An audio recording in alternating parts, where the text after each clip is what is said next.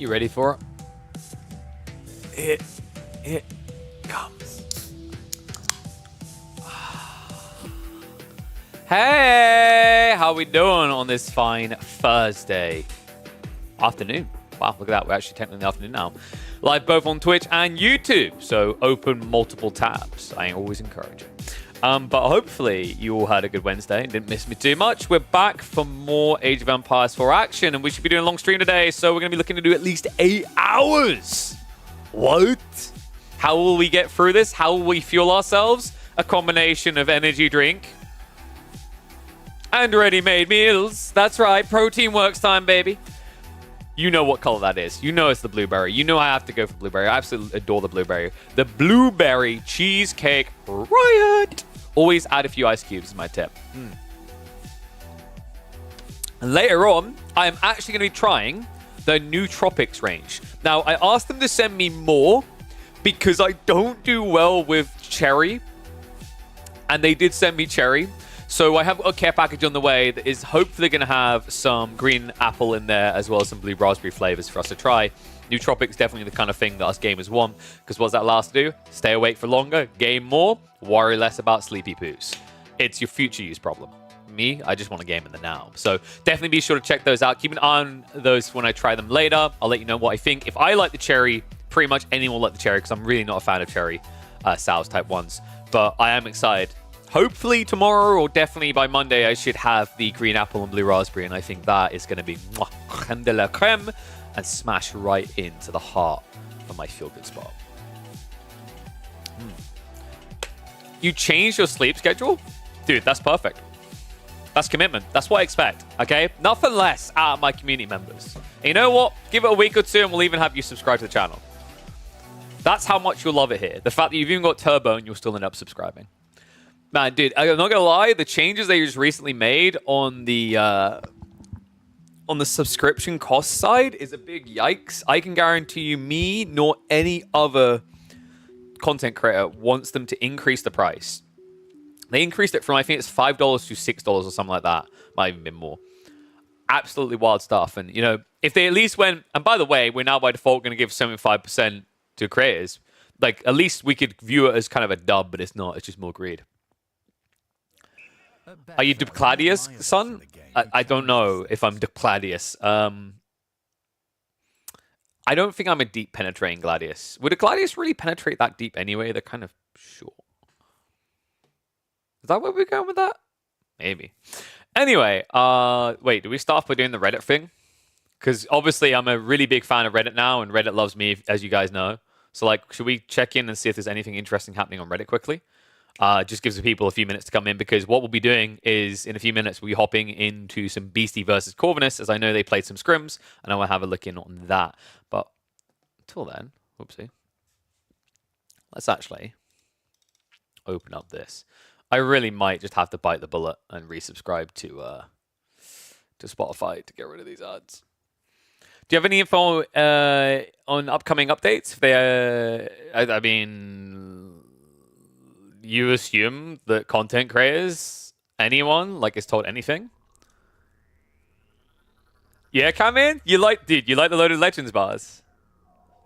Staying away from the super meals. Wait, what were the super meals? What, the savory ones? Really? Which one did you have? Because I was thinking of asking for the Thai curry. Like, I asked them to send me one of these. I don't know if they'll send the Thai curry.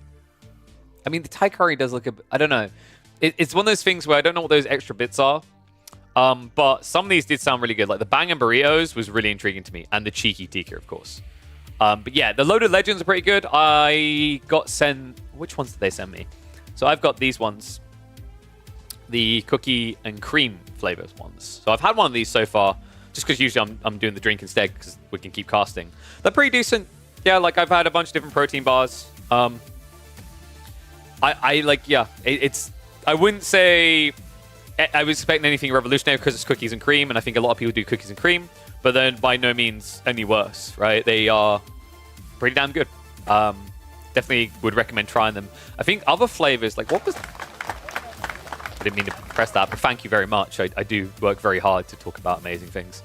I'm curious, what was it under? It would be under snacks, right? Protein snacks. I'm curious.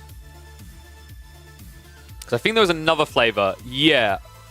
Oh, they're sold out, dude. They're sold out of the salted caramel. That's the one I really want to try. I'm a sucker for anything salted caramel.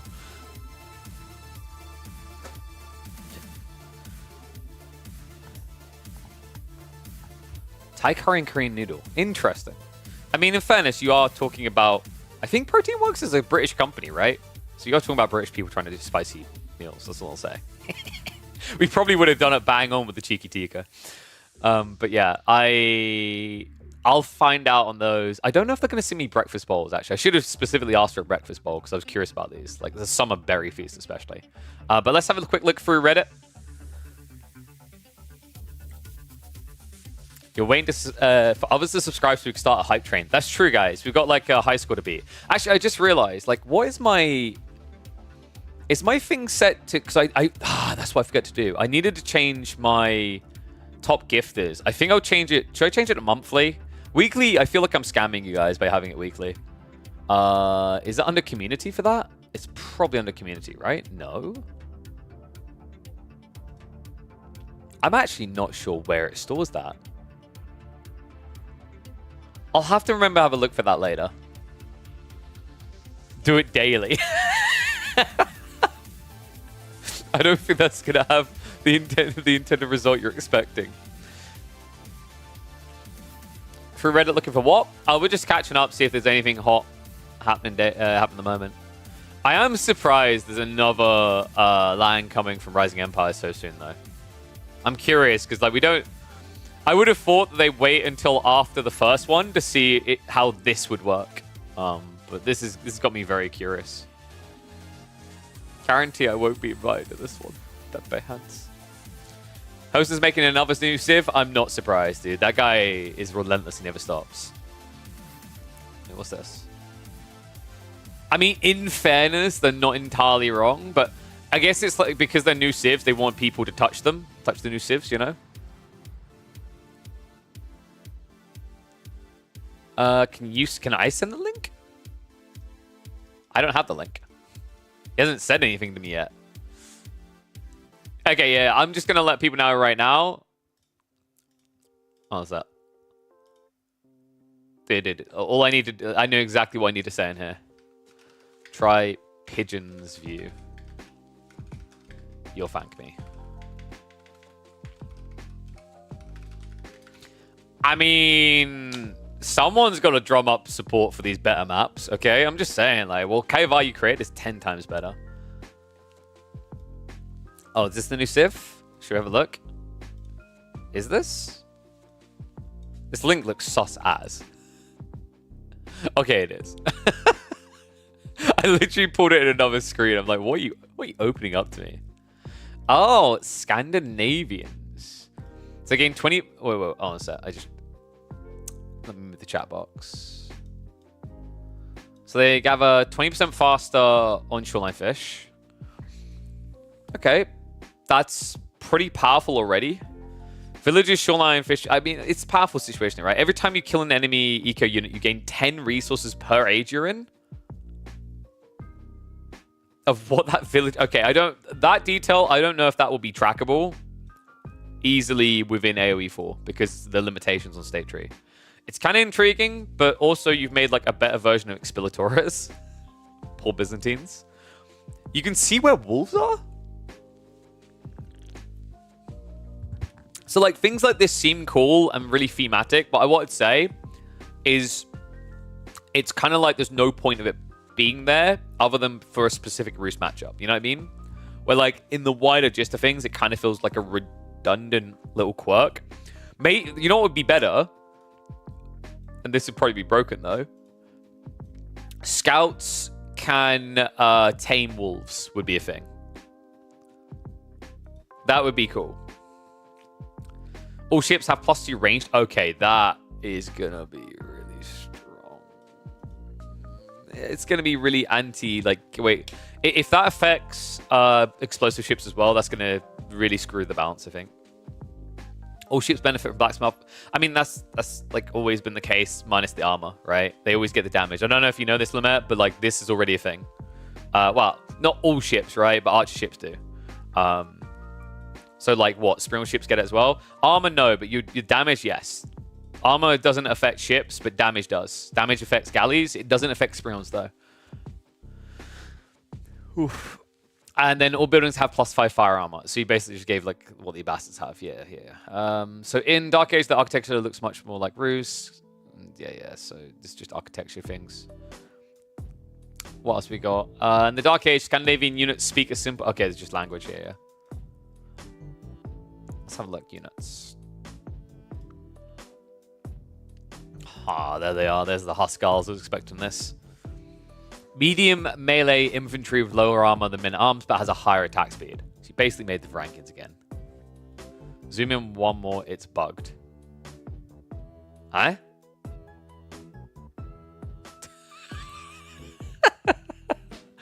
All right, that's chunky. That was a little bit chalked. Oh, so let me update the title. New Civ, Scandinavians. While we're looking at this quickly, all right, we'll look for this, guys, and then after we're done looking for this, we'll hop into the beastie Corvinus games. Yeah, can only be built by Danes, obviously. So you gave them the shield wall. Everyone despises this ability, and you were like, we need more civs with this. So let's see. Melee attack range, I think that's slightly higher, right? What else we got? Movement speed 1.3. You gave them Palace Guard movement speed. Bold. But they do have absolutely no melee. Jesus, that's bad. Isn't standard meta... Like, wait. Standard men at arms are this as well, no?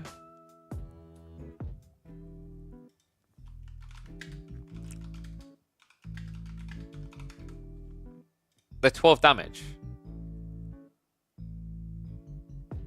Yeah, you fundamentally made like just a worse men at arms. Unless I'm missing something. Like it is just a worse men at arms. Okay, I guess they get bonus versus range, right? So that's the situational thing. But this feels very expensive for what it does. You do have spearmen though, right? Pikemen, are they different from spears?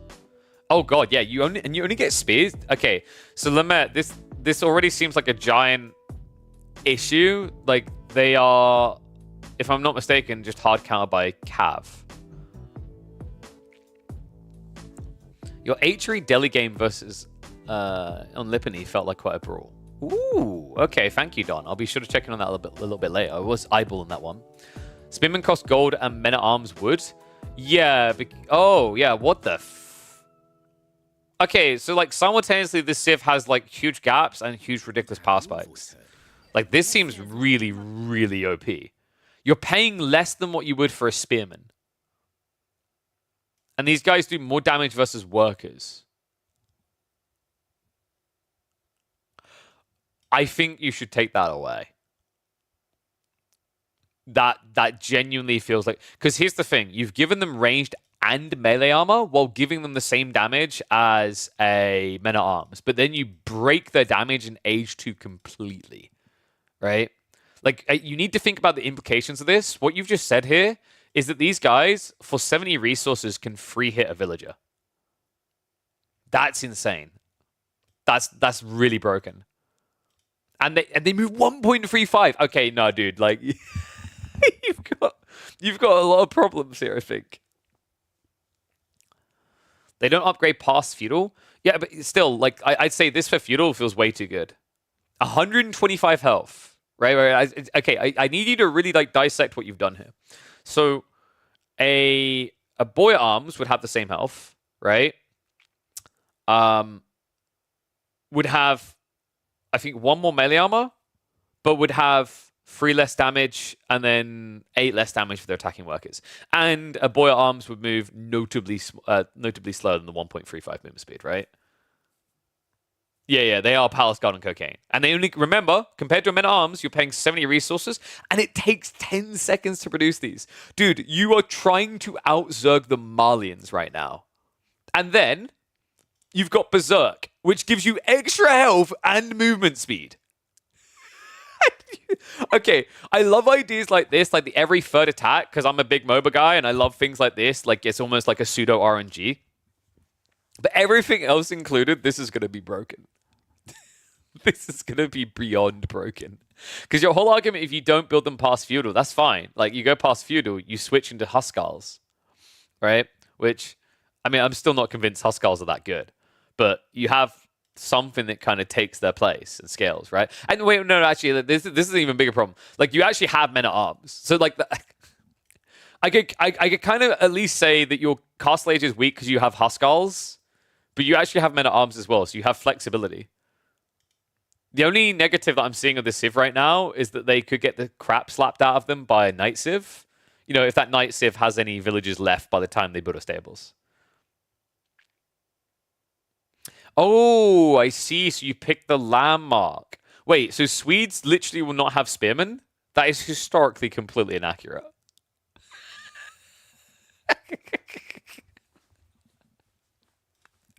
Are you saying Swedish people are so dumb they don't know how to pick up a stick? Oh my god, Lamette.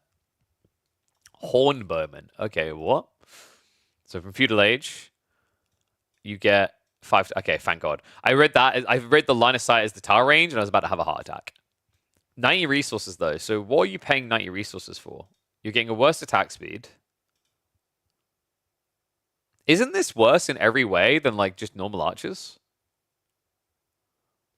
Because like you get one more base damage. Okay, I guess you start with armor is the logic, right? I don't know if that's the movement speed. Like if the movement speed is 1.25, it might be worth it. But I think 1.175, this unit's probably not going to feel worth it. It just feels like a worse longbow. I mean, it's not even a longbow, right? But like you're paying a longbow price, and you're pretty much getting longbow movement speed, right? I reckon you could start by having that 1.25 and seeing how it functions. It might be a little bit busted then, but you've got a worse attack speed than normal archers, right? That's my thought process. There's a worse attack speed and a worse movement speed. But like you're paying 10 resources more to get armor. I mean, your base damage is higher. Like maybe I'm wrong with it's close to the line. It feels like step one is tweak this up to begin with and see how it functions. And then what you might have to do is something like, I don't know, a nerf to the attack speed. Because like in theory, okay, here's the thing. In theory, this is broken late feudal. I just think it's weak early feudal. Can you move the chat a bit? Oh, dude, this chat window just keeps getting moved, doesn't it? So to dissect this for you, it's actually weak late feudal and really strong early feudal. Sorry, other way around. It's weak early feudal, strong late feudal. Yes. So the reason is the plus armor. This is insane if you think about it, right? You're a higher, but you're basically imagine a longbow starts with 1 armor. Like that's kind of what you've got, right? Obviously different range, but if you gap close and pin people, like ranged armor makes all the difference. I think that's the standard damage though. That hasn't changed at least. What else we got here? Crossbowmen just seem to be the same. Musketeers. This is Scandinavia. It's busted for only 10 res more. Yeah, I think it's weird because on some angles it feels broken and other angles it feels bad, if that makes sense, right?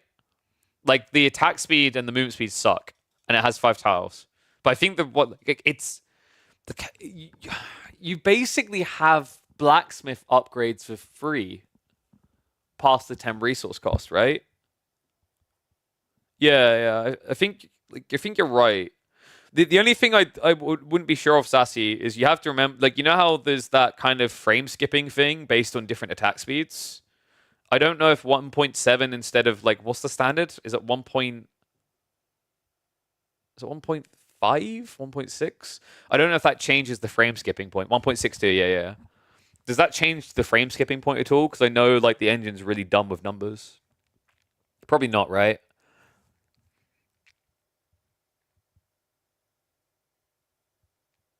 Like, maybe this unit needs to be even slower.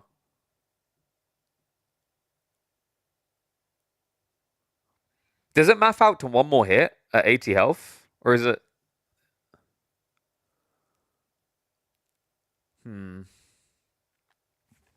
Let's check. That's a fair point. Because like when I read them at first, my first brain thought was like, why would this be worth 10 resources more? But like the longer you look at it, you're right. It's all blacksmith decks for free, right? But then you get them again. So it's like, you know how broken sometimes it feels when you're outnumbered by Japanese and they have double melee tech? It's like that. Only, unlike Japan, it's not a meme. So you have the 9 plus 9, so you hit for 18. So I don't know. It doesn't make a difference, right? What's that? 18 times 5. 18 times 5 is 90 damage. It doesn't make a difference. Yeah, it wouldn't change the counter of horsemen at all. So like it doesn't. Is Castle Age possibly Castle Age, right? Because Castle Age is 11, so you're at 22 rather. So then 20. So if they at least get a +1 melee, then yes. If they get +1 melee defense, then it takes you an extra hit. But otherwise, it's still the same amount of hits.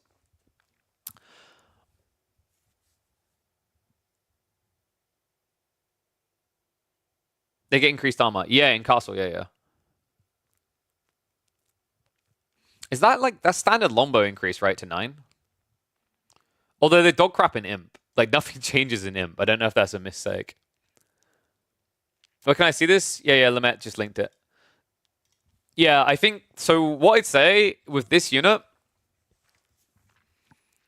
you legit could actually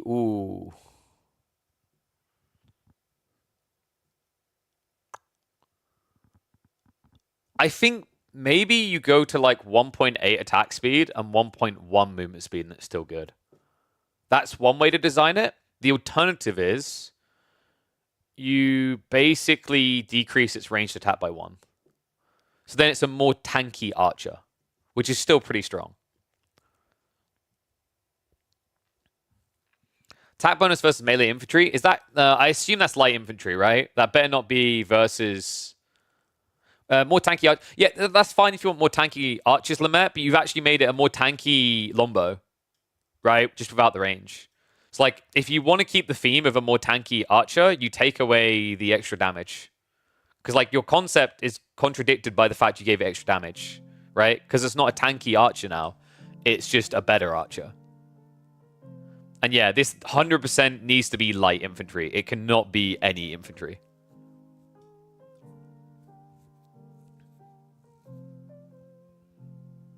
Okay, yeah. So that's just a mistype. Good.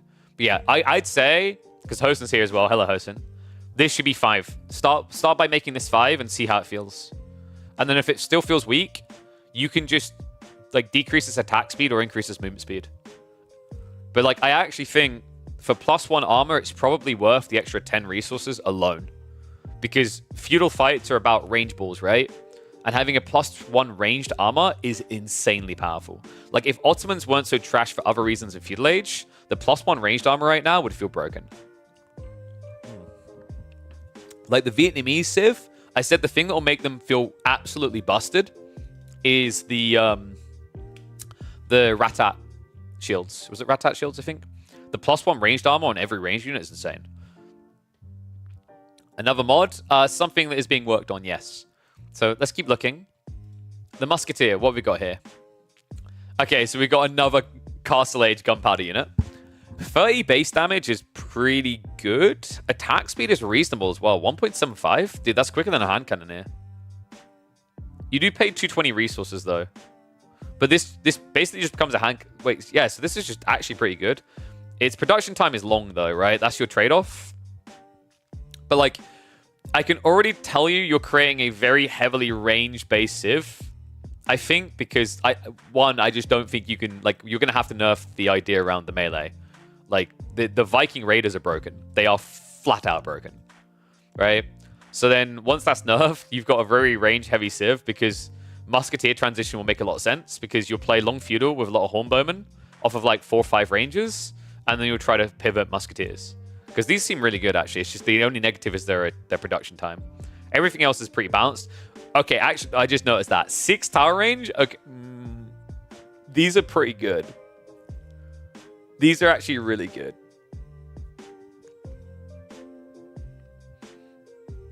I think these are really, really good. You're paying less than you would for a normal hand cannoneer and you're getting an age earlier. And like 30 base damage is pretty damn good. Wait, and they have 1.25 million? I mean, yeah, dude, like these guys are great. These guys are incredible. The only negative is the production speed, but I think that's fine. You just layer them in over time. I reckon these will be really strong. Hand cannoneers, I don't give a crap about, dude. Sweet, because I already said I don't think the Huskarls are that good. I think the Huskarls are kind of poo-poo on a stick. Like, so far, what I'm seeing is Sweden is good and the Danes suck. Sorry, MSN. Mounted Musk. Okay, dude, Sweden wins. Why didn't you just call them Dragoons? You have Mounted Musketeers. Wow. Okay, and they're 280 resources. Dude, 280 resources for 45 damage is a damn good deal. 6 tile range again. I'm telling you, Sweden's too strong. Please tell me Denmark is... No, Denmark has nothing. Siege Workshop, baby? Okay, Denmark gets a... And they get a light cat. Dude, you can tell the meta is Swedish, man. Like, you can actually tell by the way this was designed. So, you get a Castle Age cannon as well? I don't think you need to give them a Castle Age cannon. Okay, actually, in fairness, it has like 8 tower range, so maybe it's not like insane. Okay, that's not too bad then. It's not too bad. Actually, like, this may just... I think this will suck then. Like, because Springhorns count you straight away, right? Wait, does it say it's inaccurate? Inaccurate? Oh my god, you basically made a trebuchet and shaped it like a cannon. Okay, ignore me, dude. This thing sucks. I'll take the Reboldequins. Denmark finally gets a win. Oh my god. Alright, what about docks?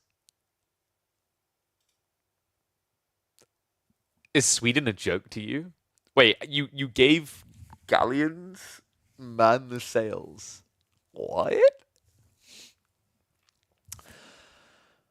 So they get attack versus gunpowder, attack versus buildings. I mean, there's nothing too crazy here, right? Oh, wait, hold on a second. Let me just focus on that little detail. Actually, in fairness... Oh, wait, no. It says it has several broadside bombards. Yeah, this would be broken. I'm sorry, Lamette, can you remind us again what your nationality is? Just for everyone at the back, in case we weren't aware that you're from Sweden yet. 16 tile range? Dude, you're giving this boat more range than a Berkshire. How many Berkshires have you lost to recently? This feels like it's very personally targeted. Jesus Christ.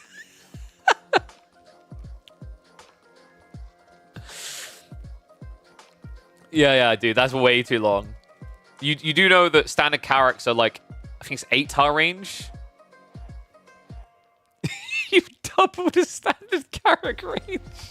Which, by the way, at first I was okay with, because I was like, oh yeah, so it's just a front-facing cannon shot. But you're saying it's a broadside, so it is a full carrack. This needs to go. Genuinely, this needs to be thrown off the side of a cliff. Oh my god. That's dangerous. And you have the Nah. Wah is the Nah.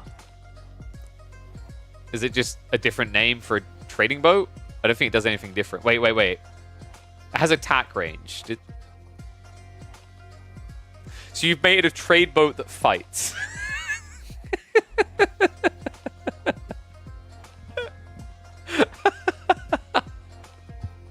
I mean, is it one arrow shot? Can fight but weak in combat. That just means it can beat other people's traders, dude. I still want to see this. I actually proposed an idea a long time ago around trade, and I'm still gutted it never got implemented. What do you guys think? Back when we had big issues with trade, I proposed that when you kill traders, you should get some of the money they were carrying that the other player was going to get. Is that a good idea? I personally think that's a great idea, right? Risk-reward logic.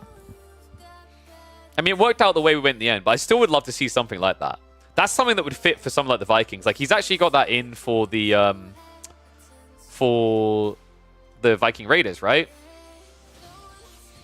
Oh, sorry, no. I think it's any like worker unit you kill, you get some of their resources as the Vikings. You get 10 resources per age. So basically, Expilatores that the Byzantines has, but good. What else we got? Other. Did we miss something in other? The Hofgothy, of course. Everyone knows the legend of the Hofgoth. What the fuck is a Hofgothy? Oh, wolves never attack them.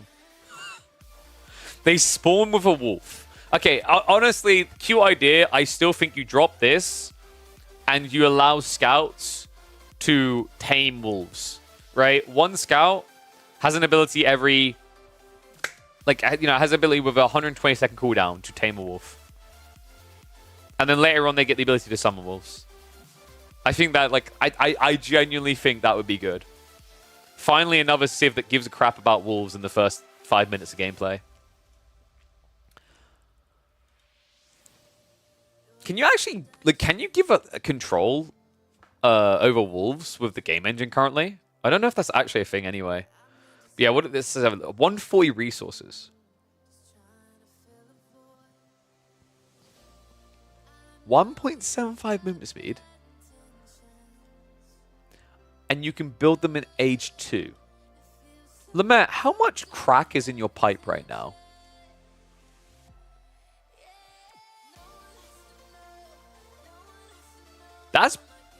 I think that's too good. Dude, this Civ is just gonna relic race everyone. That's crazy. Because, like, you just prep these in the tech up, right? And you walk out for relics. It's like a better dervish.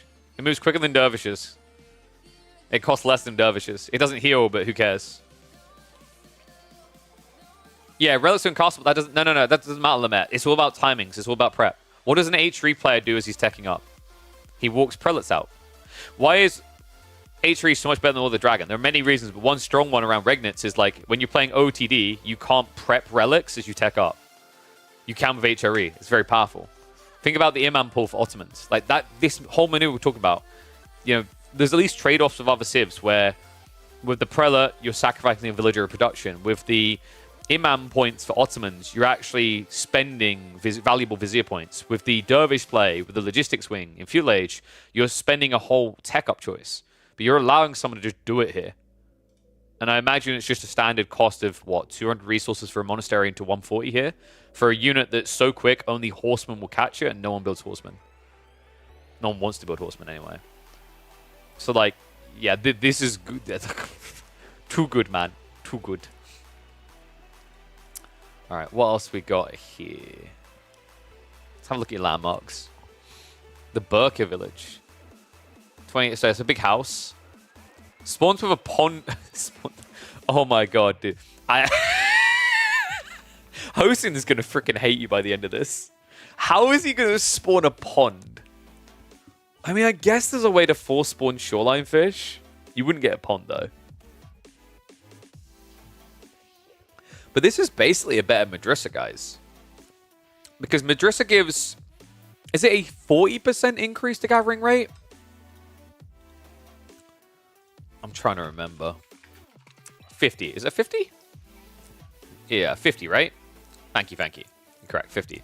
So this is better than Madrasa. Because base rate of 1 compared to berries being a base rate of 0.66 increased by 50%, which brings them up to basically 1. But you're already at 1. This Civ gathers from shoreline fish, was it 20% quicker, I think? Yep. And then you're adding another 20% on top. So you get a 1.4 food a second rate. It's a better Madrasa.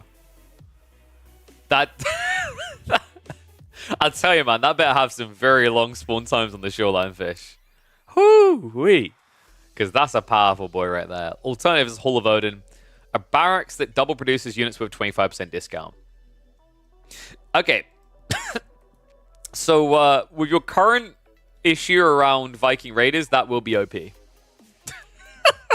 Reminder to people, this unit is going to come out every 5 seconds, and it will only cost the user, wait for it, 54 resources per.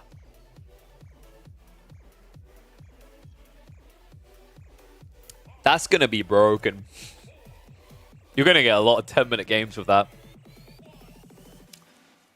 So I'd say, like, Viking Raiders need to be tweaked. Archers need to be tweaked. Those are the big takeaways so far. Once that happens, this probably won't be too broken.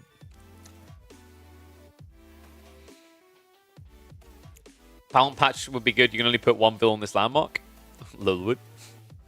I mean, you could just make it. You know what? You're like, you could just make it give you 75 food or some crap like that. Kind of like a Mansa Quarry sort of thing, maybe. The Hall of Odin slaps, dude. The Hall of Odin is going to be broken with the Viking Raiders. It's going to be way too good. All right, here we go. The day you chose to be Sweden or Denmark, and anyone who picked Denmark, question everything. Uppsala University. If you build this, you become the Kingdom of Sweden. Has all eco upgrades. All upgrades in this landmark are 30% cheaper. Not bad. Allows you to pick 2 more Saga bonuses. We'll have a look at the Saga bonuses a bit later. The alternative is you build a defensive landmark. All units within the wait.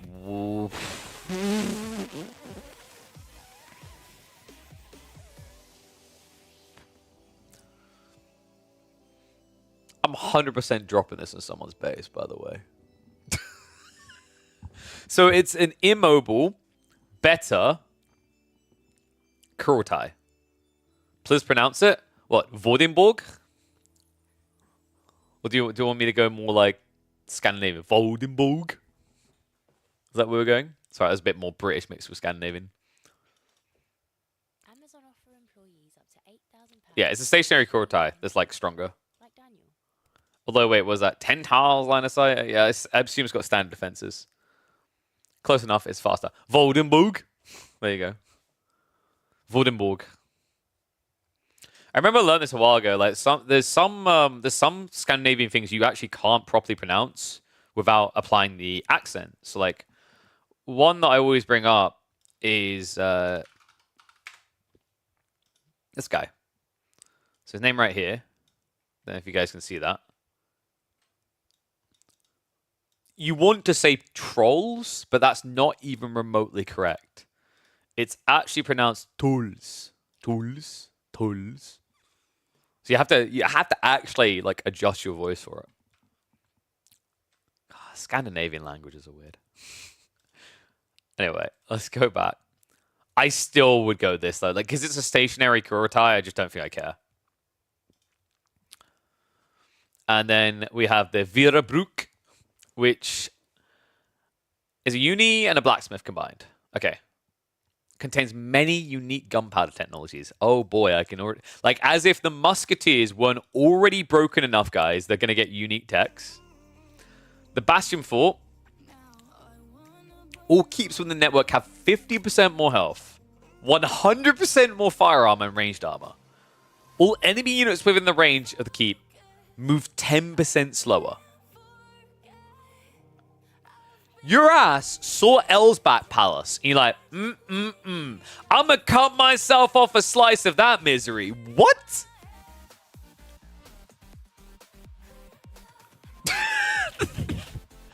Okay, so the goal is to make AoE4 funner. And what you've done with this particular landmark is decided you want everyone to move on to Age of Mythology when it comes out. That is, I would not make this. I would not. That, as in, like, I would make this in game because it can be very strong. But as a designer for a Civ, I would recommend you do not make this. And then finally, there is the Roskilde Cathedral. Acts as a wooden staved church, can store 5 relics. All units within 10 tiles of any religious building. I mean, dude, like, so now the full picture comes out, chat. Lemaire really, really hates Denmark. Because what he done is he gave Sweden a serious choice to make with a good Swedish landmark or this keep. This really broken. But if you build this keep, everyone's going to hate you. And on the other side, he said, Denmark, you've already stored all the relics by the time you're in Imperial Age. No one really gives a duck about healing 1 health every 2 seconds. You can tell that by how often the HRE build their unique dock tech. So, if you pick Denmark, you deserve to build the toxic landmark that will make everyone hate Denmark. I'm paraphrasing a bit, but I'm pretty sure that's the message Lamette was trying to get across to us. No, Voldemort, like, I'm afraid not. Lamette has made your country the most hateable country in AoE 4. No Roskilde is coming out today. It's so bad. I can't, man. I think this needs to be dramatically rethought. Like, this is not quirky. It doesn't matter. Because at that stage in the game, you've already stored all your relics, right? And then just like this, once again, it is so weak. It's so weak for an imp. You need to give them a lot more with this. Otherwise, they're always going to build the Bastion Fort. And then we're going to vomit. Wiscalpachil? Okay, I don't know. I don't know why I went a bit French there. And then all the wonder. If you get the Lund's Cathedral or Chrono. Okay, finally a win for the Danes. Who gives a shit about a cathedral? I'll build this every day of the week. There you go. A good old Chronoburg. Finally, you guys done something right. The wooden stave churches, though. So... Yeah. Oh my god. Okay, once again, you can't let these guys build... If you're letting them build feudal age monks, it needs to be something they're giving up. Right? It needs to be some permeable choice. Because right now, this Civ is just going to fast castle and have 5 relics. You're kind of making a more broken version of HRE fast castling here. And they have long houses as well. Oh, so they get... Okay, that's quite nice. The 20 pop. And they can produce scouts. Once again, I am once again asking that the scouts be allowed to tame wolves. And later on, they get an ability in Deep Feudal to be able to summon wolves out of, I don't know, their assholes. I don't know where they come from. What the Civ bonus is it? Give half your gold to the state? Pretty much. You're getting scammed. You came halfway through, Voldemort. Pretty much everything else that we looked at here, like, your country sucks, man. You can even have Huskars, which are just worse men-at-arms, or you can have men-at-arms, right? The only downside of Sweden is you can't build spearmen ever. For the Danes, you have to wait until Imperial Age. But then, like, yeah, musketeers or these pussy-ass hand cannoneers, dude. Do I want 4-tower range or 6-tower range with a better attack speed? Let me think about that one for a sec. Do I want to move, like, really, really slowly or move at the speed of an archer? Let me think about that for a sec. Do I want less damage in Imperial Age or more damage in Imperial... Let me think about that for a sec. Do I want horseback musketeers? Or do I want lame old-ass Danes who give 50% of their welfare to the government so they can't afford their own horse after they've bought their gun? I mean, the choice is pretty obvious here, right? You're picking Sweden. Right, and then Tex? Tassets. Ooh. Okay, but there you go. Once you do get Imperial Age, you can get 3 more ranged and melee armor on your spearmen. Or you can be Sweden, and after having a quicker attack speed, you can get an even quicker attack speed. Okay, wait, no. Dude, we had this argument the other day with Lamette over Vietnam. It's historically... You don't make me go get the bat, boy. I'll put you out. Bronze barrels? There's so many Swedish flags here. Increasing the health of light cannons by 100. I mean, who cares? The light cannons suck. It's the only thing that does suck.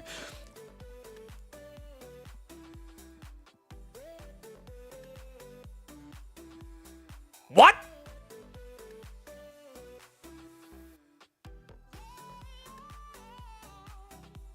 I'm sorry, you looked at the musketeers. You looked at the hand cannoneers. Right? 4-tower range has 6 already. And Lamette's like, ha ha ha, Danish people are so tiny, look how long mine is. And he just gives them 8 tile range? I can't, man. For 500 resources. Oh, okay. Oh, I see. So it is meant to be 4 by default. All right, you weren't, like, because it seemed like you were size-shaming Voldemort. Wait, research time is 90 hours? True. Long wait. Then we got wolf skins. Increase the health of all melee infantry units by 10.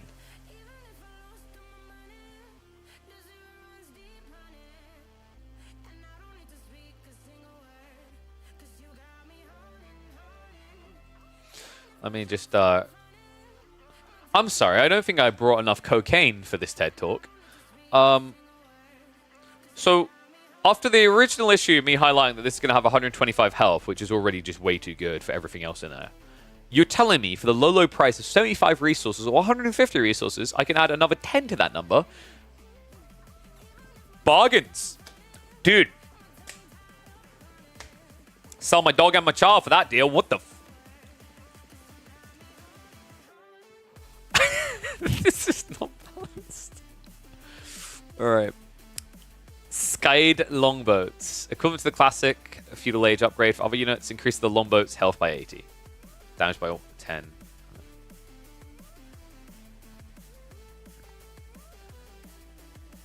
I'm sorry, what feudal upgrade are you talking about? There isn't a feudal upgrade for boats that gives extra health and damage. Are you okay?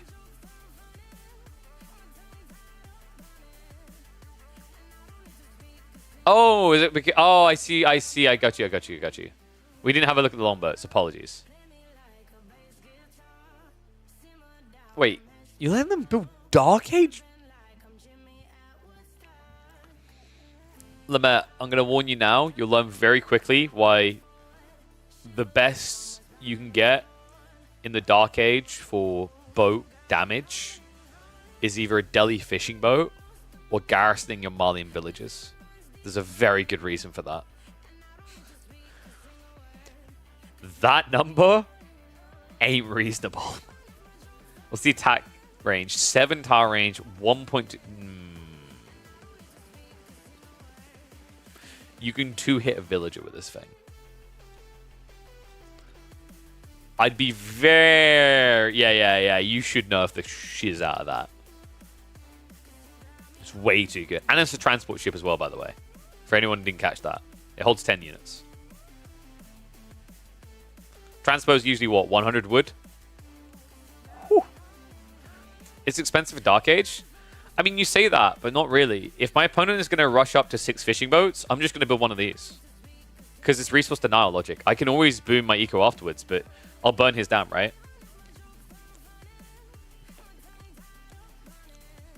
And wait, what's this?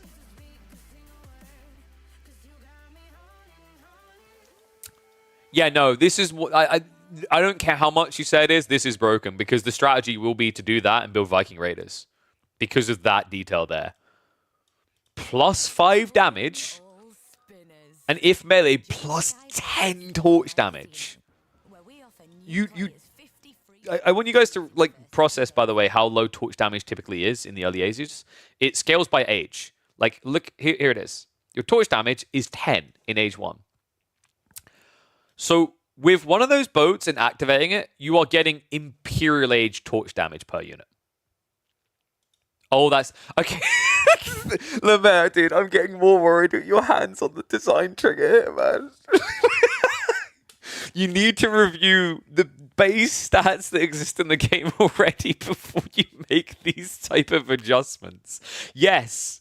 You're doubling the torch damage in Dark Age on a civ that has a 70 resource Dark Age men-at-arms. I'll tell you, no, I actually do want Lamette on the design team because if nothing else, every week someone will be happening, man. Oh my god.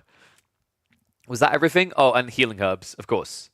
All units within 8 tile range heal automatically for 1 health every 5 seconds. Okay, that's not insane. That's actually, like, not crazy. As long as it's in Castle Age. Shit.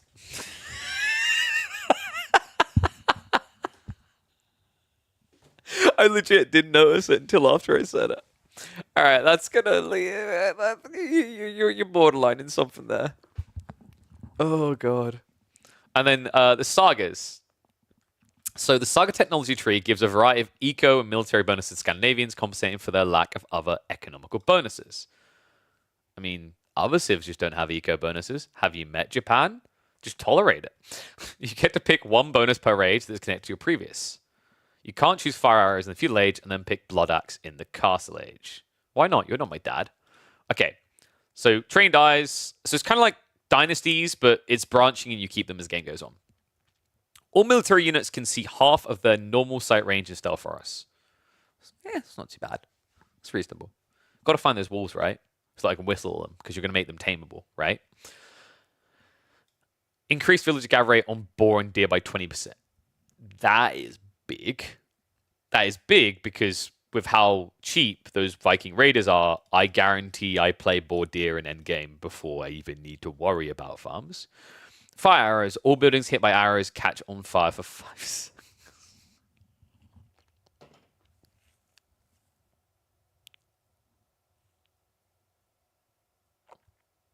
Is it still on the screen?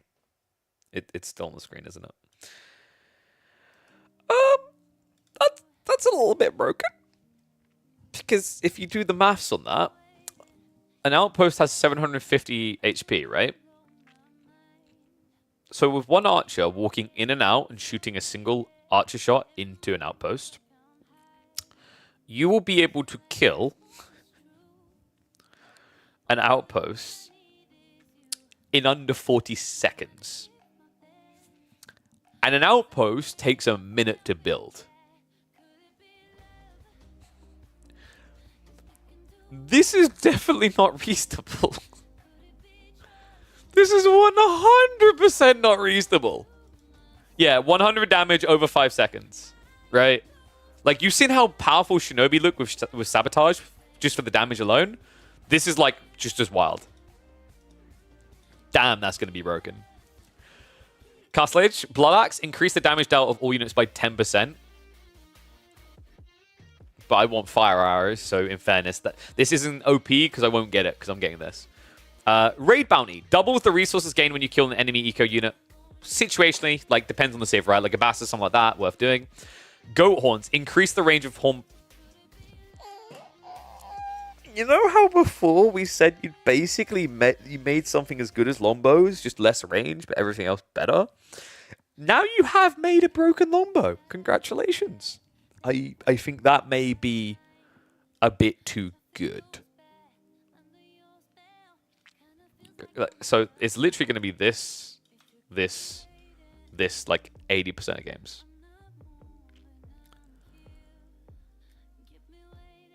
Yes, that'll be nerfed. Damn right it's going to get nerfed. Back to the knees. All right. Finally, imp choices. Masonry, all defensive and military buildings cost 50% less and get... I don't mind that. That's kind of cool, actually. Because, like, the escalation. Okay, I like this. I absolutely hate this. Stone walls and keeps. Oh, my God. But maybe it's okay because it's deep in imp, right? First strike, increase the damage dealt by your units on the first strike by 20%. Yep, so we're ripping off the Malians. Yeah, I'm sure you didn't think about keeps. Here's the thing. Doesn't that mean your landmark would technically build 50... Oh, wait, you've already there. Yeah, I mean, still, keeps, stone walls. I guess that's not too bad for that detail because of what you should already have. But the keep drop's going to kind of be crazy. Wait, sorry, what? Did I miss... So I went through there and he didn't tell me to look at the keep costs. He's doing this on purpose to me now, isn't he? Wait, do they actually only cost that much? I can't even see them. Where are his keeps? Am I blind? Okay. It's just not... Oh, okay, you just didn't add it anywhere. Alright. We'll ban Dragavan later. Sorry, are you saying we can get 220 pop?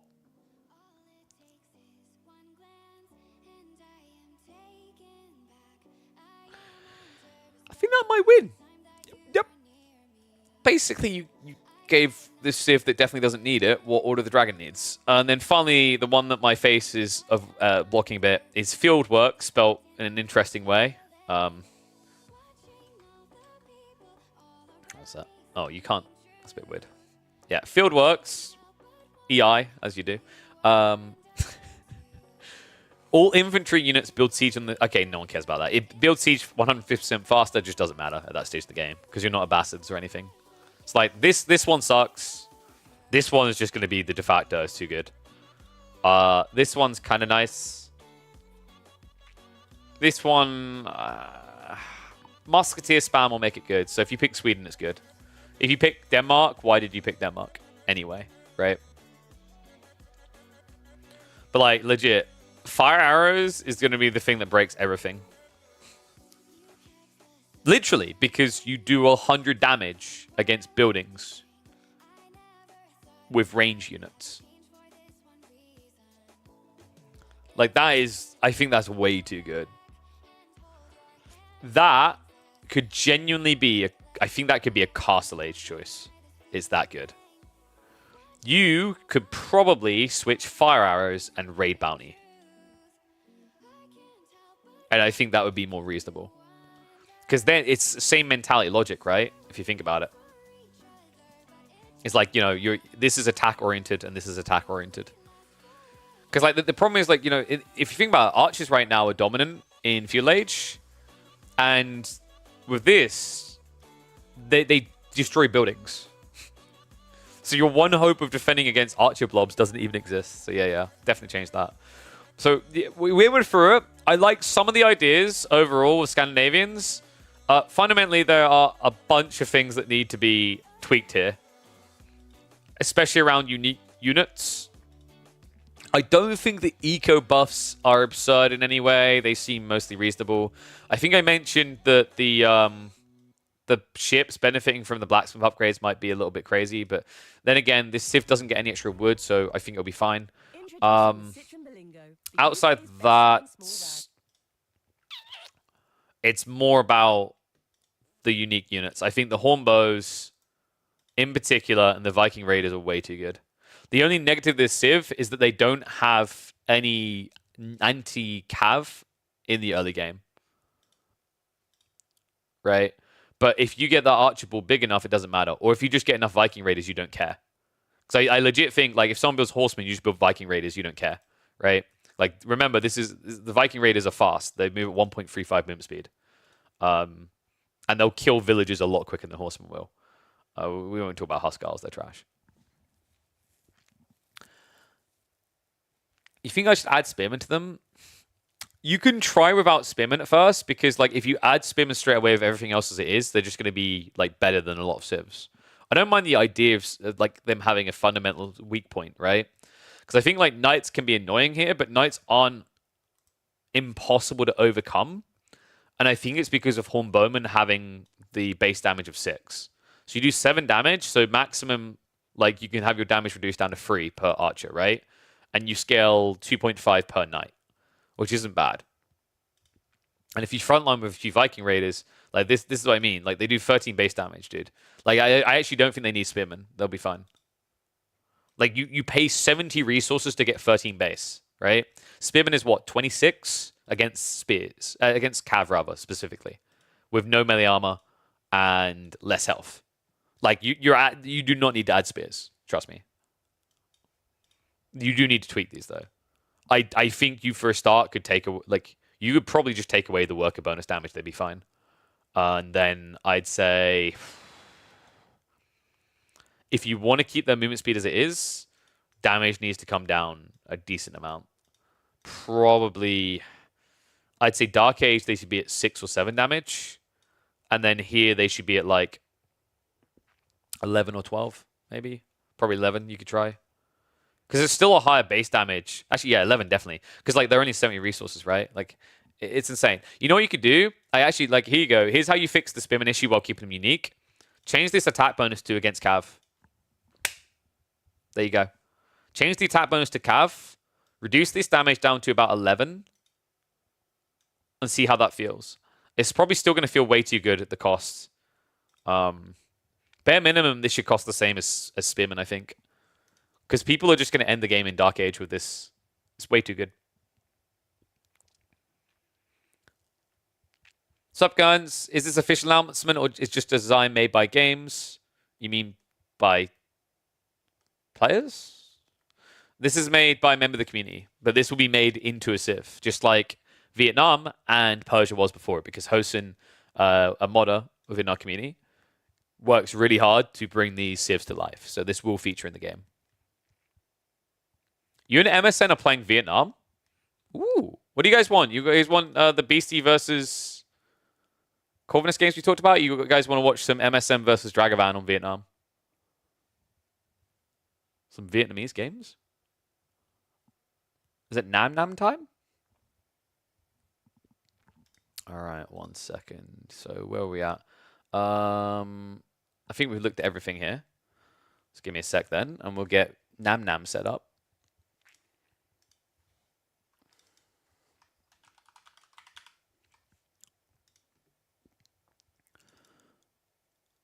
Yep.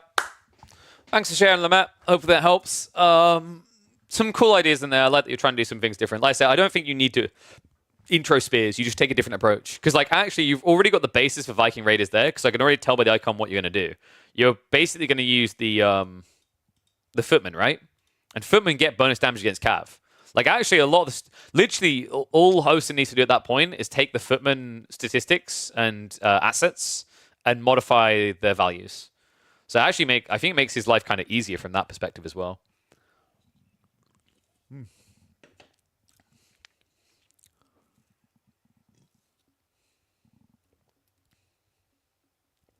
Vike is brave me. Okay, Fook. Damn.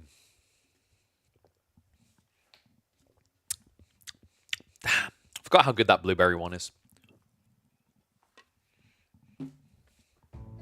So I'm loading up the game now, and we're going to watch MSN and Dragavan play Vietnam. Hell yeah.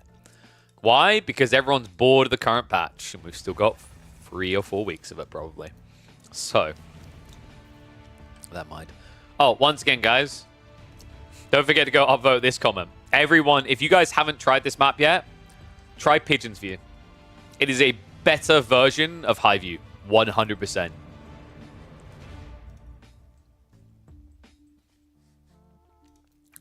It's nice. MSN's already got his excuses loaded up.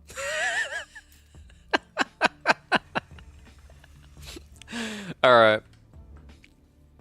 11 days left. Dude, if they drop a patch after 11 days, I'm outie of AV4 because it just shows they don't give a crap about the competitive scene whatsoever. You don't drop a patch in the middle of a tournament like that.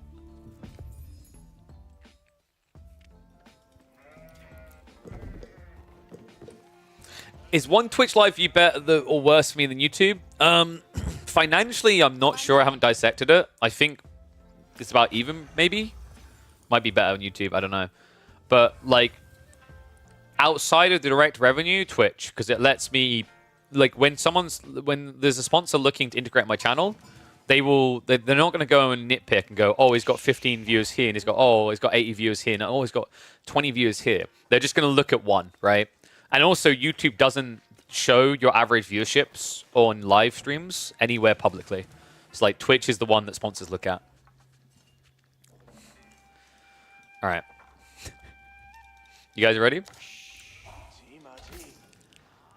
Well, we didn't get treated to the full show match of it, but we do have this.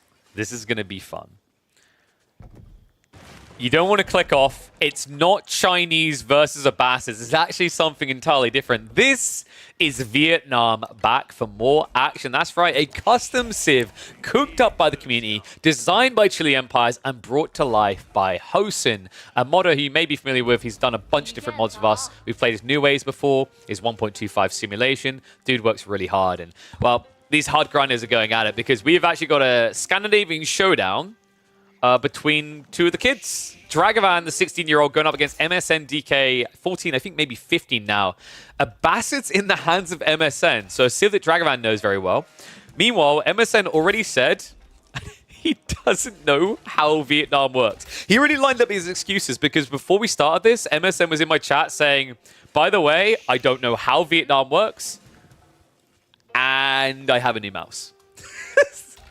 Perfect time to experiment then.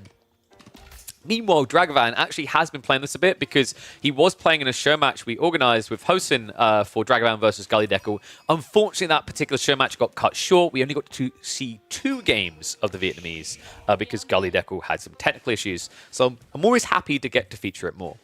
Love that we're still seeing this immediate Rice Terrace opening. These farms are really good, but also really spacious. The reason they're really good is that although they cost 100 wood, they are 30% more efficient than standard farms. So it actually kind of weighs out to be a more valuable investment than standard farms, right? Because standard farms are 75 resources, and you're paying a 25% increase to get... Sorry, 33% increase to get 30% increase in gathering rate. So it's actually quite nice. Looks like we actually are going to see Pomin Tower again. Yeah, Dragavan seems to go for the Pomin a lot, actually. I don't think I've once seen him one pillar pagoda. In fact, I haven't seen anyone do that. The one pillar pagoda is the mill that allows you to build worker elephants at discount. The worker elephants, guys, they are kind of like a Gurf for the Mongols, only you don't have to unpack it. It's a mobile drop-off point for your resources. Honestly, I think one of the big issues around the tower elephants is actually got to do with the population because it messes with your timings and your wood gathering a bit. So I think if there isn't an easy way around that, it's always going to remain a bit of a problem. I don't know if you could maybe just start Vietnam with a default extra 4 population than any other civ. Maybe that would help a bit on alleviating the concern. Because so far, I haven't seen anyone try that landmark. Emerson on the other side is going to be opening Millie Wing. Will not find much value due to the fact the Pomin's up. And Dragavan, is this going to be 2 TC builds? Because he did drop this on the stone, not on the gold. Yeah, this looks like a TC build. 5 across on the wood right now. Straggler trees are being cleared up afterwards. It makes sense, right? Like when you're playing against the Abbasses, they're always going to be looking towards a 2 TC build, no matter pretty much what they do.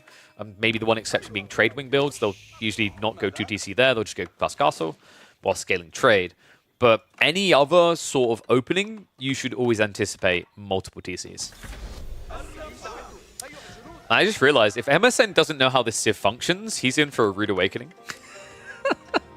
Because what we discovered very early on is actually something that makes them quite broken are those things there. The explosive traps. The explosive traps are bonkers. You can build them anywhere for 25 wood each, and after a delay, they detonate and do 30 siege damage in the AoE. Very powerful. Well, how about this for a powerful move? The outpost crawl is underway for good reason here, folks. Dragavan, he's going to start spamming out units from these. Remember, when you build the Pomin Tower, it gives you the ability to build units out of your outposts, albeit a lot slower. So typically, you take, 15 seconds? It takes 26 seconds instead to put a spearman out of this. But this is cool, actually, as a reaction to the opening play, and now MSN's reaction is going to be to go into a Ram ultra early here.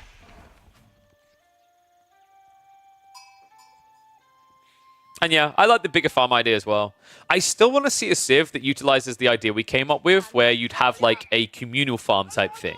Almost like what Pastures should have been, where you drop one and then 3 villagers can man it to gather food. That would be really cool to see. So like a very spatial, efficient type civ. Actually, like honestly, with Mongols' weak eco, I think that would be a cool change that would help them a lot. Is if Pastures was something that villagers hopped onto and gathered food in.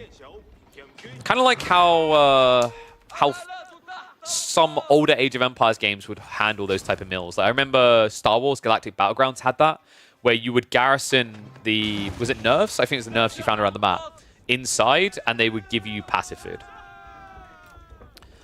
Ram shuffling in. Dragavan is getting a decent number of archers together here to contest afterwards, but the problem right now is you can't deal with the Ram with just archers alone. Kind of expensive to lose these hideouts like this. I mean, it's idle time mostly, right? Remember, these hideouts are cheaper than standard outposts. Horsemen have now arrived, though. This is the problem. Dragavan has to retreat towards the Pomin Tower. At least the Ram won't be able to end that, but MSN definitely has proven to be a nuisance already this opening play. Behind this, the more interesting detail is actually the fact that MSN, in a game where we expected him to go 2TC, isn't bothering. And yes, you are correct, the outpost is still more efficient. We highlighted this before, right? It's like with the Pomin Tower, because it only adds a 75% delay to you producing units out of them, and it only costs 75 resources to build a hideout, if you get 2 of them for the price of an archer range, you're still producing notably quicker.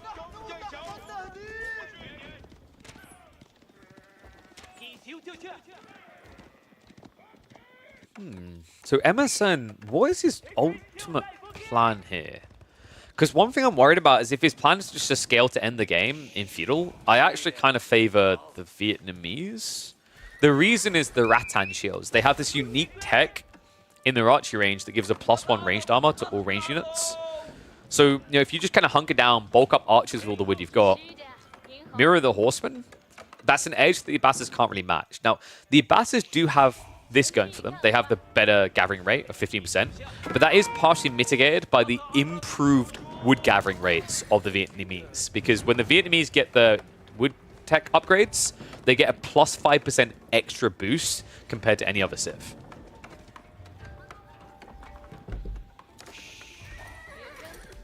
What did that sheep do to you? Look delicious. Okay, actually that doesn't look that tasty. Ram going to move in now. Should be able to be cleared up. Interesting that MSN's throwing the Ram away like this, actually.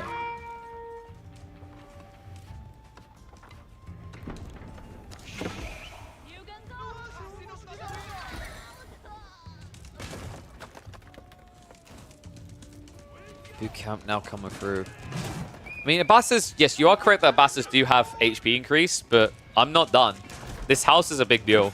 It gives a 15% increased DPS to all units in range. Another thing is those outposts do give a Yam aura, right? They're able to actually speed up your infantry. So there's a lot of reasons why I would favor Vietnamese in an Archer ball game here. If you reach Castle Age, obviously that's when it pivots towards the Abbasas with the composite bows. But if it stays in long feudal, I think this game gets a bit more Vietnamese bias as the numbers grow.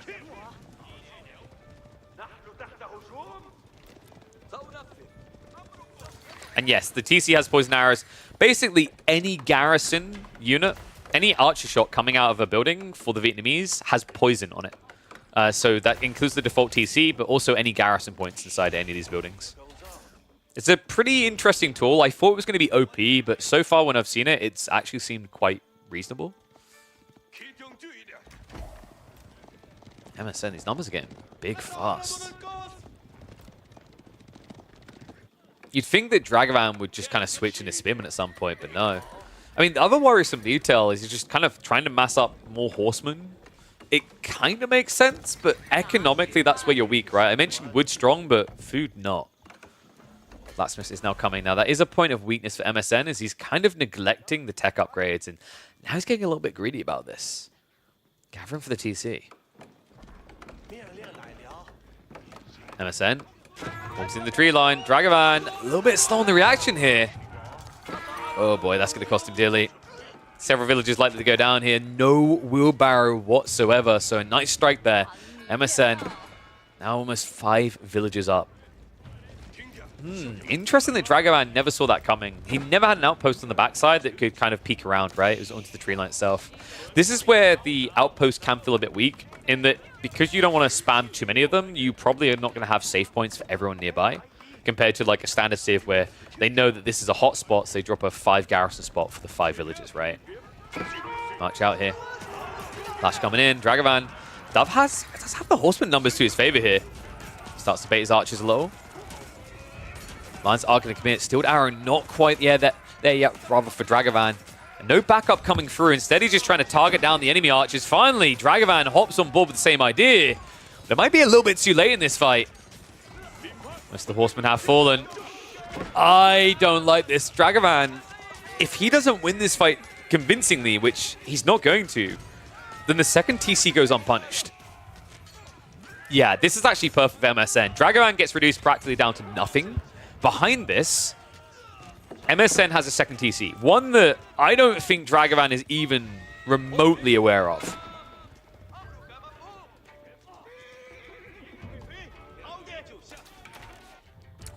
So what now? Because Dragavan, if he doesn't suspect, he might just play this like it's still an all-in. I mean, the fact is MSN had such a lead going into that fight, it might not be apparent straight away to Dragavan that his opponent is being greedy.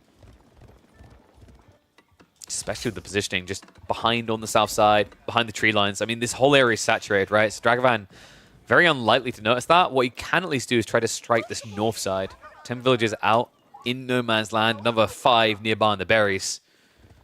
All I do know for sure is Dragavan needs to start making a move soon, because the longer he kind of sits here in limbo, the worse this is going to get. So what other moves do you have as the Vietnamese? You know, it's kind of interesting, actually, is thinking back there. Would it have been worth just setting up some mines in case there was a backstab? I guess it's one of those, you know, if you could predict type situations, right? You can never guarantee, but you always know that the wood line is going to be a high priority attack point for your opponent when you're massing archers like this. It's kind of crazy as well that MSN took such a good fight. I mean, boot camp definitely helps, but with the steel arrow coming through midway in that fight, I thought Dragavan might fare a bit better. MSN doing something ambitious, by the way. Okay, this is where I start to not like his plan a bit. I've been liking it so far, but the camel archers kind of feels like a big no-no here.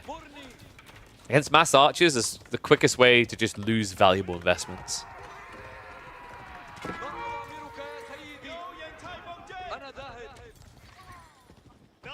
Walls going up on the south side now, so Vietnam are starting to stabilize their position a bit.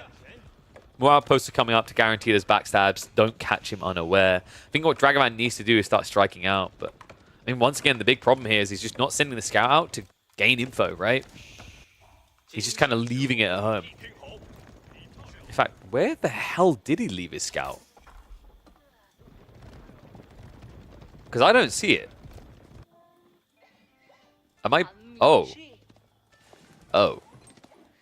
Yeah, that is most definitely not helpful. I'm starting to wonder if these early rice terraces are a bit of a bait. They feel like a bait. It's a lot of resources this early on, especially when you look at what's happening on the other side, right? Like, MSN's playing pocket resources. That's why he's able to mass an army this size. Our little ground launchers are in. So Dragavan's plan for this fight is make MSN look like an idiot. Did he notice? Because remember, MSN hasn't looked at the Civ yet. Right? He's learning right now. Trade out here, Horsemen. Having the debuff applied to them by the Camel Archers, and the Archers on the other side. Now just neutering the backbone of Dragavan here. I actually think he's just dead, guys. This is over. I just don't know what Dragavan's upside is now, right? Like, maybe this is the moment where he's like, oh no, you've beaten me. Let me just run into my mind. No, MSN isn't falling for it. Oh, he triggered the detonator. wait, MSN. Oh no. All right, we have him back in the game, guys. Funnily enough, I don't think that is enough. He's still behind by 50 military units, right? And the eco leader's building. I mean, it's a cute idea. I think if his little trap comes into play earlier on, it could be a big game changer, but this was way too late. For those wondering what the hell that was, this is one of the cool, unique things that Vietnam has, is explosive traps. After a delay, they will explode, and they do siege damage in an AoE. It's pretty much like Widow Mines for anyone who's played StarCraft. They'll send those little kind of spider bugs that burrow and then shoot missiles. Although, you know, in some ways I'd say it's much harder to micro away from your group in this game than in StarCraft, considering that you can't very easily see which unit just got shot in the face.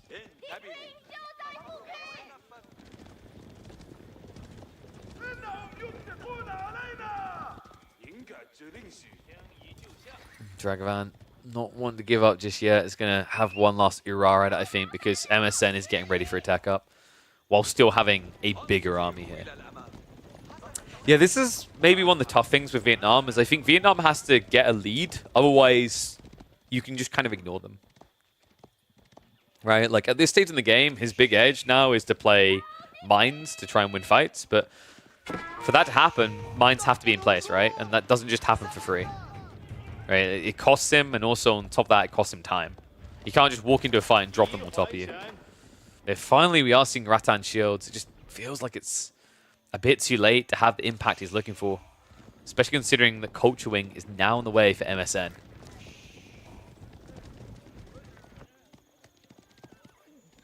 Undermesh tech as well, so MSN, nothing disadvantageous in these fights for him in the next minute. Which means Dragovan has to strike while the iron is hot. You know, I actually wouldn't be surprised if Dragovan just says, I didn't know he had a second TC at the end of this game. I mean, he probably kind of suspects it now, right? Even if he can't confirm it, because the numbers just don't make sense. You also have to remember that Dragovan does main the Abbasid, so he kind of knows their timings inside and out.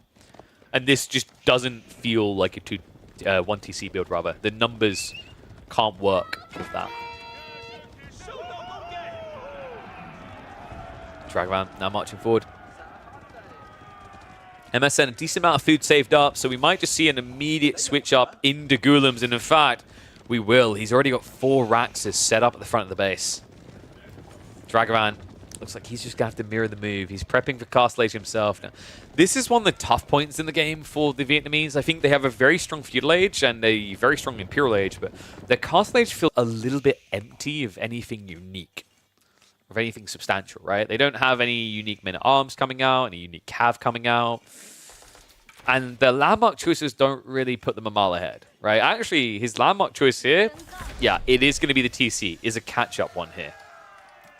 So this is basically like the King's Palace for the English, with a quirky little detail of stealthing all nearby villages. And it looks like, since we last watched it, it actually got a buff. Horseman, raiding in. This is where MSN wishes he could stealth his villages right now.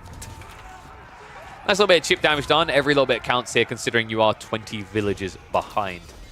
But yeah, it used to be, I think the range came to about here, so it's almost double the range it had before.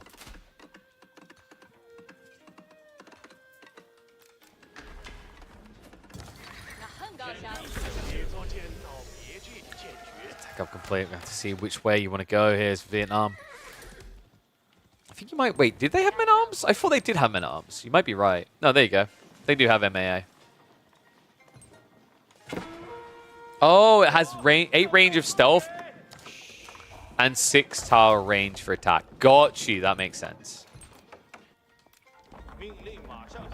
I'm sorry. Is Dragovan's plan to win this game simply to lace the entire map with mines? Oh yes, the classic, if I can't have it, nobody can. Not a bad idea.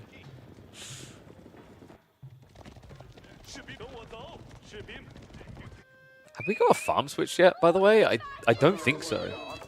Okay, that's very dangerous for MSN, though. His Castle Age is a little bit weak if Dragovan survives the first wave, because MSN hasn't prepped a single farm yet. He doesn't have Eco Wing either, right? So it's not going to be a cheap endeavor. Yeah, this is dangerous.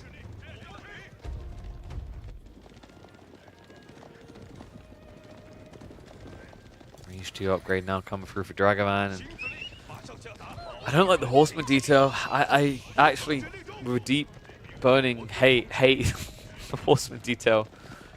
Your problem here is you're going to be up against a lot of Ghulams. I guess he doesn't want to build crossbows knowing he's against mass archers, but you know, maybe pivoting Siege men-at-arms, something like that might work a bit better here. Instead, doubling down. Veterancy now coming through. 5 more horsemen getting queued up.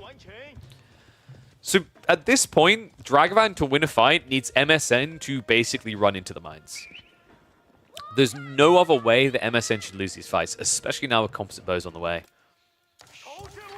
Maybe that'll play to his advantage, because MSN is stepping up to the mark. Akelit's coming in. Ghulams. They head in. He's looking to split them up. I don't think that's going to be enough damage, unfortunately. Scorched Earth policy, folks. You fall back.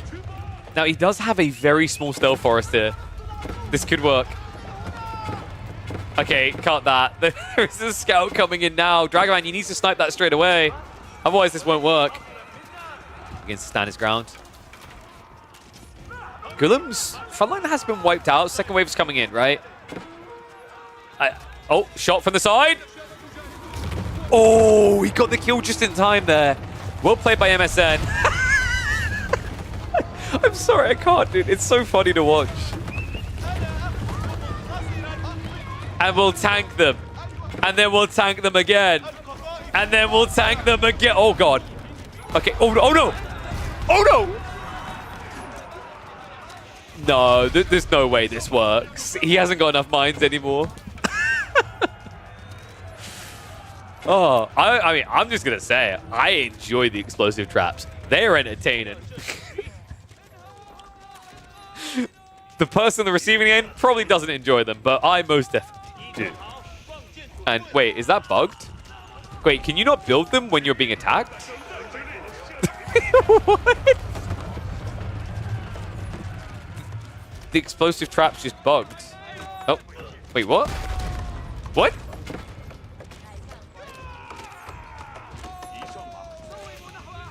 I am so confused right now. He just got attacked by a half-built mine. Unless that was the other one here. Anyway, it's gonna be a reset. This is one of the negatives. Oh, I see. He did build it. It was this one's. It was this incomplete one. Ignore me, folks. Yeah, this is something I have already given us feedback. It's like we need some indicator when they're on cooldown and when they're not.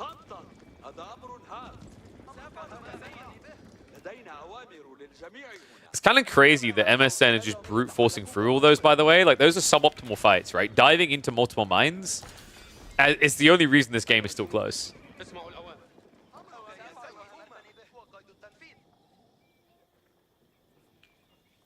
Medical center's now coming in. That's actually a pretty cool idea. Because when you trench crawl, right, like, you might go for a keep drop to just reset to, so then you can always just offset this splash damage.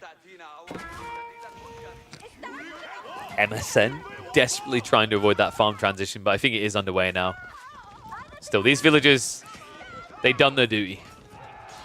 Even with these losses, though, Dragonman's still about 20 villagers ahead. I think the more impressive part to me is that we're 24 minutes in this game, and neither player has picked up a relic yet.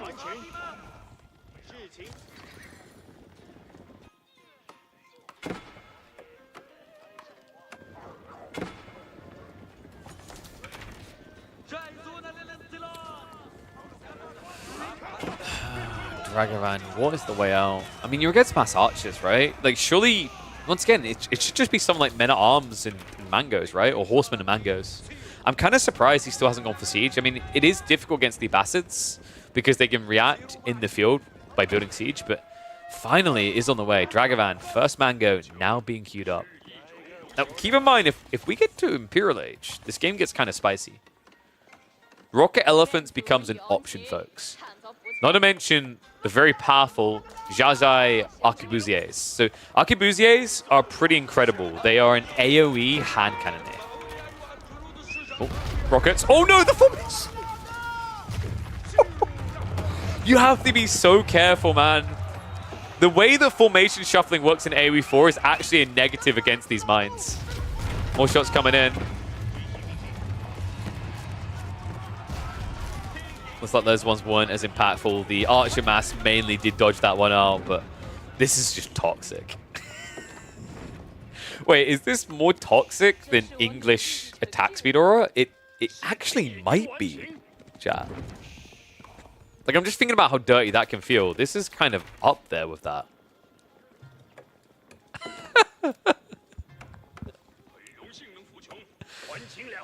I mean, this is at least more entertaining, in my opinion, to watch than English attack speed aura winning a game, right? Like I want to just like I would genuinely go as far to say I'd rather have this than the attack speed aura of the English. Am I alone in that? Because I feel this I can at least see. It's annoying, it's micromanagement, but you know, it can at least make for kind of entertaining fights, right? Like, I see this, I kill it, 25 wood off him, he hits me with it, feels good. But, like, the attack speed aura of the English almost just feels like a default win. This is at least an investment being made actively, constantly across the map. It's reminding you of techies from Dota 2. I mean, kind of, right? We just need that noise that you have from techies' minds when they reveal themselves. Like, whoop!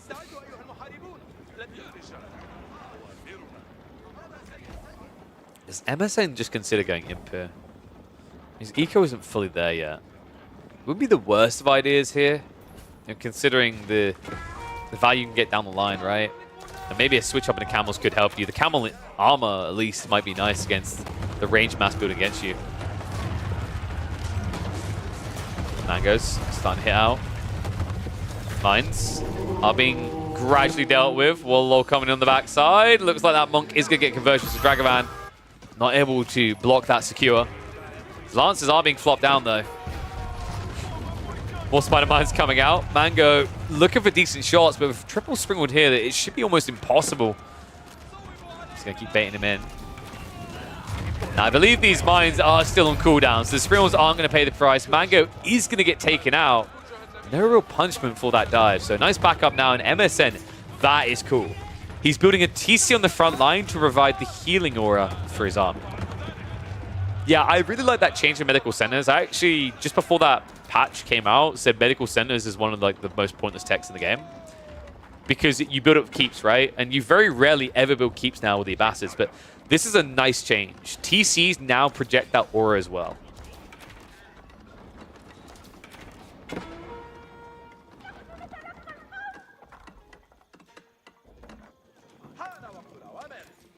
The archers are at least going on the raid. I like the way the Dragovan's actually carved this out now in terms of eco, right? 194 eco.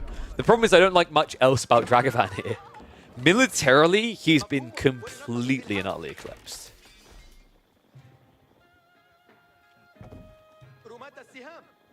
And there's that beautiful hill we talked about. Wait, is he actually just sacrificing imams to deactivate mines? But yeah, I think like maybe the issue of the mines is that you have to click them. It's kind of annoying as well, right? Because you can't A-click them. I think they should be A-clickable.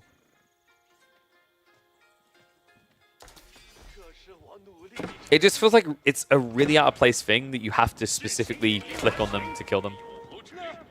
Personally, I'm not a fan of that. And this comes from someone who's like, I'd say, higher APM. Like, I'm used to having to click everything regularly, right?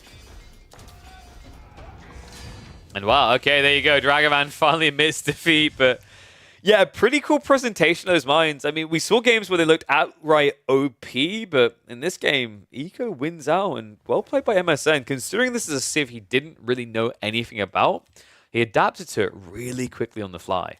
Not bad for a kid still in diapers. Oh dear, oh dear.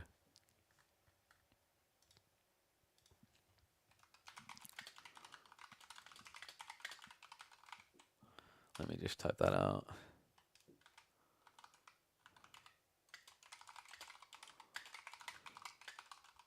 Vietnam goes full scorched earth. Interesting. Yeah, what do you think, Dragovan? My feeling on the Civ is legit. If you fall behind in Feudal, you kind of can't do anything. Because I feel like the way that Civ is designed is you need to have an advantageous position to either push or force mistakes at your opponent into the mines, right? But like if your opponent is ahead on economy, ahead on military, it feels a lot harder to get that out of them because what you almost end up doing, it's similar to like when you're against English, right? When you're like, oh, if I can't outright kill them, I'll just out-economy them, right? And like especially for a civ like Abbasids, that feels very easy to do.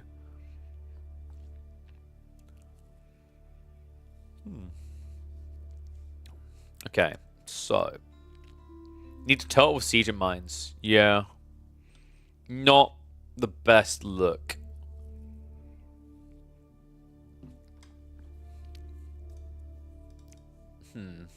Okay. Do you guys want to watch another one of those, or do you want to watch some of the Beastie Corvinus games now?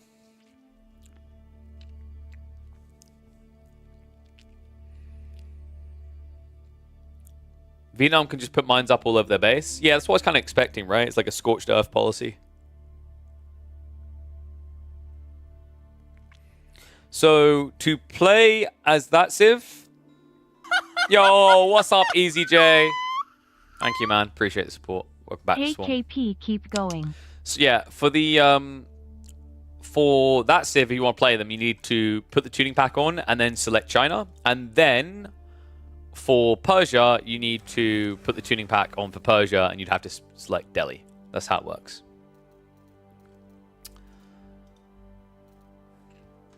One sec, let me just double check something.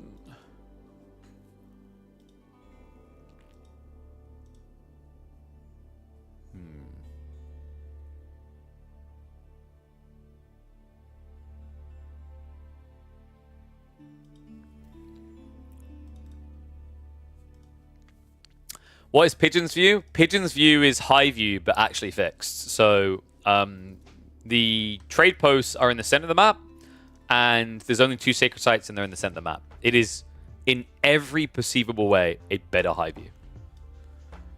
Because High View sucks. So, once again, when the devs don't actually want to do their job, community had to deliver.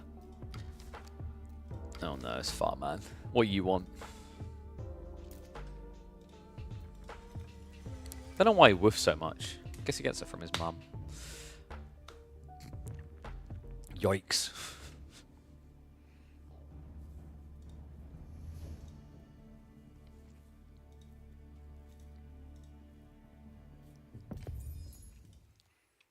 Alright, let's get ready to go for another one, guys. Probably do this one and then check out some of those beastie Corvinus scrims.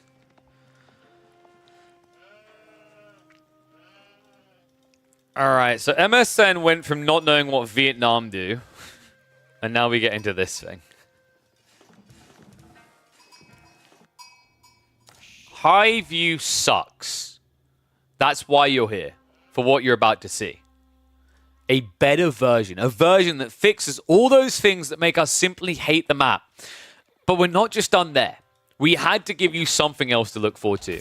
It's time for more of Vietnam. Dragavan once again on the Civ. This time MSN taking a different angle. He's already played a Basses up against it. Now he picks Iabids. So kind of a mixed bag here for MSN, right? Like the game we watched earlier, he didn't actually know what Vietnam done at all. Now he doesn't know exactly what Pigeon's View is at all. So he's always got something new to learn. And that's actually impressive to me. That first game, he pivoted really well. He adjusted quickly and took the lead. Wonder if we'll see the same here. Because this is an interesting map for Vietnam. We have had some little peeks at this Civ. If you guys want to check this out, by the way, this Civ can be played by you all at home. All you have to do is go to the modding section, type in Hostin81, and the mods will come up, and it's the one called Vietnamese. But what we noticed on this map in particular, the mines is a really powerful detail for the Vietnamese. They can place traps that explode. They're like mini demo ships on land. Those traps are very hard to see, especially when you drop them in stealth forests. That's why Pigeon's View is a pretty bloody good map for a Civ like the Vietnamese. Is it good enough to beat the Ibids? That's what we're going to find out. Because the whole idea of those mines, where they really thrive, is up against low base HP units, right? Because the whole idea is it's a giant AoE attack of 30 damage. Well, Ibids don't really do that, right? They don't deal in these massive squishy units. They typically deal in very tanky camel lancers and very tanky men-at-arms in the form of Ghoulims. I imagine MSN is already aware of that risk in the mines, and is probably why he's going to be looking for your kind of atypical camel lancer game. Other side of this, Dragavan, as seems to always be the case, is going to the Pomin Tower. Now, I mean, the one tough part about this is so far, the builds he's been going for haven't really involved Spearmen. You're going to need Spearmen in this matchup. My only worry is if you do that, it does open an easy door into Ghoulims.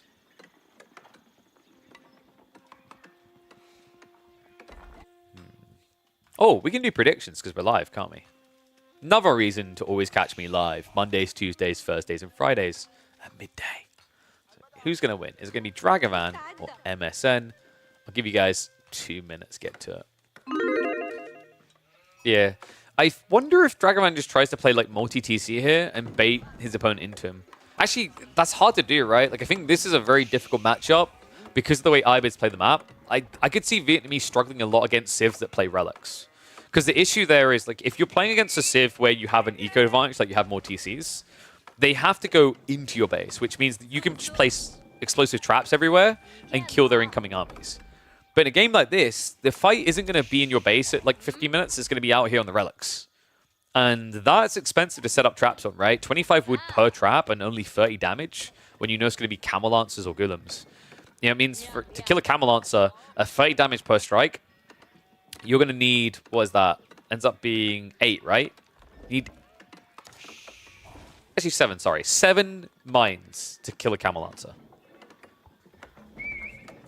Midday? Well, that's how time zones work. Like, I mean, I'm just going to say, you know, my time zone has 0, 0, 0 next to it. So that's what I'm going by. Adjust accordingly for your zone, folks. MSN, movement on the stone here. No mining camp, though. This is simply about getting an outpost up. He's worried Dragavan's going to try to int him. Can you even afford to try and go mass archers here if you're Dragavan?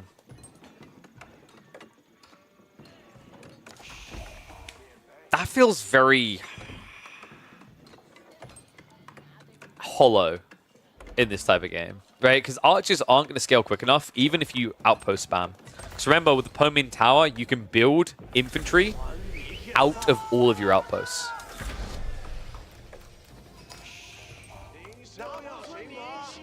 Tech out complete. Looks like MSN did go for the military wing reinforcements, so we have got the first Desert Raider hit in the field. There shouldn't be too much for him to hit here. I actually wonder if this is the type of game where you just shouldn't be going Desert Raider. I'm not really sure you get any value out of it per se. Like, alternatively, you could have went Logistics Wing, which is a pretty cool idea. Getting 2 Logistics Dervishes in the feudal age just sets you up for an immediate relic dump upon castle, right? And make no mistake about it, Emerson's goal here is going to be the fast castle because he picked the Iabids, and that is literally all they ever do. Man, I really am salty about the state of Iabids, aren't I? I don't know, man. I feel like if you're ever at a stage where a Civ literally has 1 build and 1 build only for 90% plus of the games, it should not take you more than a month and a half maximum to like release at least some tweak. And this Civ has been this way for, what, 3 months? Actually, I think it's been longer than that. Ambitious dive there. Looks like the poison is going to tick him low, but not quite finish him off. Okay, I'm not sure if the poison values are working correctly still. That was like 10 plus shots coming in. Remember, the way that the Vietnamese work is all their static defenses do have poison arrow shots on them. But goddamn, I can't believe he even stayed alive for a second there. He's just going to hide in a bush and think about what he's done here. Castle Age about to be on the way, though. Quite interesting that he never spent that stone. That's kind of cool. It makes sense, right? Emerson scouted in. He saw his opponent wasn't doing anything aggro. So now you can just save that stone for a later TC transition, like we usually see mid-castle from the Ibids. I don't know, man. I feel like a lot of these custom civs, the eco seems to be the lacking thing, right? We had it with Persia. I'm kind of feeling it here with Vietnam as well. I'm not really sure what you're meant to lean into. The idea of the extra wood gathering rate, you get an extra 5% per tech, seems good. But in practice, just feels like it comes in too slow and is too small of a thing. The problem is eco needs coding. Ah. You know what? That's fine. They'll just need to give you the tool. No. Wait, so you mean, like, as in, it's doable, but you just don't have the coding experience, Hosen? Is that what you're saying? Or is it that you can't do it with a tuning pack?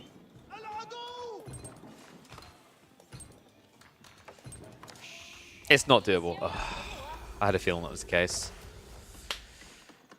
My only hopes is that we can start doing more stuff like this instead of just focusing on the 1v1s of the top 20.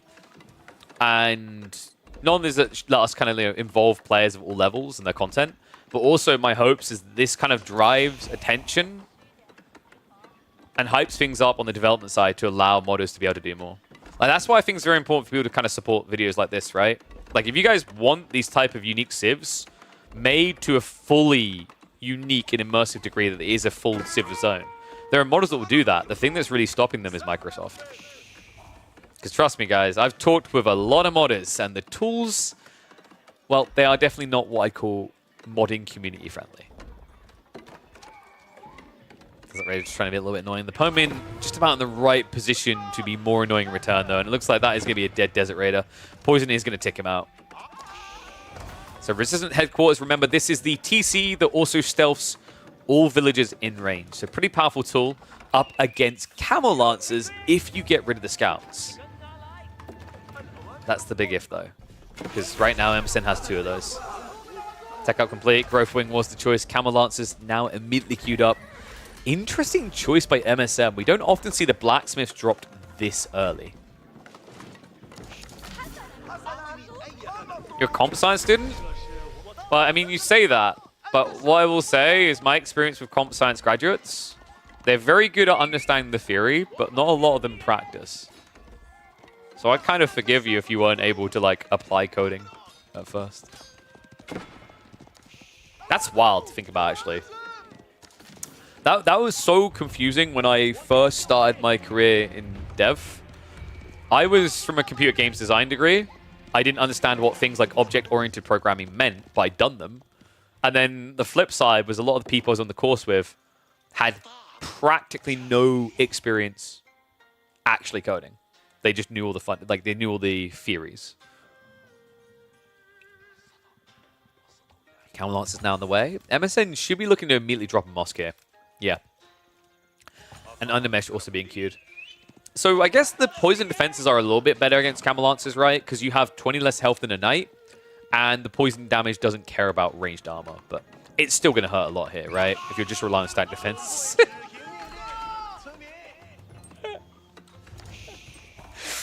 So, little thing about hideouts, guys. They only have 3 garrison slots. So you need a lot of seek sheltering. But the bigger deal here is actually what Dragon's doing. He's trying to get into a crossbow mass without building archery ranges. It's pretty smart. An archery range costs 150 resources. These cost 75 resources each. They do produce 70% slower, but if you do your maths on that, it still makes it overall quicker to just build 2 hideouts to pump units than to build an archery range. Now, the negative is, of course, the initial units take longer to come out, but I actually don't see that as a negative of crossbow mass. Crossbow mass usually sucks in the first few, right? Like, we often see Camel Lancers just dive and kill one by one the crossbows that are there. So actually just waiting to get double the firepower is kind of a bit better here. It gives you much better of a chance of holding on.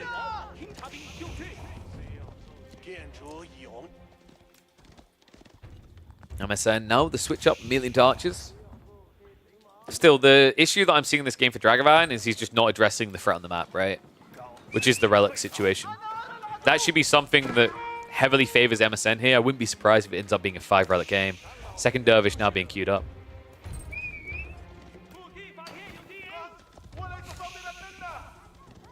Oh my god. These poison arrows are surprisingly effective at keeping Camel Lancers at bay. Yeah, it's kind of like when you're against this type of strategy, you'd probably be better served by Gulums than Camel Lancers, right? Because like you have more entities to hit. Ergo, the poison can't really feel as impactful. Camel Lancer charge in. Does chip 1, but should end up costing him 2 of these units. Maybe even more if he's not lucky. Ooh, the Camel Lancer. That wolf almost puts him over the edge. Both of them are practically dead now. So this is where it'd be a good idea for MSN to just back up. He has got the dervishes, remember, so he can heal these guys.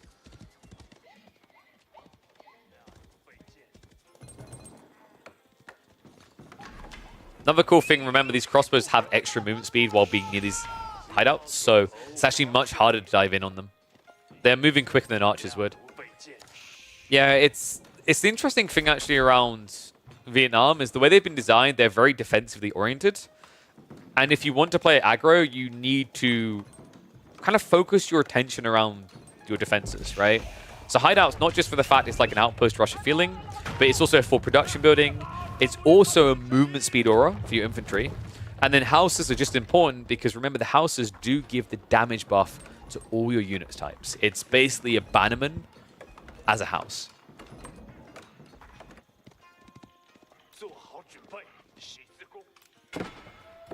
MSN setting up in the center now, so outpost is being erected. And interestingly enough, we've got crossbow being queued up. That has to be a misclick. You just go archers here, right? Like what you're waiting for now if you're MSN, you want to get into your Mamluk's bravery. Because once you have Sultan's Mamluks, these fights will be quite snowbally. The other cool thing here is you can actually kind of scud this area.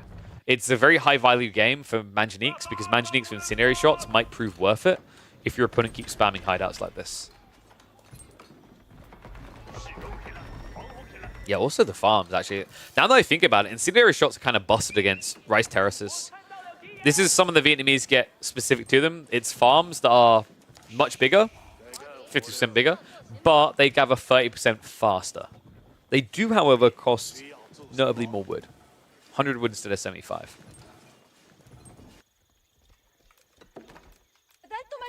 How did you guys vote in the end, by the way? I'm curious.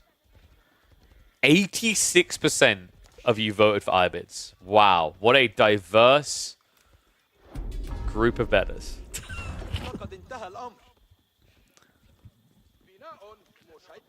Is it 125% bigger? You might be right. No, it'd be 133% bigger, no? Yeah, but like a farm is normally this size, right? No, that's technically, that's 50% bigger. Yeah, I'm right, it's 50% bigger. I guess it depends which way you're doing scaling the mass from. Like, it's either 50% bigger or like 33% bigger. It's 50% bigger from the normal perspective, though. They are big boys. They're chonkers. Oh no, it's beginning, guys. But don't touch my pennies.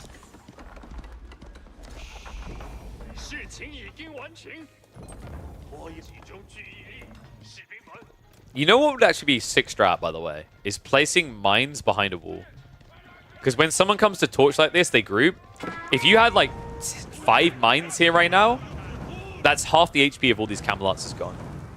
I don't know why I'm giving people more toxic strategies, but just food for thought, guys. Army marching over now. Break on the wall comes in pretty quick without many Camelots though. He's going to back away. So this is where I'd say you just mine this up.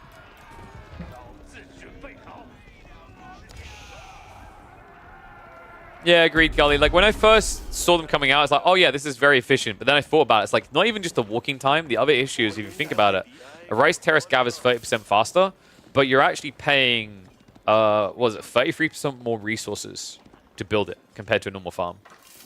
It's like, it's actually, it doesn't really work out that well. Dude, is Dragonman listening to the stream? Yes. Good, Anakin. Good. Let the widow mines flow through you. And yes, it's definitely more pop efficient late game, but we're talking early game. Like, early game, I don't think the rice terrace is worth it. Scenario shots now coming in. That's actually a really smart... Oh my god, dude. MSN is a goddamn genius. This is such a smart way of dealing with it. We talked about the incendiary shots for the farms, but this is the perfect answer to the explosive traps.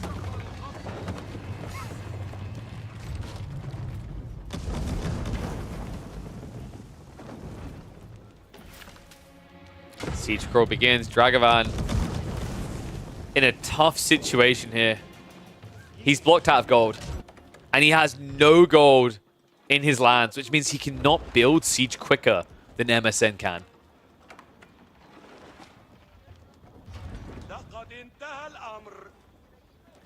How does Dragavan win this now? It feels like it's going to be an out micro, but even that might be an uphill battle. 24 crossbows compared to 29 archers and 17 camel lances. For some reason, he's building crossbows, but we won't talk about that. City shots. Ooh, that was actually decent damage. Reload coming in. He doesn't even switch, he just goes for it. He's so worried there's more mines around here. He's just like, duck it, shoot everything.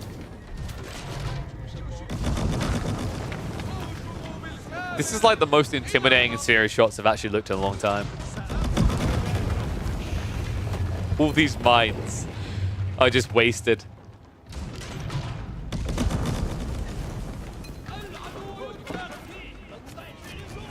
So I'm just going to back up. Spring starting to trade out here. I mean, Dragavan has to try and fight, but it's becoming futile. And City shots in again. It's kind of smart, really, right? Because like Mango shots could theoretically be dodged with good micro, especially when you've also got the Yamor nearby from the outpost. But I mean, this is impossible. In serious shots, what do you do with that? You just kind of get hit every time, right? Yeah, like Vietnam definitely, like I said, it has some eco issues in the early game. It's definitely late game focused on its economy, but the problem is you're in a meta that doesn't revolve around late game, right? The days of multi-TCing and going fast in are kind of behind us, except when you're playing English. But yeah, for most civs, you actually have to be present in the game now.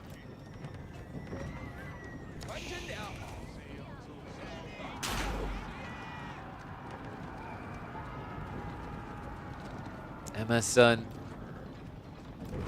He's getting close to pop. He never went for a second TC, right? No. This is all just off of one. It's kind of interesting, actually, that Dragavan, after all this, isn't really that far ahead on economy. Camelot's is now just probing. Farms are at risk, remember. Those Manganiques can easily just clean them up. Yeah, that shouldn't be happening, by the way. Dragavan should never be able to snipe out Siege like that. MSN is meant to always maintain military lead in that department. Instead, he goes more Manganique. So actually, Dragavan might have a chance here, guys.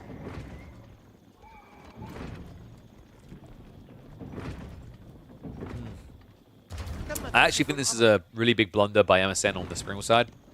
The only way you lose these fights now is on Springall count, right? Still, even if Dragavan snipes all the siege, when you look at the bio in these armies, it's still an overwhelming lead for MSN. And it's a qualitative one, right? Like, his archers are perfectly poised to counter pretty much everything Dragavan's doing. And his archer count is basically the same size as the rest of Dragavan's army. I'm not sure why some of these spin shot differently. I think that's because they came out of the Po Min Tower, maybe? Or was it because they came out of a standard racks? Probably. Yeah, that's like an interesting thing with Capture Age UIs, is like they track units differently depending on if they came out of building or not, right? Like we used to have that all the time with Mangoes built in the field versus built in the Siege Workshop.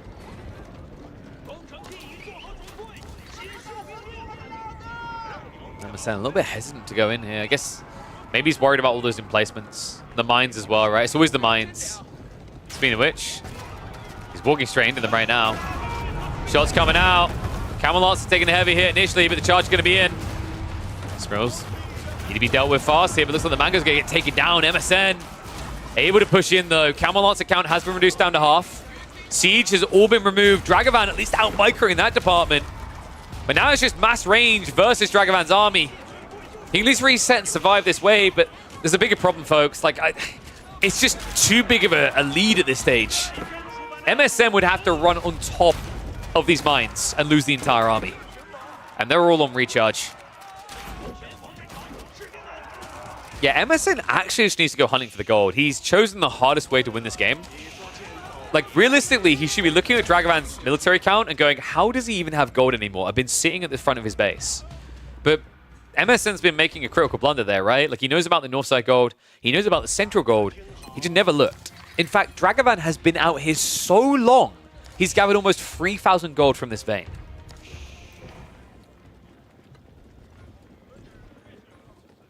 Yeah, if Dragavan wins this, I'm starting to feel like it's more an MSN making an error than just Dragavan playing well. Like, not to say Dragavan isn't doing a good job. Like, he actually out-microed in the siege battle there. But MSN's choosing the hard way to win this, right? In multiple avenues. Those Camelots could have easily went hunting for the economy everywhere, right? He could have easily just dove in a bit more with the archers earlier on. But I think there's a bit of hesitation and probably also an APM difference thinking about that. Like, maybe he just doesn't feel the micro is there. Because it's weird, he didn't win the siege battle whatsoever when he should have. But it's not like he was doing anything else more micro-intensive. I think, if anything, MSN was maybe a bit paranoid about the mines and was too busy looking at them. MSN has finally found that gold, though, so Dragavan finally cut off. Like a sport brat, Papa is not going to give you pocket money anymore.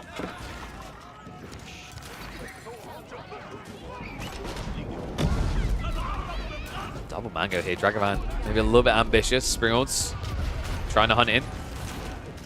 Some of the mines are starting to recharge. Which means MSN's going to have to think twice about just fully committing. But Dragavan Dude's got no standing army whatsoever, right? 5 bio, 15 in siege.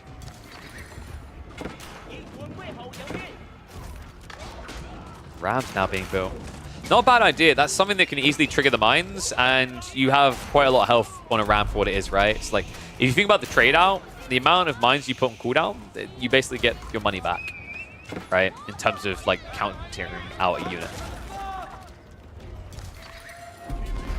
Dive coming in. Camel Lance is leading the way. Archer Master. Oh! Big hit! MSN!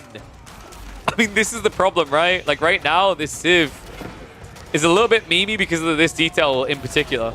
You don't even know which one of these mines is still working.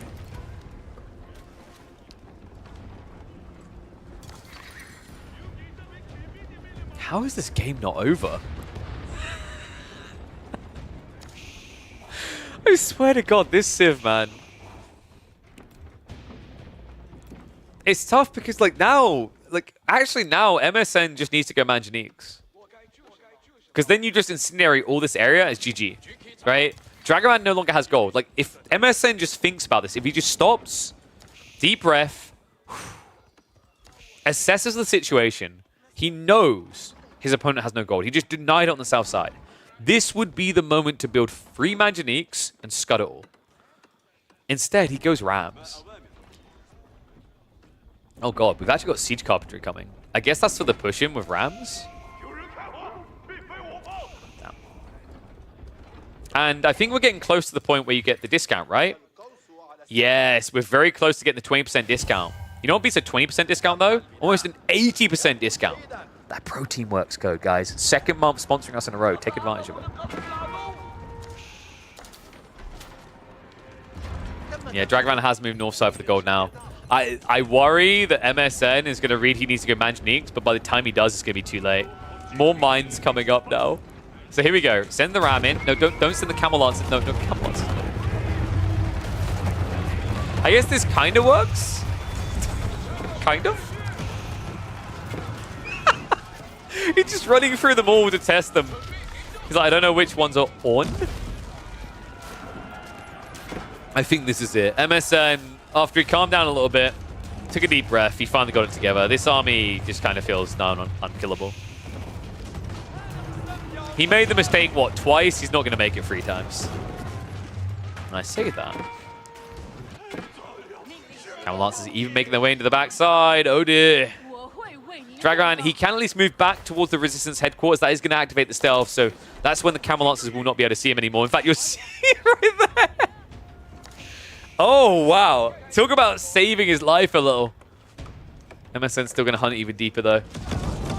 Meantime, the primary TC is being taken out. It's finally done. Oh. Props to Dragovan for just trying to give us that thumbnail moment. That critical blunder, hoping that MSN would throw away an army of 100, but I don't think it's going to happen now. Whoa, whoa, boy. I said I don't think it's going to happen now. Calm down. And yes, the villagers do have stealth via the Resistance headquarters. So building a scout, very important. It's why actually the Resistance headquarters is pretty good against the Ibids, because the Ibids don't build scouts, right? Like, they always just rely on Camel Lancers having more vision than standard knights, so they don't need a scout. That's actually a negative against the Civ.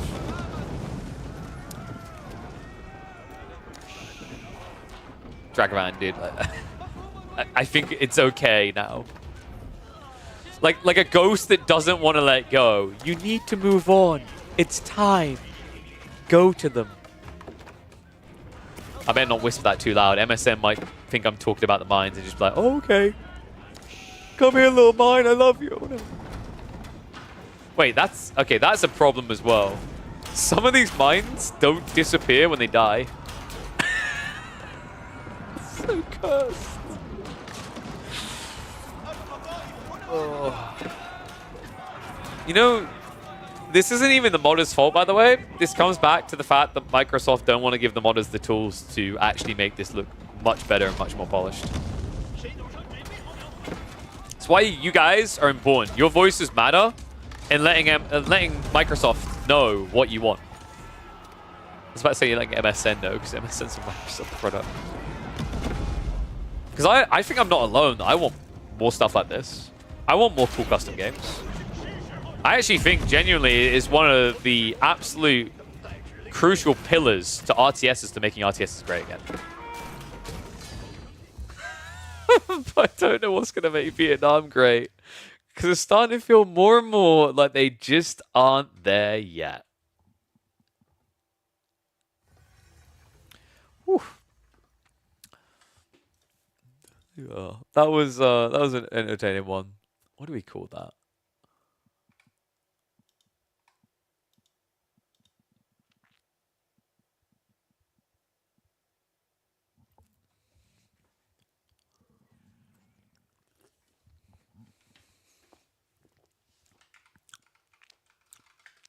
Modders are saving the game? I don't know.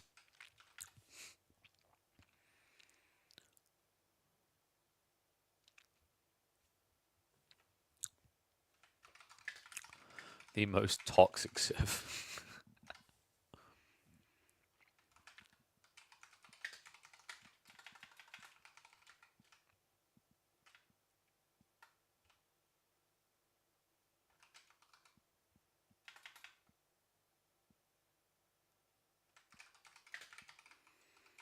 This modded Civ makes English look user-friendly.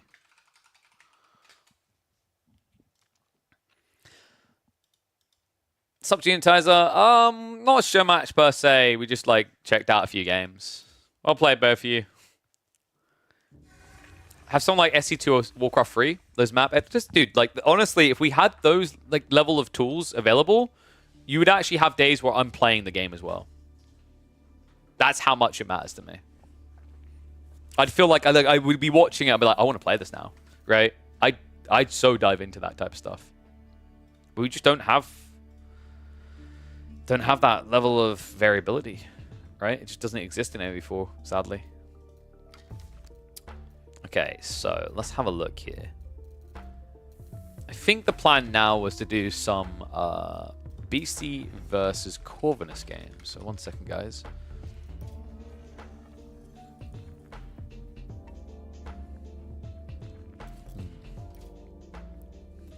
Way too lazy to go to... I know, right?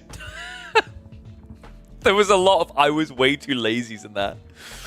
I watched the Sprinkle trade. I watched the Camel Lance just A-click in the fight. I'm like, dude, MSN just can't be bothered.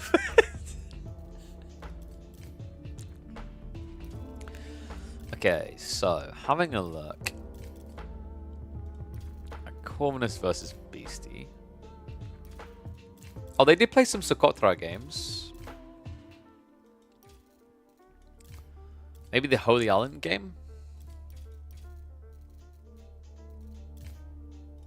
We're going Socotra. English versus Chinese. Hey! Sup, Sarius? Thank you very much for the sub, man. Welcome back to Swarm. Can we get a sub train good?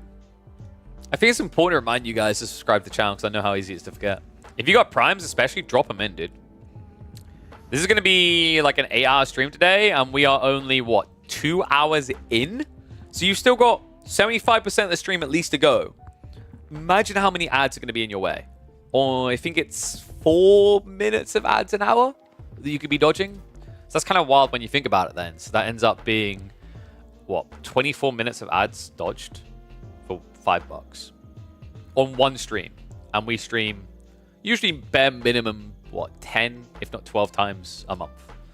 We usually aim for like 16. Sounds like a good deal to me. All right, let me update the title. Oh, I need to pay out the points, don't I? Only 16 max? I know, right? It's almost like I'd have to make a living off of this to justify more days than that. Like, also, I worked it out. Before I went on holiday in May, per month, we were doing 120 or 130 hours average a month, which is bonkers. Oh, what's that? What was this?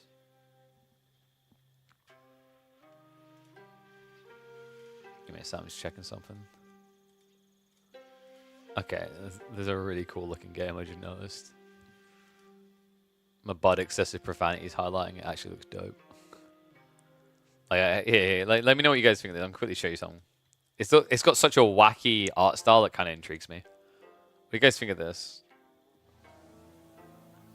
Yes, this is a whack. Look at this wacky art style. 1 second.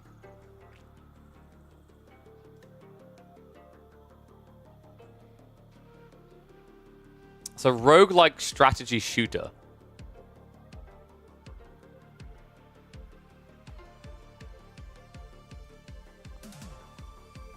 This kind of looks cool. The frame rate is a bit horrendous, but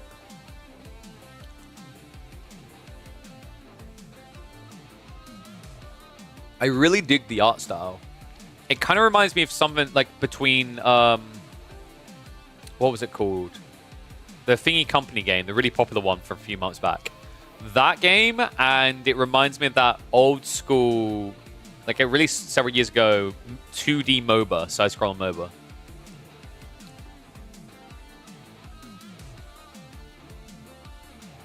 No, not Borderlands.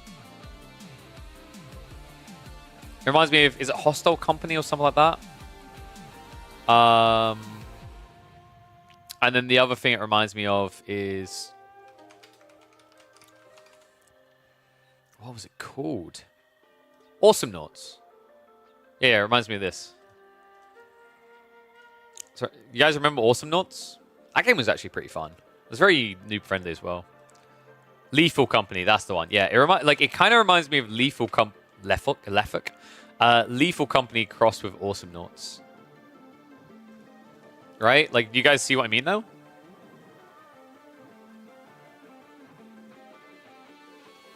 Kind of looks cool.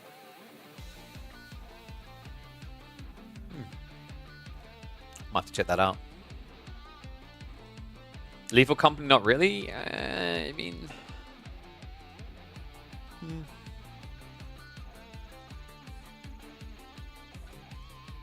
think from a gameplay mechanic style, maybe a bit more, is what I was thinking. Interesting. Might have to check that out later. All right, should we get ready though? Oh, I didn't. Sorry, I got so distracted we didn't even update the title. Oh, I realized I named it Vietnaman in the title.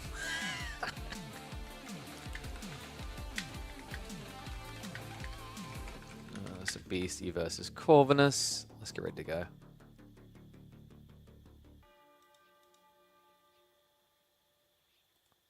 do you mean 50 plus viewers? What? Amazon offer full-time apprenticeships to all fulfillment center employees, like Hannah. What are you on about? 50 plus viewers.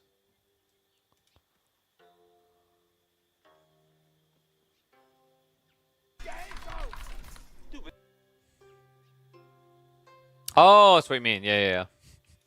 I mean, it's sad, the sad reality of it, right? I mean, the reason it's sad is like I wish like people were just as interested in, you know, upcoming players or whatever. Like just people like, you know, for example, I think I love Beastie.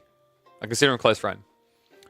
But like at the moment, because we always see it, I'm surprised more people aren't interested in seeing, like, for example, Dragavan. Like I actually think Dragavan's games are more interesting to watch than Beastie's. Right? Because like Beastie's playing the meta we know. He plays it very, very well. But then you've just got Dragavan being like, hey, you know what? There's an area right next to the enemy base that's perfect for a proxy base, right? Or MSN, I mean, yeah, maybe that guy occasionally. When he can be asked to micro. Yeah, like Donati as well is another one, right? Like, you're never going to watch a Beastie game on Rocky River where he pulls 6 villagers at the start of the game and walks over to a Mongol base and outpost rushes them, right? I mean, I've never seen him do it. I wish he would. It'd be freaking brilliant. It's like when Dumu recently had those challenges from his viewer. One of his viewers gave him challenges where he had to like pick certain civs or do certain things on certain maps.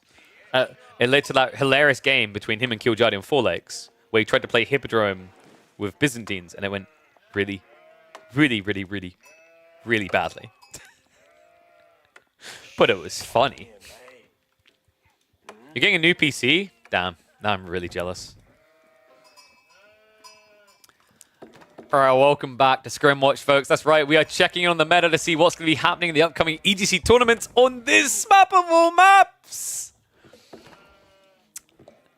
In fact, you guys do not want to click away because this map is something special. If you have not been treated to Socotra yet, allow me to indulge you. Mountain clearing has nothing on this map.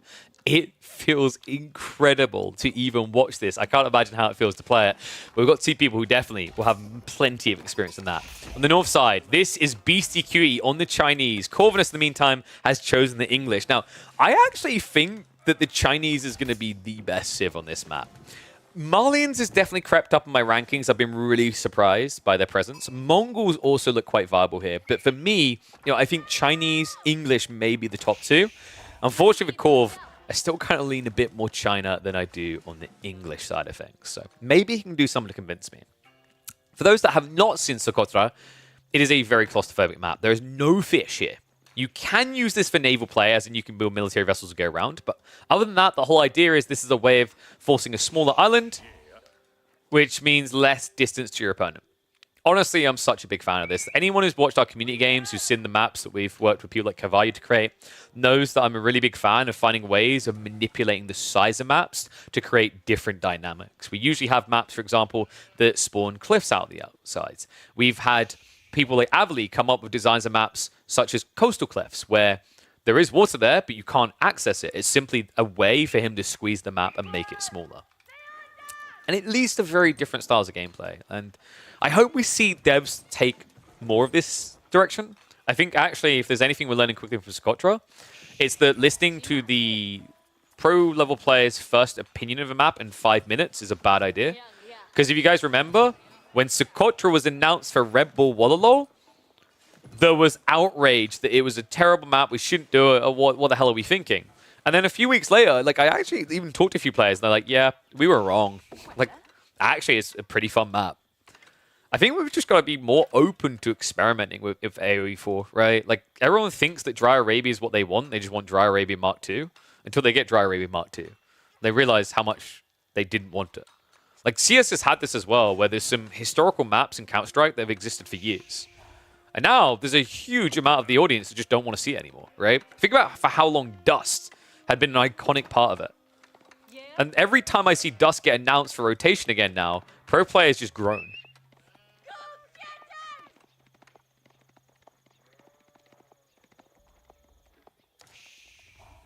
AOT uses goofy maps well, and we need to do the same. Exactly. I always kind of really try to hammer this home. There's a very big difference between what is competitively balanced and what is fun. They don't always perfectly align. So you have to balance, ironically, the takes, right? It's also another thing that I always try to warn the devs and anyone else against is, you definitely should get like the opinions of the players, but also the viewers. Like, you want these different arcs, because if, for example, you ask the top 4 players whether they like a map or not, they're going to give you a biased opinion. Because they are, like, actually financially incentivized to give you a biased opinion. If they're the best players on Dry Arabia, of course they're not going to want someone that's not Dry Arabia. That just makes common sense. I'm curious to see what will happen in this tournament, by the way. Because I know Beastie said he's not that confident about his chances. Because, Beastie is a fantastic player, as an example, that Dry Arabia type person. He grinds it out. He works his ass off. He will admit himself, he's not really a creator of builds. He's a perfecter of builds, right? And it's why I'm curious to see how he's going to handle a lot of new maps being thrown in at once, right? You've got things like Socotra, you've got Water Drake in there, you've got Moving Out. There's a lot of new things to decipher and try to figure out quickly. Barbican coming up on the gold. So we did see Corvinus go into the Avid Kings build, and it is going to be a 2TC follow-up play. That feels like a mistake to me. Should you not be adding in some longbows right now? This is like a perfect opportunity. Your opponent does have quite a bit of sheep, but he has practically no room to work with here, right? So if you just make him feel claustrophobic with longbows, he can't do anything. The reason he didn't go for a more aggressive barbecue is because the king timing. he went for the Imperial Academy first, right? Like, most Chinese players are going to go Academy first because they want additional taxmen earlier because it equals a better economy faster, right? So the king is going to be there, but also I think Beastie was maybe expecting some sort of longbow shenanigans as well because it makes a lot of sense here. And if you go for an aggro Barbican and walk into 3 longbows and a king, it's just GG. Yeah, I don't know, man. I think this 2TC approach has gotten way too ingrained with English players. There is alternatives, and they are very impactful on smaller maps like this. Almost now moving out into the deer. So we're going to go a little bit deep in this game. You can see Beastie is prioritizing that fast castle. Pretty smart, considering his opponent's playing a very slow feudal now. It means he gets map control. And the whole logic of this build has been growing in popularity with the Chinese. The logic is that you fast castle at a ridiculous pace due to your build speed. And then you can supervise to pump out multiple monks in the first opening seconds of the age. That allows you to race relics fast. And you're against a Civ that doesn't have anything to contest right now, right? They have a king and literally nothing else. It's cool as well, because if you think about it, like, Song already inflates your eco a bit as you go. You've already got the Imperial Officials giving you 20% more, so you can afford to be a few villages behind at the beginning of Castle Age. And relics, at the rate you get them back, are going to return you a value that equals or eclipses any villager advantage that English can build up in that time.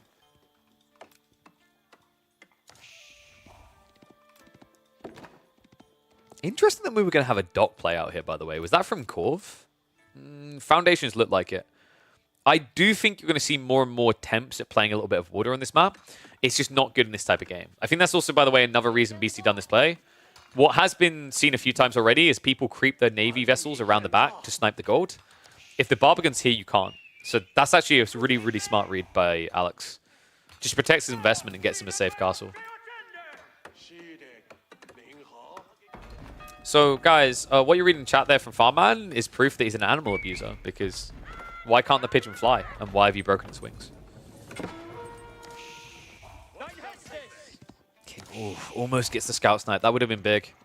Just making sure that Beastie had to ride blind in this one, but unfortunately, no bueno. Tech up complete. Stables immediately coming in, so this should be, what, 2 knights, and then I'm expecting a monastery drop afterwards. Woolen is about to be complete soon by Corv, so he should be able to get this up quick enough, especially now with 5 villages on the job. Still, Corvinus is conceding a lot of map here. Once again, I'm just not the biggest of fans of this. Like, I get it for fast castle, but when you're playing a longer type of game like this, boxing yourself in a corner feels like a very big negative here. You're not giving yourself much gold lifeline, right? As the game goes on, you're going to drain that very fast. You're not going to have much space to work with either.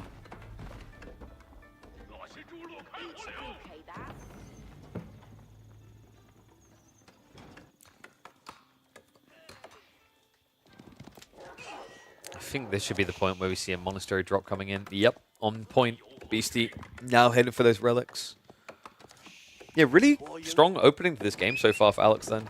I feel like he's hitting his objectives at the right time. You can see Corvinus is now only barely scraping ahead, courtesy of the fact that Song Dynasty is kind of bonkers. And now when you consider the 4 relics, with each relic being worth 2 villages each, he can very quickly find himself once again ahead. Corv, White Tower now coming up. This is going to keep Beastie out, but now I'm wondering, does Beastie even need to rush in? Like, surely you can just play into the late game here? China Imp versus English Imp.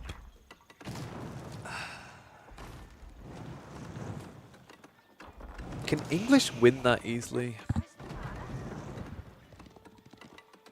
I feel it's difficult, right? Because for English to feel decent about it, you need lombos and a lot of them. And that requires a lot of wood in the late game. So for him to even look like he could play into deep imp here, he'd need to secure the 2 central wood lines. Both players could do that quite easily with a landmark drop, right? Berkshire or Great Wall Gatehouse. Like, something to note about this particular map, guys, is if it goes into Lake Castle, these 2 tree lines are king. They give you the quick route to your opponent's base, but they're also the resource that you need most. Got complete. Cool. Is he going to start pumping knights himself is what I'm wondering. From this position, it feels like the type of player that doesn't get much value, right? And now you're also seeing another reason why I'm not the biggest fan of English on this map. Farm space. Like, where do you place them, right? You know, this is another thing. Because you get your buff gathering rate, you're more inclined to play farms than most other civs in the game. Another reason why I don't think Byzantines would feel that great on this map either. Wallow doesn't work against the king, of course. Monk is going to be flopped down once, but the Lancers actually could pinch the king after the fact. Korv wasn't so bloody quick on the fingers. Still, it's only a 1 Monk kill, right? It's still going to be a 4 relic grab, and Sacred Sight's likely to come after that quickly. Looks like Corvinus is going to go into the 9s.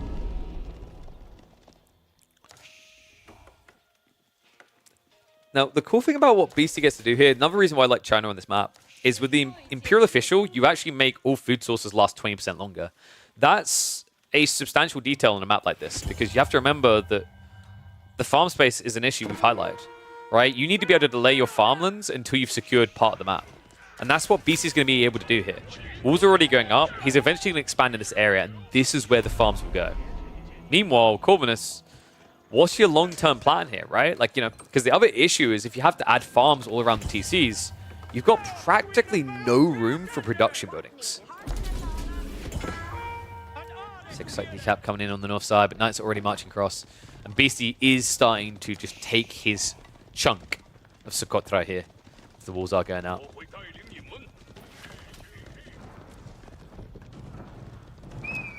Decap doesn't look like it's even going to succeed here. Corvinus having to back off. This is a lot of passive gold coming the way of Beastie, by the way. That's a problem because while Beastie's getting excessive amounts of gold, Corvinus is about to run dry, right? Yeah, we're down to 1.5k. He is sitting on 1200 in reserve. Problem is, I don't know like what you do with this other than trade it away. Your food income is way too low to contest this game.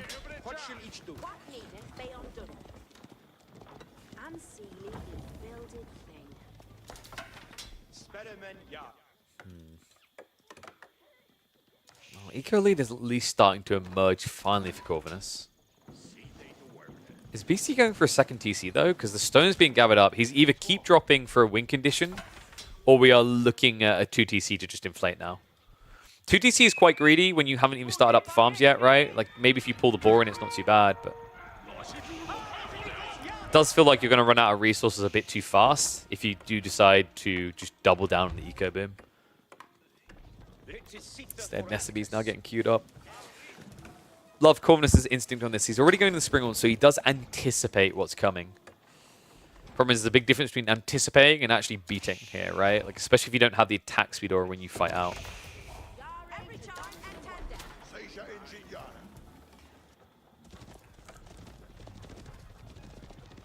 Yeah, I think the biggest lesson for Corv here is actually that early game. It feels like a mistake to let China get this fast castle build online. I guess it feels difficult to contest them early as well, but I mean, realistically, with Longbow spam, you have the edge against Chiganu, right? Like, remember, the Chinese can't even rush Chiganu. They have to build both landmarks first. That's a heavy delay. Raid coming in, though. Looks like the Springhorn just about gets away on 5 HP. Feminat is going to get cut down. Villages are going to get idled out. No significant eco damage done here. However, Beastie has stockpiled the stone now, so we should be seeing a keep drop on each of the sacred sites soon. He could have even actually gone for a stone wall here, which would have been cool to see. Would have guaranteed that Corv had no easy way of breaking in. Timer's still ticking though, 7.5 minutes away. And it is going to be the stone walls. We're going to speed this up a bit. I think Corvinus is going to be overly defensive and Beastie's going to be overly defensive.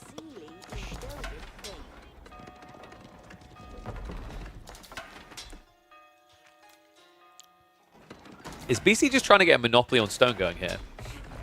Alright, finally, there we go. The commitment comes in. Castle on the east side. Nothing on the west just yet. But that should be coming in soon. Corv starting to build an army out this way. I'm worried this is going to be too weak from Corvinus, man. He probably gets the decap because he's massing spears against knights. I mean, actually, no. If he chooses wrong, he's dead. This is like a coin flip type moment, right? If you go the wrong way and the STBs get there, you're dead. And the problem is, because of the way that BC's parked himself, he'll always get there. He's sitting in the center. He has the Palisades as an early warning to the break-in. He can always get here in time. Skrill's just probing. Tip-top goes the clock, though, and Corvinus running out of time fast here. We're up to 7 Nesta Bees. Jesus. Can we just sub Corvinus out for Crackety right now? I need one of those type of games from him. You know the ones I'm talking about.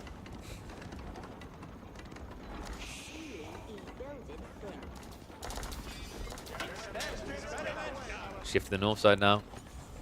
He saw the castle. He didn't like what he saw. He's not going to like what he finds on the north side either. Looks like BC is slightly out of position here. Needs to get moving now. Ooh, early warning from Corv, though. I think that was a mistake, sending the one spearman ahead. Gave extra time for BC to start marching north. Corvinus, you need to be faster than this. There's some hesitation about the moving, but you can't hesitate like this. You need to go.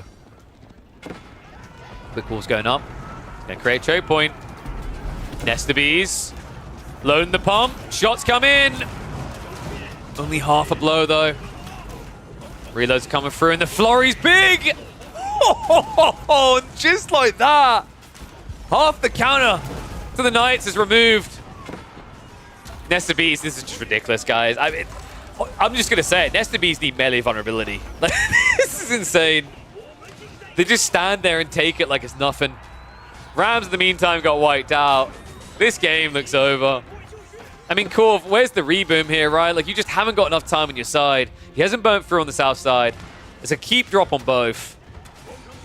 What an annoying type of game. I mean, in fairness, this is Corvinus' own fault, right? I think this is a perfect example of what I'm talking about with this map. Socotra is not a map that is kind to people who turtle for 15+ minutes. You can turtle for a few minutes to get like a fast castle play, for example, but if you're trying to slow burn your way into this game, you're gonna fizzle out fast. Yeah, lesson to people, like if you play English on this type of map, that king play, just back it up with archery range. Throw out a few lombos, keep the pressure on your opponent. Maybe fast castle yourself, but this 2TC, wall yourself in a corner type build. You know, if I see it from any Civ, I'm gonna build doom and gloom, right? We've even seen Malian players try similar, and it's very hard to make it work due to limited space. It's not like when you play your standard land maps and you can always just wall yourself in and you look behind you and there's enough real estate for you to open up your own village, right? Stand on 2 times here. Decap attempt on the north side isn't going to work out here. Instead, he's going to dive in on the south. So we've got a few troops peeled off though, so while he'll be able to pause the timer, he won't be able to stop it. Nesta Bees again. Oh, make it stop.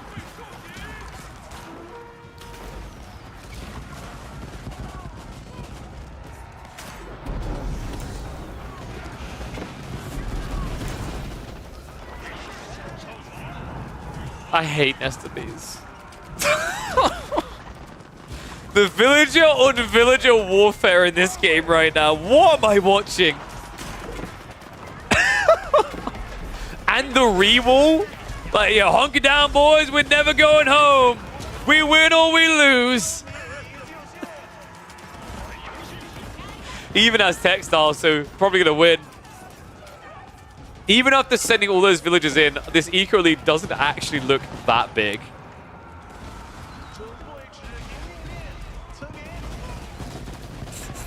He's up to 18 Nesta Bees. What am I looking at right now? 18. 19. The only thing he's missing is vision. You just can't see what he wants to hit next. Corv now with 37 spearmen. He's going north side. The Nesta Bees are on the way. Give me the money shot. I don't think they're going to make it here. I'm pretty sure Corvinus' army is just going to die to the fort.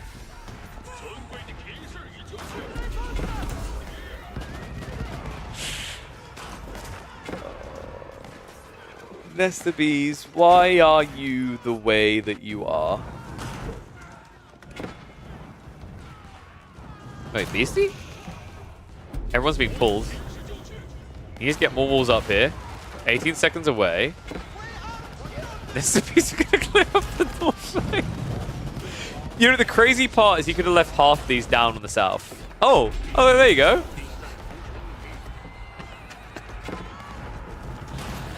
Oh, man.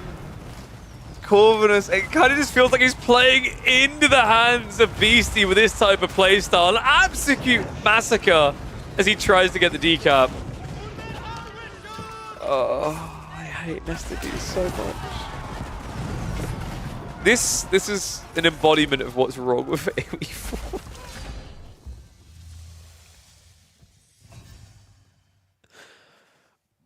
Yay, what a fun unit. Do you guys like Nesta Bees? I love Nesta Bees, right? I'm so sour about Nesta Bees. Such a dumb unit.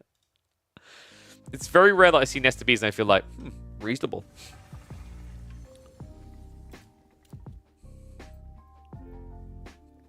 What a unit.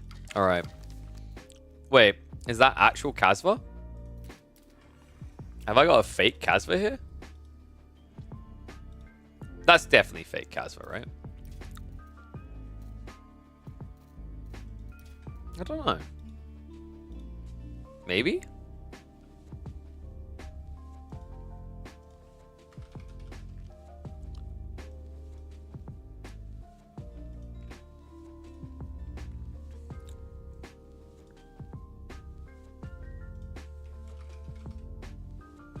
I think it's a fake Kasva. Oh, dear. Do I dare click on another Corvinus Beastie game after that? I'm a little bit hesitant, if I'm being real with you guys. Oh, Recon versus Kazi Johan.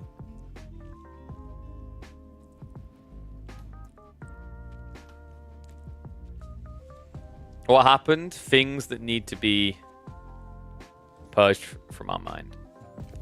Oh, it is Kasva? Really? That's intriguing. Is Special K back? Poogers? Damn. So he is. It's a wonderful sight. Not sure who he's up against though. Let me have a look. See what the other option is. No sheep, no win.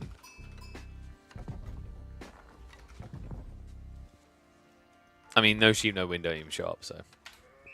Alright, whatever. We'll stick with this game. Let me update the title.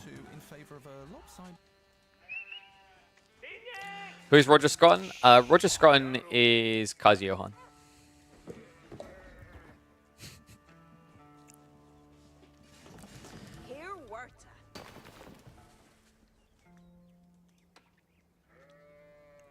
I'm not entirely sure what's going to happen next, but I damn well want to know. One and all, welcome back to Infraction. There's a good reason you want to hang around here, because Recon is a reformed boy. No longer does he seek out that late game that we all know and 9 out of 10 times hate, 1 out of 10 times truly love. On the other side, less reformed, is Roger Scrotton. This is Kazi Johan, a player that we know is no stranger to late games. In fact, he often seeks them out. He's a bit of a dirty boy himself, and he is playing the English here. So it's going to have to pose the question, isn't it? A matchup where English are overwhelmingly favored for the Lombo push early on against Juji. Do we see that? Or do we get a messier late phase of the game where Juji actually might have a bit more bite than we've been giving them credit for? Why? Have you guys been watching maybe a certain Bald Master right now of his monks? Have you guys been watching Divine Defense and its variability with bombards? This Civ actually, surprisingly enough, has a little bit more potency in the late game than I think was apparent at first. And I'm kind of curious to see if we get there. We are going to be on Rocky River for this showdown. Actually been a while since I've watched some Rocky River, so it's kind of refreshing to see it. I think it's one of my favorite maps. There are some things I don't like about it that can make it feel oppressive. I kind of wish that the ponds were shallow water so you could walk across them. because usually you can get these kind of like stone wall offs that kind of get a little bit oof. But maybe at that point it would just become a little bit too like Dry Arabia. Anyway, Meditation Garden is going to be coming out. This is usually a really good map for Juji for this detail. You can actually go towards the center of the map and get some really broken spawns. Unfortunately, it looks like Recon never scouted for it. Oh, that's such a shame. Oh my god, guys, he could have got, what was that, 72 food and 50 stone over here. I think he would have got all of it as well. That's actually a shame. That would have been an absolute jackpot. Instead, it's going to have to settle for 25 stone, probably about 35 wood. And then I believe we have got 42 food. Just still a pretty respectable landmark. And you tend to get a lot of these on Rocky River, I've noticed. It's actually one of the few maps on land in the standard format where Medigarden still feels good. In fact, Juji right now have been looking pretty broken in tournament play because a lot of the maps you see there have very desirable spawns. The kinds that just kind of push all these resources together so that you can get maximum gain out of the Meditation Garden landmark. Abiv King's now coming in, as is a typical, it looks like it is a 2TC build. Okay, so Recon isn't just going to die to Longbow Fire. And it looks like he's going for a TC himself. Interesting. In that case, let's set the 2 times up, because we can already see how this is going to trend then. The King is going to be a little bit annoying, but if you think about it, usually you want to do condensed TC anyway, right? So it shouldn't hurt them too much. Why does nobody use Pro Scouts on this map and take all the deer to the map, to the base? It's not bad of an idea, right? Like, it's 3 deer per site, and it ends up being more than what you get on a standard map, right? Because you get the 7/7, and then essentially 2 of these stacks is almost the other 7, right? So you are right, there's additional game there. I think the problem is because all the deer are condensed to one location, it would make you predictable and easier to counter. Because remember, whenever you go Pro Scouts, when you try to drag those back, you're going to be very slowly. I think that's the big problem. It's not just that Pro Scouts is expensive, it's that because you are playing into predictable areas, someone can counter you in one location very fast, right? Whereas like when you do Pro Scouts on a Dry Arabia, you can usually get your deer quite safely, but then you take one of your opponent's deer, which is worth 7, and they can't react because there's like deer locations are on usually separate sides of the map sometimes. You don't really get the same effect here per se. You kind of share those locations, right? Second TC up, and wait, are we getting free TC? After I praised Rico, I was like, he's not a boomer boy anymore. He does so many different things. And in fairness, the English TC build kind of puts you in this position, right? Like, you can't mass Chiganu because your opponent can just react Lombos and it's GG. But it looks like he's going to react Lombos anyway, right? Like, he has to when he sees free TC. He doesn't want to turn this into a TC race because actually that's something English lose out on. They win with the first TC because the King sets the pace. But the whole idea is if you keep scaling TCs, the Juji build those much quicker. They've got this passive resource trickling in, and they have the Imperial officials giving 20% more in drop-off, right? So they'll always beat you out there. King, oof. That was close. 5 HP actually does stay alive. Missed opportunity, actually. That newly spawned villager rather could have garrisoned there. He would have got the kill. That could have been huge because then he could contest this. Instead, over time, this Medigarden could be ran down. So Recon is going to need to get a reaction. Looks like we have got this Yangnan Tower now coming. So the third TC is going to be decently discounted here. Remember, Song Dynasty giving you a nice little discount to the overall cost. God, it used to be so insane as well, right? It was 40% at one stage, right? I'm trying to remember now. It feels like a blast from the past. It was 40, right? And then I think they brought it down to 30 now. Kind of insane that it ever started with 40 in the first place. Oh no, they were doing it early game all the time with that build. And then people discovered the fast castle was just as broken. Basically, like, Meditation Garden was the biggest problem. But Medigarden kind of got just fixed by the fact that now you can burn it down without threat. If you guys remember, there used to be a bug with Meditation Garden where if you destroyed it and someone rebuilt it, it doubled the resources. It basically, what would happen is every time it was rebuilt, it would check the area for what's around it and then calculate again and add on to the previous. Free TC. I'm sorry, are we watching a Crackety replay?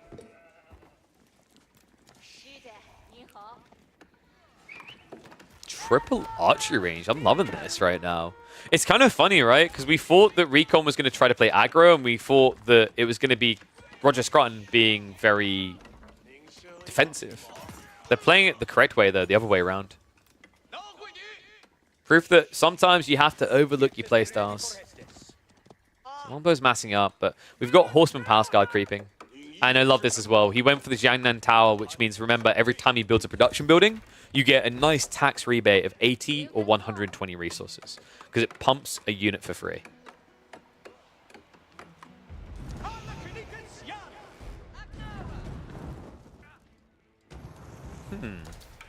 Longbow's now showing up. I mean, if he just camps here, it's going to mitigate a decent amount of resources from his opponent. Farms are coming in very early, but that is the power of Song, right? Even after nerfs, it's still a 30% discount. So the whole logic is by the time you have 3 granaries, you paid what you would for 2.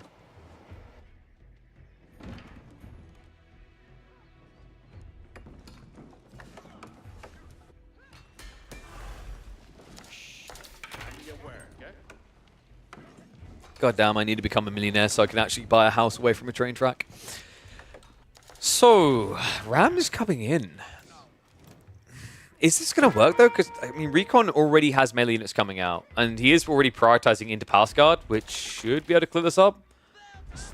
Then again, like, I remember the early days watching Juji versus English. Palace Guard would lose to Lombos time and time again. And the fact that Recon has neglected his blacksmiths entirely is leaning me in favor of the English here. He actually needs Undermesh ASAP.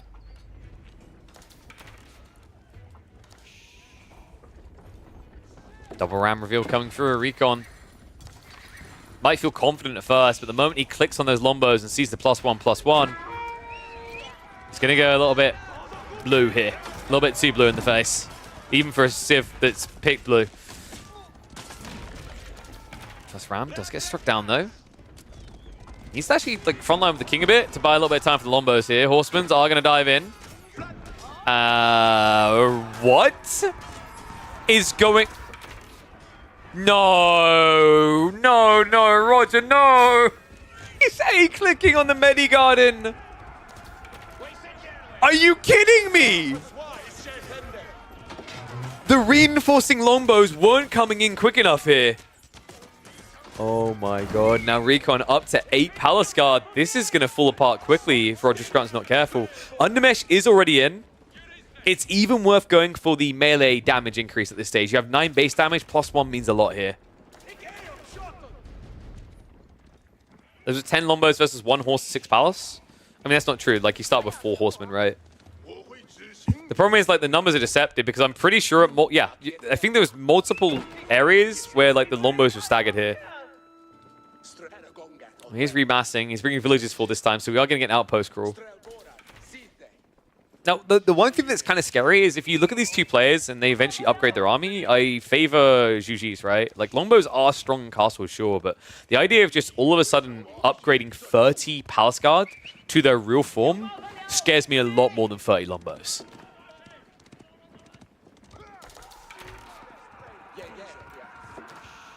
And arms now getting added in.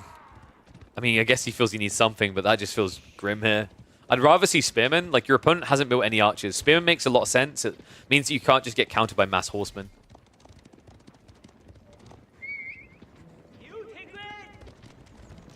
And remember, if Roger screws up once here, he's pretty much dead. Not just because of how expensive his army is, but because his opponent does have an eco lead, and a substantial one at that. Horseman Palace Guard stabbing in. Oh, are you kidding me? He's getting baited. Recon, like, this is not the group to focus on. Go for the blob! Finally gets in on it. I can't believe that. I can't believe he was getting baited like that.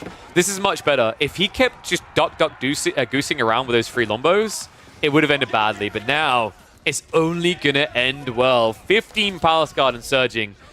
And this game might just be over. Roger Scruton needs to rush Castle Age right now with White Tower. It's the only way out here. And it's going to need to be where? On the tree line? Probably right here. Roger, this is taking too long. Asgard just keep on chasing back. There's a big difference in movement speed, remember, 1.38 compared to 1.12. Instead, Roger, he's not going for the tech. Oh, Roger, no.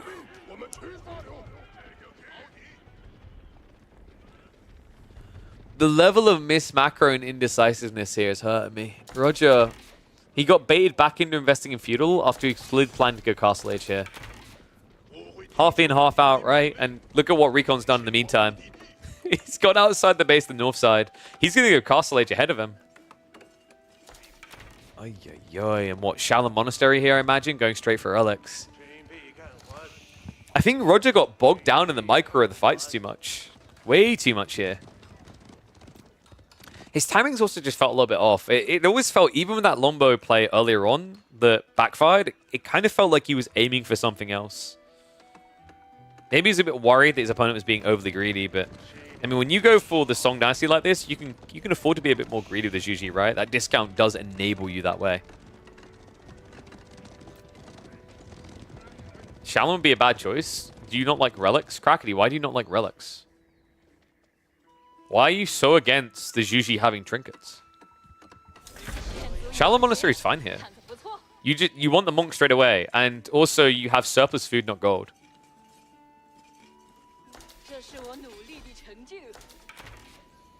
I gotta disagree on that, Crackety. I think the food element matters a lot.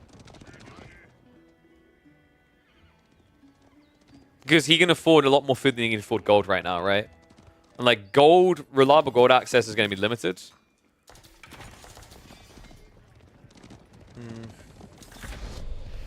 Personally, I'm fine with it. I think Mountain Academy does get slept on a lot. I'll agree with that, but I think Shaolin Monastery, especially with the timing here, it just ramps you straight into relic gathering ASAP. Also, you have kind of a cool knock-on effect here now, right, with Mountain Academy. Like, it's still worth going back for that to get the discount.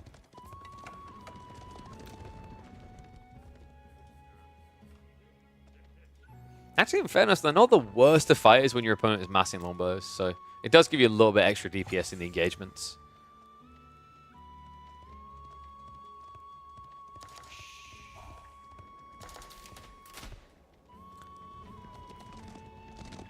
Okay, so there's a problem with what you just said there, Crackety. It's the logic, like, you're spending even more gold, though. Because, like, I'm reading all those things and thinking gold, gold, gold, right? So that skews your monastery time, right?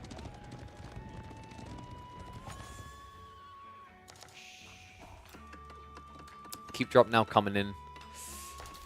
I think, personally, like, it makes sense for the fact he already has a full farm transition. That's my take on it. Because like at that stage, you have so much food, you're not even getting the full value out of Mountain Academy because you don't need food that badly, right? And I think the play from this type of position is to go fast into your Yuan Dynasty anyway. Because you want to just rush the relics, and then when they come back to the drop, pagoda them anyway.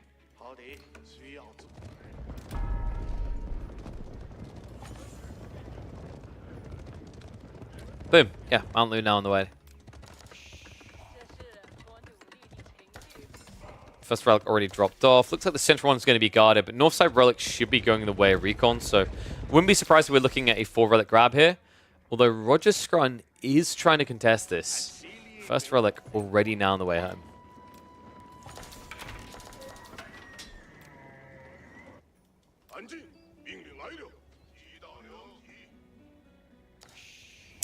Yeah, I get the idea of like the production speed being quite nice. I just think Recon with this type of... Yeah, you just do this instead. Like, you don't need to waste time supervising one building. I'd agree. Like, it's kind of similar to that logic. Like, some of these things that you get out of the Mountain Academy kind of have the same overarching value as Shaolin Monastery, right? The things like the increased supervision, as an example. At this stage in the game, when he's 125 eco or 120, 110, whatever it is at the time, you can just inflate an insane number of racks.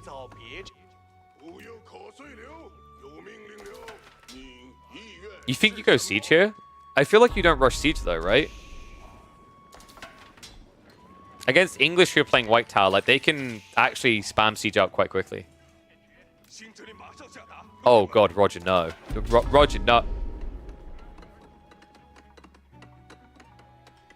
Oh, no. I get that he means you supervise the upgrades, but he said Siege Workshop as well. Yeah. Like, I get it for the upgrades, but definitely, like, for the siege element, it's not as valuable, right? I guess Recon just didn't think there was going to be a fight, though. And in fairness, like, if you look at it from Recon's perspective against the English, he doesn't want to dive the English anyway. No, I get you, Crackety, but my point is, like, on the... If you don't think Roger's going to attack, you probably shouldn't be attacking an English player at the start of castle anyway, right? So I think his thought process is he just wants to go straight for relics as quickly as possible, and his perception is that Shaolin Monastery allows him to do that quicker. Now, I do think that you could have Shaolin Monastery and still went for a normal monastery as well. That would have given you the quickest like gathering rate, because then you're leveraging both resources.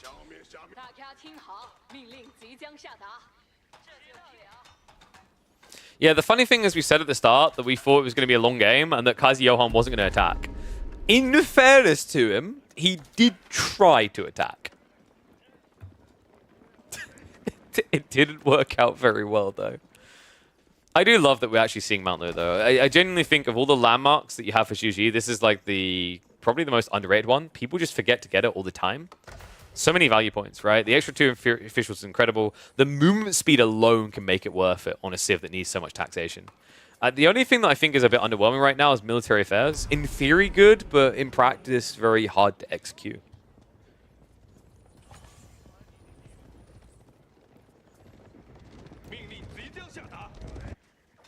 Stone gathering in the center. So Recon likely going to, start stonewalling up the map. This is a popular play when you know it's going to go deep because it's actually a very efficient map to fully stonewall, as you only have to do these sections. And I know someone's going to bring up the idea, but KP, the transport ship play. Yes, that is incredible, darling, but also a very rare play. It doesn't often come out. The problem with transport ship plays is in theory it's good, but when you're in the late game and you're just pumping, 40 plus units a minute, it feels really annoying and suboptimal to have to like pay attention to a transpo ship and then, micro over 16 and then bring them back and then micro over 16 again, right? It's just not a fun experience. Yeti now on the way. Yeah, I've got network of citadels coming in. I don't like English when they do this. It's gonna be a late game, right? If he'd just gone for Wingard, I'd actually put my money on the English right now. Because they have some solid players at that point, right? Like the Footmoon are insanely tanky. Rangers are very powerful. I mean, the Wingard Raiders actually would have given you a swell point to go out and attack your opponent. Instead, we've got your classic me English beef eaters and pew pew bows. Me not move. Enemy come to me and me slow zog zog in. It's just not a good fit. And why the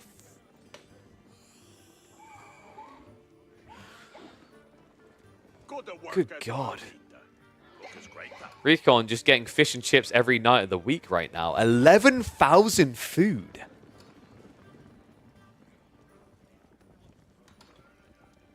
Now you're probably wondering, why did I click on this game? Anyway. Wait, let's speed up a bit closer to live as we can. Because this is going to be one of those, we have 40,000 resources each game. No, don't judge me. It has a Zhuji pick. When does Zhuji ever bother with late game against English? Recon is kind of messing up though, right? Because he never built pagodas. Oh, he did. Oh, sorry, he did. He's got them. I just don't know where. They're not pumping monks though, which is kind of surprising. Zhuji library now on the way though. You know what I really need, guys? You know what's really missing in this type of game? I really, really, really want to see some dynastic protectors. We never get them.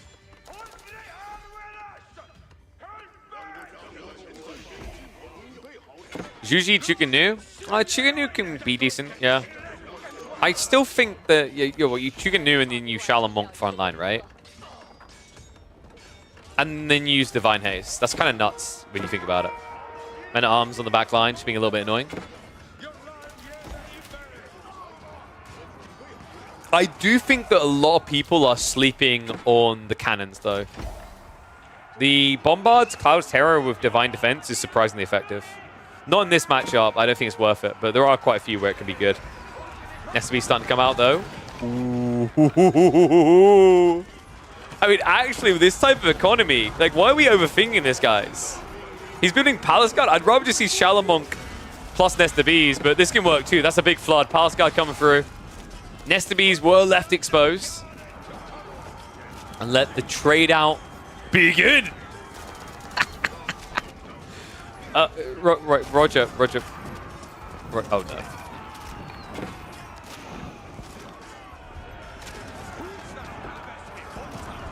All right, so front line got wiped out. Roger needs a reboot fast. How's he looking on gold long term? He's got the 3K here. He's moved out flank already, but he hasn't secured it.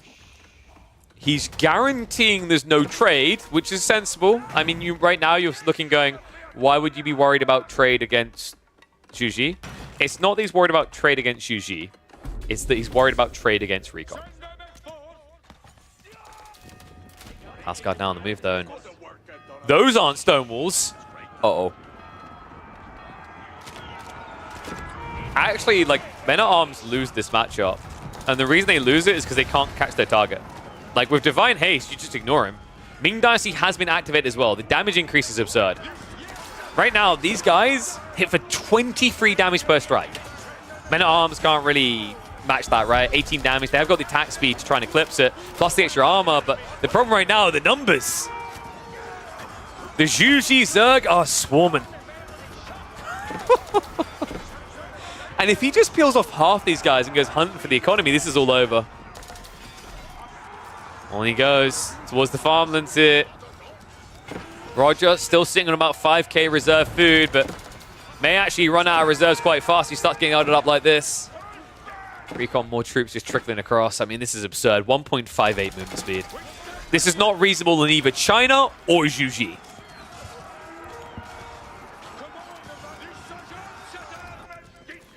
Luckily, they don't have Imperial Palace. True. Although I don't think it matters when there's nothing left to grab. A lot of idle eco on the flanks, even if they don't die. Key drops everywhere from Roger Scruton to try and survive in his own base. But I'm starting to feel like even if he does survive this, there's not much resource left on the map that he can grab here. Right? This is definitely just going one way.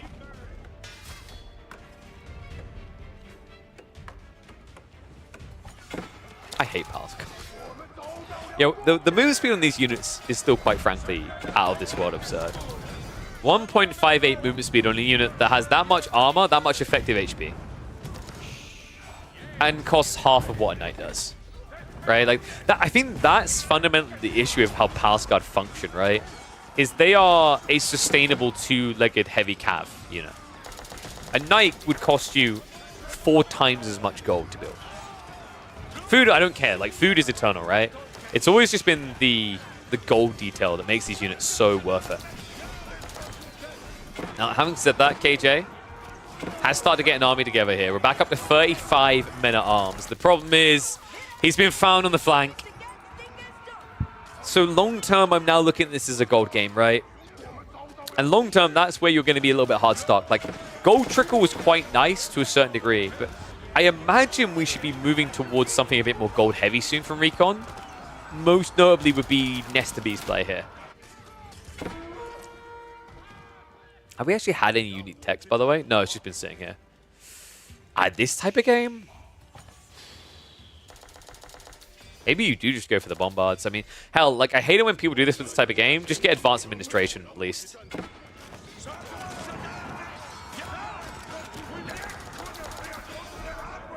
Oh, look at that. Recon is going to bank Nestabees. I've never seen this before. No, you don't get 10,000. You don't get the 10,000 bolts. That doesn't affect Nestabees.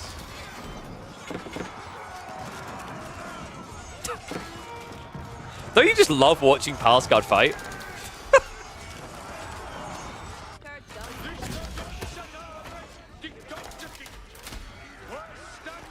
The sad part is Roger doesn't know just how dead he is yet, but he's about to discover. Remember when he had almost 10,000 food in reserve? I don't think Roger remembers those days anymore because that just kind of depresses him. He's pretty much struggling to just keep this up now. Meanwhile, Recon is still sitting there with over 6,000 food in reserve. It just shows you how much better the Palace Guard are trading here. Yeah, the biggest problem I'm seeing for Red, like, Rogers should have actually just built some stone walls and taken a slow approach. Like, he's fighting without aura. It's an even fight when you have aura. When you don't, you lose.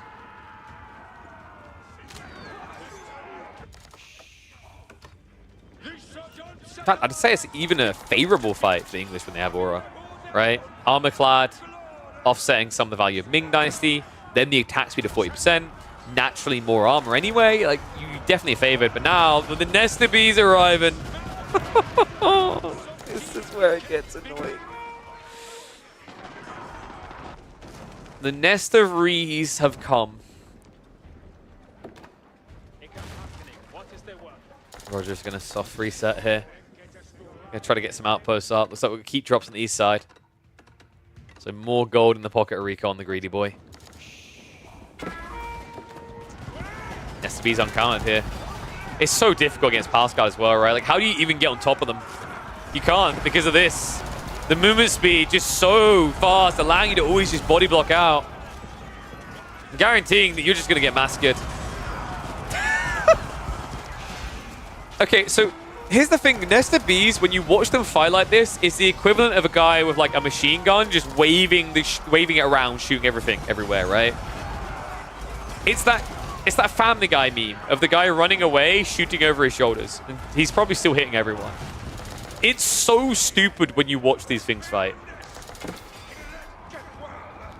Like, you know, we sit here and we go, what are Nest of Bees' real weakness? You can only build so many of them. You can only build about 63 of them. Very, very important. Or 66, rather. You know, that's their weakness, guys. They're limited by population. This is over. I just don't see how you can test this. Like, I think the dumber part as well is we often talk about Chinese Nest of Bees being OP for health. Can we just stop and think about Ming Dynasty for a second here? You're seeing that correctly. They get their damage buffed by Ming. That's 13 damage times 8. Hence why everything is melting, even elite army tactics units. Recon. He just needs to take this a little bit slower, right? He's going to be fine. Scrimmers are arriving to try and trade him out. I mean, funnily enough, actually, if he just uses, like, Divine Defense, then he could snipe out on the Scrimmers here. Instead, it looks like he's going to lose them. Because, you know, why win a game straight away, right? Like, I mean, it makes sense. Recon wants to keep his elo high. Best way to keep his elo high, just stay in this game that he's eventually going to win. Don't risk you an into Dimmu. It's not worth it.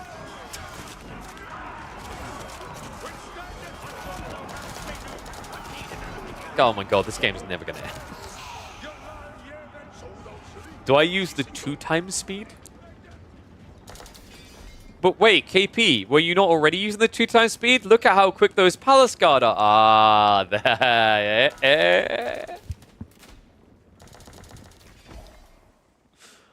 God, he's going for a wonder. I don't know if that makes me feel any better, Crackety. He's just stonewalling everywhere right now, and it's happening.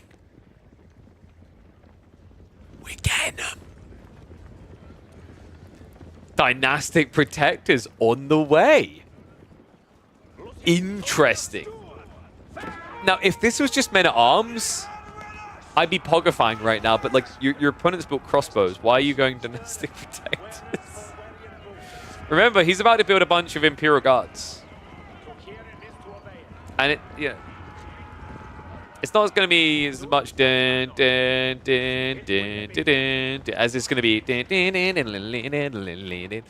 It's going to be a bit clowny, right? Because like building these guys against mass crossbows, not the cleanest solution.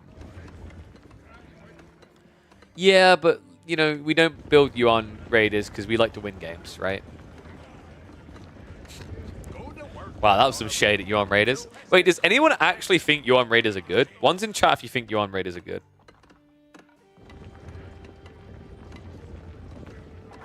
I think they're good if your opponent has trade. I don't know, like, I feel like you just, if you're against villagers, usually... Okay, you guys really think they're that great? Nah, dude. I think Imperial Guards. If you're against villagers, I think Imperial Guards. Okay, yes, they're way better than Horsemen. But, like, in this type of game, I think my biggest hate for them is they literally have one roll and one roll only. And if you know they're coming, you just stonewall. It's like, for me, usually the problem is I feel like UM Raiders get one shot and then someone stonewalls.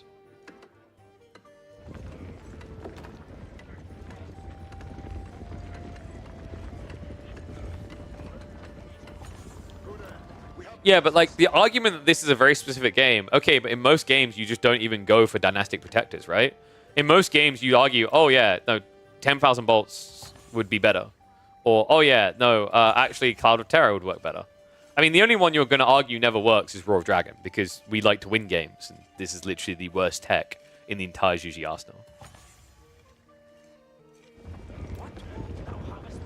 I actually think the GG tech that gets slept on way too much is advanced administration.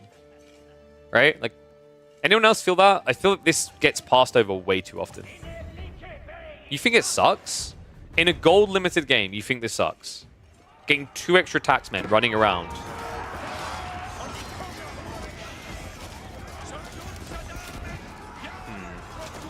Well, you think the issue is you just don't have enough tax to exploit it? Pass guard, marching out. Bye-bye outpost. And all of a sudden, a winning fight turns into a losing one. Yeah, I guess that's fair. You're probably not going to have extra gold to exploit, right?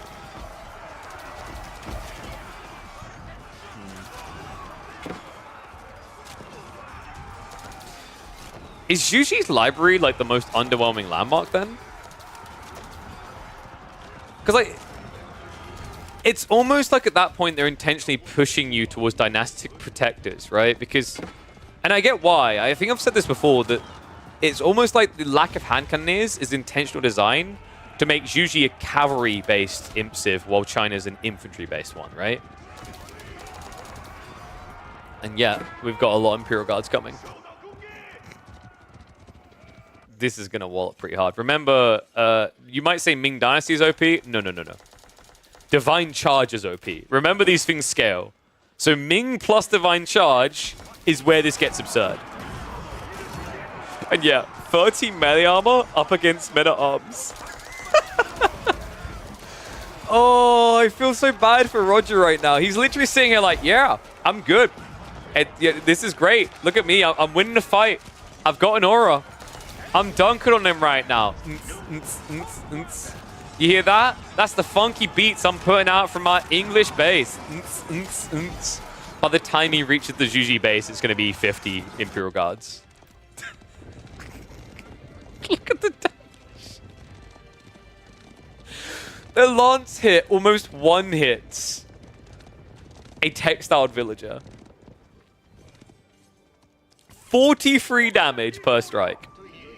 In 2 seconds, they will deal 109 damage.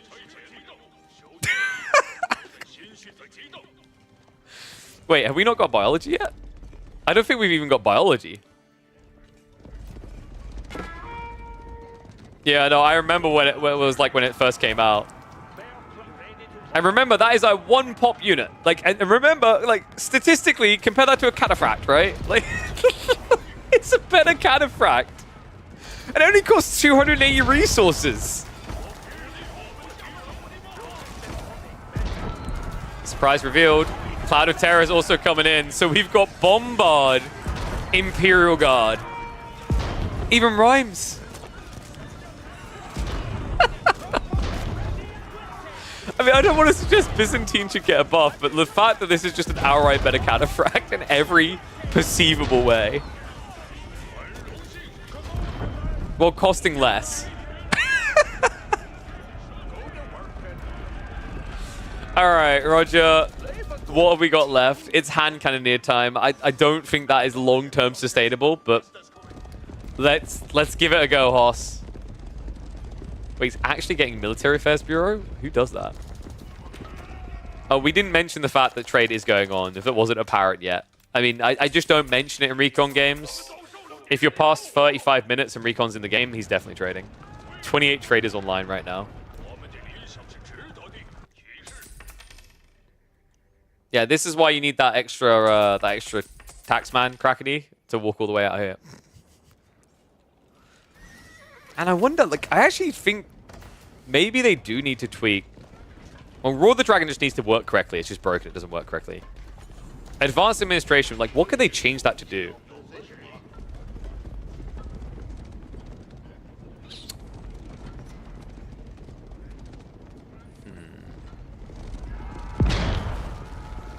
Maybe some sort of unique extra thing an Imperial official can do, a different option. I'm trying to think what you do, though.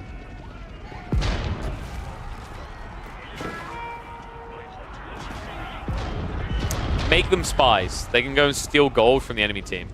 We're Red Alert 2 now. I figured it out. How do you break this now if you're Roger, though? Because the other problem is the Bombards. Like, if he uses Divine Defense occasionally, he can stay on the edge of Springwood range, so it's very difficult to catch him.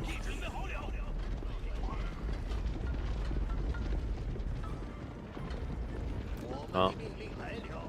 The perfect Juji late game comp. Hand candy Num's climb, but I don't think they're going to climb quick enough here. Apology is in, folks. Siege work's also on the way. These Bombards. Look at the damage straight away. Siege in trouble, though. Looks like they've been let loose. Imperial Guards around the back. Bombard's not dying quick enough. Springwell's already removed. And Roger Scruton about to be removed forcibly from Rocky River. He has 33 more in queue. Yeah, we gotta do it. Delete the villages. I need double-digit Imperial Guards in my life. Emperor Sidious, I can hear him moaning and groaning in the background. The Empire is truly alive in this one.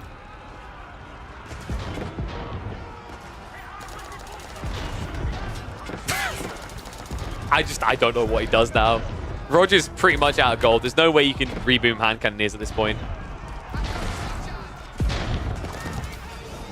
And he hasn't really got the attack speed aura, but guys, I'm looking at one part of the fight. Look at everywhere else. The guards are in. What are they guarding, you may ask? A corpse.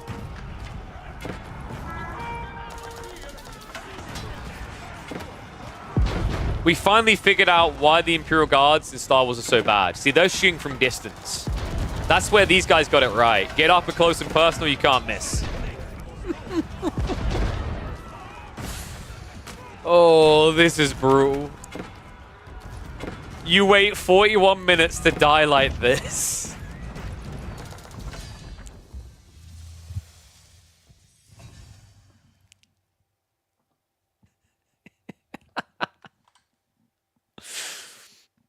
Well, I think we know what they call that one, right? The perfect late game comp. Imperial Guard plus cannons. Oh, your curls, your toes kind of curl the perfection of it, right? Was that like, where would Roger have won that then? Oh, I genuinely think if he goes Wingard, he has a better chance, right?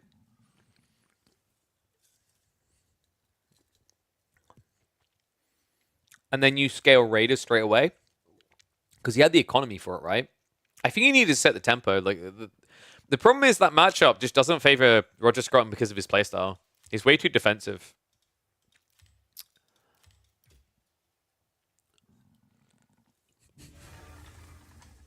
No, France, I'm there with you, buddy. I'm there with you. Yeah. Wingard match is different because I think you spam Raiders and then you get Footmen as well, which is nice, right? Like Footmen, their stats are kind of like ridiculously bolstered. They'd also fight better than Men at Arms up against the Wingard, against the Imperial Guards. Although, like the whole logic is you're not meant to let it get to that stage. All right, let's see what else we've got here.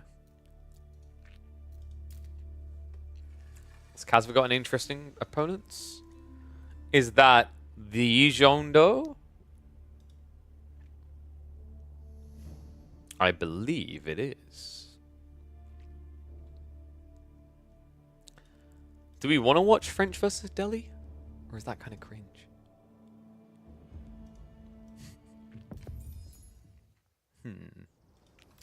Alright, quickly check the other options. I think I saw someone else queuing. So Recon's not in one. The other would be Mayo Micah. But I don't know who's up against. Let's quickly check. So the options: Mayo Micah versus Sanic. Oh, they're practicing, but the best, like, they're doing EGC Woodwall. But the best part is, like, they're practicing, but they've made the games viewable. Bless them. It's kind of cool of them, actually. All right, what do you guys think? Woodwall or Casva? Wait, this is a show match? What's the show match? I didn't even know about this. I didn't even know there was a show match going on. Like, Clearman. Yeah. He's streaming on YouTube. Oh. I didn't even know about that. Intriguing. What's the format?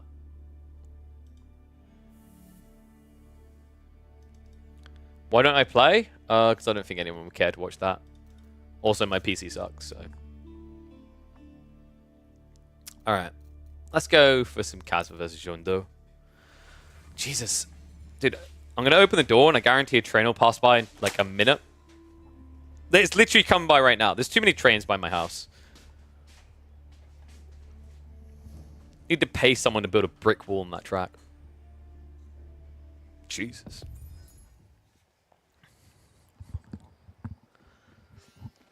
How much is he paying you for those show matches, Crackety? How cheap is your ass?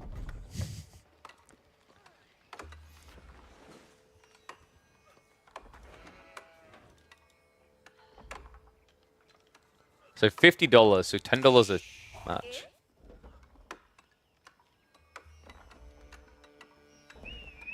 Dude, he like, wait, so what, is he burning like wait. Is he doing one each day? So he's burning like, what, $250 a week? Jesus, that ain't sustainable.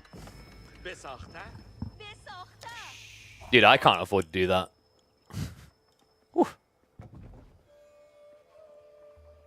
I feel like I live next to platform 9 3/4. It's a mess. He's actually back. This is cool, though.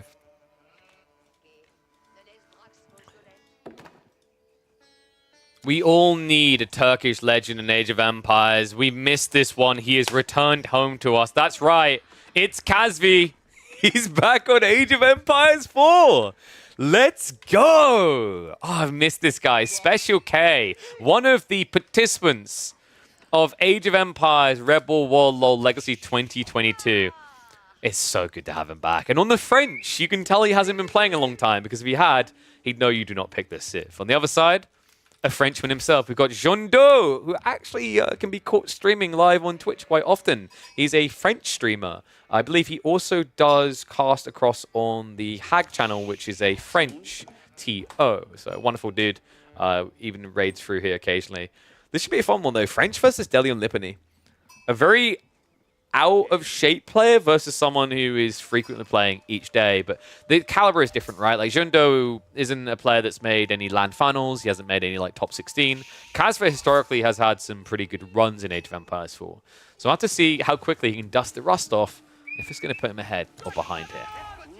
Spawn-wise, actually a fairly balanced spawn around the Sacred Site detail. That's important with the Deli in the game like this. They are somewhat easily wallable because you've got tree lines, cliffs all around them. But at least you haven't got that too Sacred Site bias to one side that makes Deli games much easier to win. Looking at the resource spawns as well. A lot of forward resource spawns here. So that could be a weak point for Kazza to exploit. But remember, the Deli are quite content to just kind of scale Ghazi into Knights and clash with you.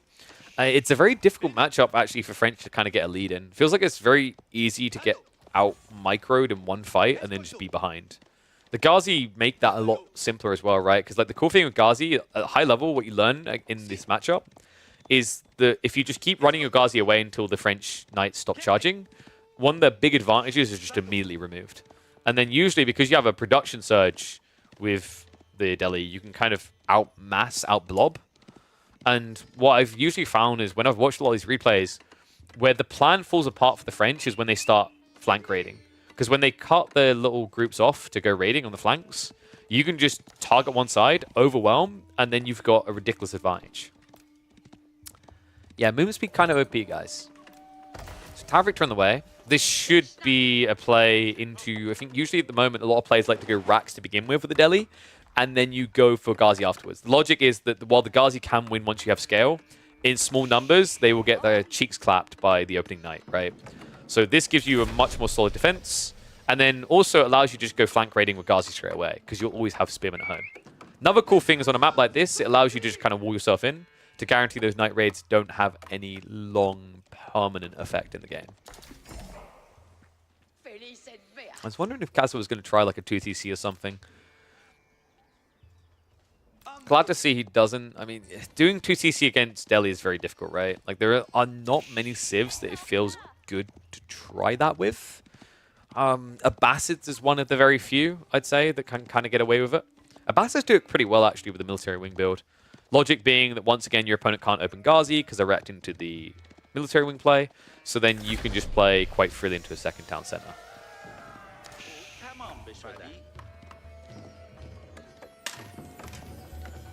That was the noise of me emptying my protein work stream. Damn, they're good. French can do it if you get a back deer spawn. It's still very difficult because, like, if you do that, you are immediately eclipsed in Ghazi counts, right? Because the issue is, like, the logic there is you're going for your second TC, but what I'm getting in return is all sacred sites. Because what you've just told me is you're not building knights at a reasonable pace. You're just behind. Jeune deux. What is it going to be? It's going to be the racks. Okay. I don't like his timing here. I think this is a bit late. There's actually a risk you lose one or two villages. He has at least got textiles, so smart cookie there. You need textiles against the French. They 2-hit with the lance charge. A little bit of hesitation here from Casper, though. Oh, wow. What? Yeah, you'd think he'd be looking on both of the tree lines first, because wood is always a guarantee here, no matter what build your opponent's going for. But this delay kind of cost him. The military efficiency production rate allowed him to get 2 swimming out here, so knights, if they could go for the dive on both sides, but it'd be way too expensive. And now we do get that natural step up into the stables we talked about. So what you'll likely see here for Jeune deux is he should go up to about 5 or 6 spearmen, and then move the scholar from the racks into the stables. And of course, when I've got a good old Kaz, a good old Lydical has to appear in the chat. He is back, my friend. We've got him.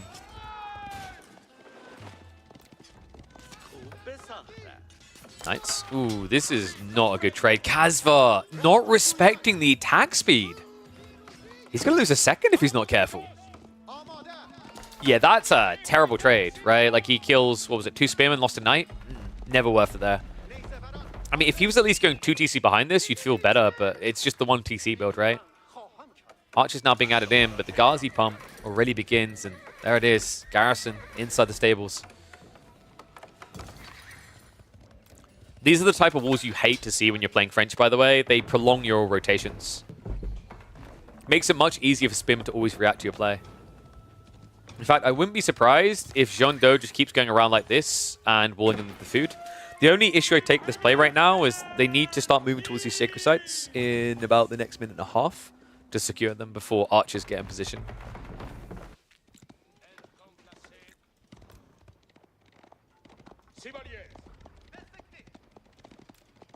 Kazva. What is the wing condition here? Because I don't like it if it's blob archers, right? Like, Delhi can eventually just step into archer as well, and I mean, they do it a lot better, right? Like, the reality is that Tower Victory attack speed tends to give them an edge. Another issue, this archer timing. You already see the blacksmith now drops. Jeune deux is on the way towards Undermesh. However, it's not very quick right now, right? We're still 2.5 minutes away. There is a window where when Kazva's at about 15 archers, if he preps Steeled Arrow, he can take a really convincing fight. But it requires positioning and timing, and it's getting a lot harder when you consider the walls that have gone up from Jeune deux. Wow, this is a very defensive Delhi.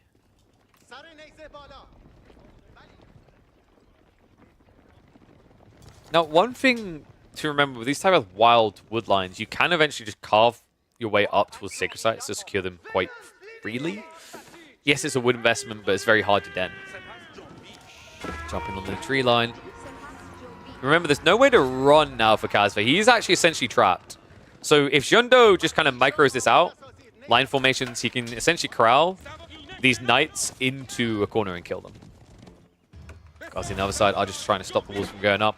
No undermeshing yet, so this Archify does actually sting. It's like Jundo. Oh, buddy, no. Playing like a fiddle. Kazva, there's no way. He should not have been getting out of here like this. Still has to fully get out, though, if he misreads this. Oh, wait, the walls. Okay, ignore that. The walls on off. Yeah, I think Jundo misplayed at this point. Kazva actually has the lead. The Archer count is looking convincing, and Jundo doesn't have Masgazi. First sacred site's being locked in, but this isn't free, man. I mean, at this stage, Kazva should be marching to the center of the map. He has a very strong contest point here. In fact, there's a risk that Jundo could end up losing both of the scholars. It just requires a peel of the knight. Oh man, this is actually bad. Guys, if you lose both of the scholars before they lock in sacred sites, you're gold starved, right? You have to waste extra time adding in additional scholars after gathering gold. It puts you so far behind, and that's exactly what's going to happen here. Scholar trying to run back now, but more knights are on the way. Spearman trying to come out to assist. I just don't think it's going to matter. One scholar going down. Second one does at least lock in his sight, right? There's no way that one's going to get blocked out. Which is a bit wild, actually. If Kazva had immediately walked over with the archer, he could have blocked both sacred sites. That's important. It means Jundo will at least capture this site long enough to replace one of the two lost scholars. But this is still painful in a game where he's yet to get a single blacksmith tech, right? It definitely slows his timings down. Not just that, remember Kazva is escalating an eco lead, right? Now 4 villages ahead.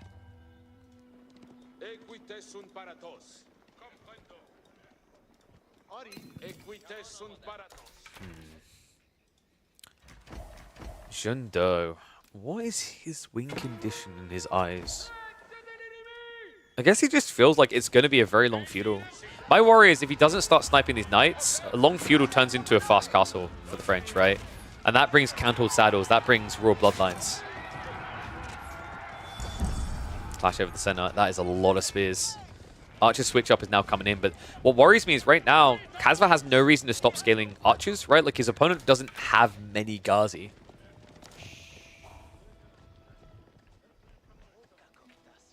In fact, he seems to read it too. More archers now queued up. Steeled Arrow is on the way. He can have Steeled Arrow under mesh before Jundo does. So that's going to be a critical point at about 30 minutes. Like, there's going to be a big clash, right? Either Jundo has to forfeit more of the map, which is hard to do from here. And if he has to do that, like, what has he really got left to work with? Like, even the resources safe in his base, there's not really much left here when it comes to food.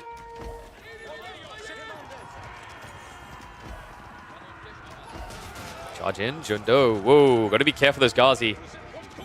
Yeah, those are the type of charges you can't allow to happen for free. He just mistimed the attack a bit. The spearmen weren't close enough, and it didn't look like they were actually charging half the time. Kazva, still after all this time, still on point. This is a really cool game. I wouldn't have pegged French to be in this type of position. I do think Jundo misplayed a little bit on that opening play. Like, probably should have been going for the 6 right a bit earlier. Probably should have not been so neglectful with his opening units, but you can't fault Kazva. No, he's just trying to burn through the wall now. Kaz doesn't need to rush like this, by the way. I think he's being a bit over the top, but it's because he has Steeled Arrow. Wait, was that a misclick? That feels like a misclick. You see the archers ahead of time, right? So going Insulate Helms instead of Undermesh doesn't make much sense. If he had Undermesh there, he could have kept pressing, and he could have broke through. Yeah, this delay, I mean, it's at least going to give Jundo a chance to try and hold. Problem I'm seeing right now is like you're in a game where militarily you're even on army count, but you're against French Knights, so you're actually behind. Ooh, and speaking of those French Knights, they find a little bit of an opening here. More villagers being sniped out, so Kazva now with an 8 eco lead. Sacred Sites are being walled in though, so Jundo might be able to sneak a bit of gold. Still, one Sacred Site doesn't make up for these losses. More villagers going down. It's now a 10 villager deficit. Going from the Palisade Gate. Archermass standing its ground. There's still no stealed arrow for Jondo. Spinman count down to 6. This could be it. Kazva hesitates on the charge in for a moment there. Archer's just tugging down the few Spinman that remain, and this should be the commitment. I just don't see how Jondo's meant to win this. Too many knights left over, and Kazva convincingly getting the win, showing you that the rust is only temporary. Wow. Well played. I mean, definitely not the cleanest game out of Jondo, but I just want to remind people, you know, Jondo's not terrible at the game. He's actually quite capable. Like, when you look at him on the ladder, he's sitting in, what, 423rd place right now with 1,550 elos. So definitely a capable person, especially this season he's improved a lot. But, man, Kazva just coming back out of nowhere makes it look also trivial. A guy who, I believe, has only played about 10 games in the last few months. Still showing he's got it.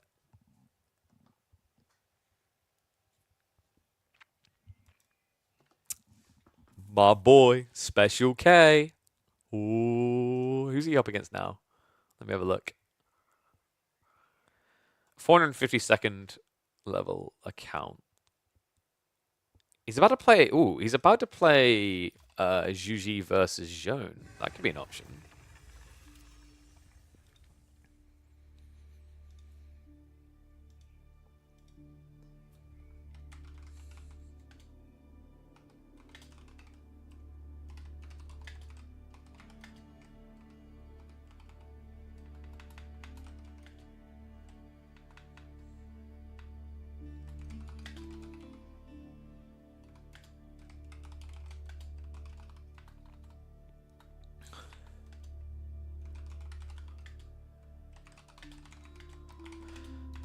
Oh, there we go, boom. So let me label that one. So let's have a look here. In fact, let me check multiplayer, see who's queued into each other. Oh, sorry, observe. Oops, wrong tab.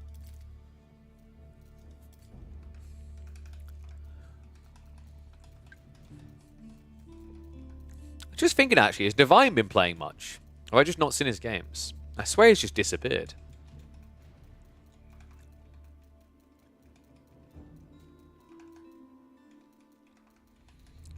So there's the Kazva game.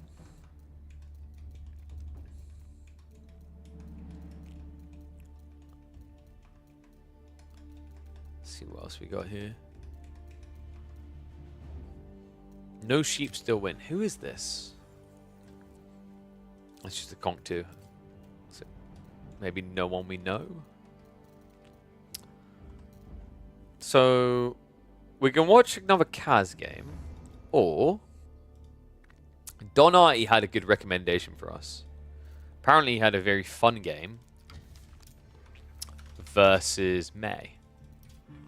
So let me get that up now.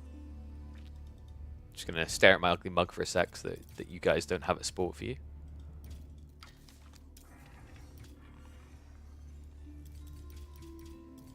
Okay, so there we go. Lipany for Delhi HRE game. Seems to be quite a fun match actually to watch.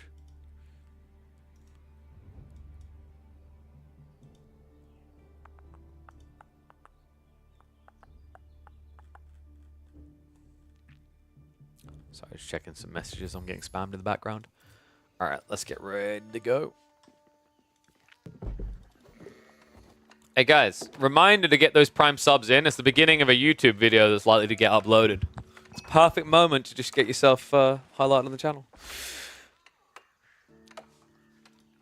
Whenever Don recommends a game, you know it's going to be a wild one. One and all, welcome back to the AW4 action. Whenever Donati's on your screen, you know you don't want to look away. And he's going up against May, a Delhi specialist. You guys might remember, we've cast this guy in the past, actually. I believe he's even able to take some games off of Beastie. But he's more or less a one-tricker. He only really plays the Delhi. And this is an intriguing matchup. Delhi versus HRE used to be HRE favored, but for a long time has actually been dominant for the Delhi ever since they had the Ghazi Raider added to their roster. However, We haven't seen much of it recently. HRE, they got some new grooves. Remember, marching drills by default now gives them quite a bit of zoom. Apparently so much zoom that Don wants to full-on send it in the Dark Age. What? I did not expect this when I clicked on this game. Don Artie with a Dark Age HRE Spearman Rush. I mean, there's no villager to follow this up, right? Like, I'd be surprised. If there was, it would be a good spawn for it, right? Berries and gold on one location. This is kind of sick. Because the Spearman can idle out both, potentially, but you need to be very careful. If you get your positioning wrong, you get a little bit too close, it actually means there's just more shivs to attack you back with.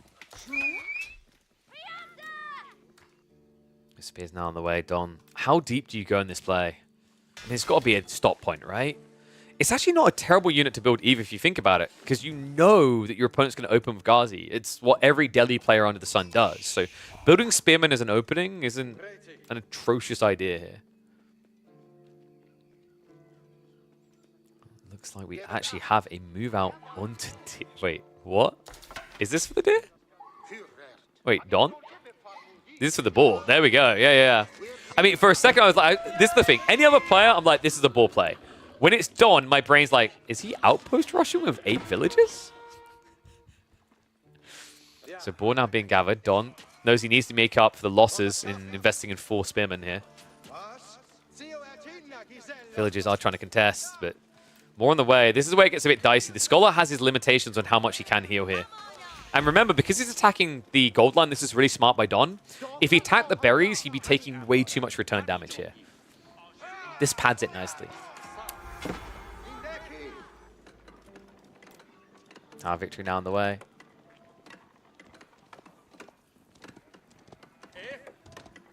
Thank you very much for the sub. The future is ours. The future is indeed ours. Wait, who's us, though? Are we HRE pickers or are we Delhi pickers in this one? On this one, buddy. Tower Victory coming up, though. Nicely placed so he can't easily be dove. He's actually done it in a really smart way where he's kind of trying to bait Don to go underneath the TC to take arrow fire. But Don won't take the bait that easily. You know, other side of this, timing is, of course, going to be off. Like, Don actually has some big issues here because he isn't even gathering gold yet. He's going for the outpost we talked about.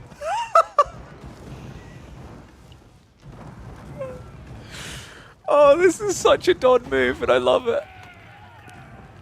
It's everything I want for Christmas and more. Oh my god. Spearmen are going to get a little bit too antsy with the dive there. I'm not really sure if that was worthwhile. Don finally is gathering on the goal, but this has been heavily delayed. To the point that there has to be 7 villagers out onto it because he gathered way too much food. Villagers are being pulled. Oh, no, don't. We'll let her out, rather. Oh, good God. Spearmen. I mean, they might be able to get a pick here. Remember, these are marching drill spears. They chase you away very fast. That's why Don is willing to leave the outpost up just to keep them around longer. Not quite able to get that final stab he needs. Outpost. Is it going to go down? This is going to be tight. He just about gets back in time. And remember, May stopped taking up because of that. So we haven't even got Feudal Age yet. Villager does get popped. But look at what Don's done because of that. His tech up timing is not going to be that far behind. Now, the outpost is a fail in the end. It looks like that Shiv did come out just in the end to finish off the HRE Villager. But considering the trades as they stand, it was worthwhile. Spearman might still got more value out of this. I love it. Any other player, May's like, there's no way he completes that outpost. Don is like, there's probably 2 villagers on the way. Oh my, Tower Victory now up. But May's timing very off here. Blacksmiths being dropped down, stables as well to try and catch up. I mean, we talked about this, right? Like, you always want to go Ghazi, but it means the Rax opener keeps value for Don.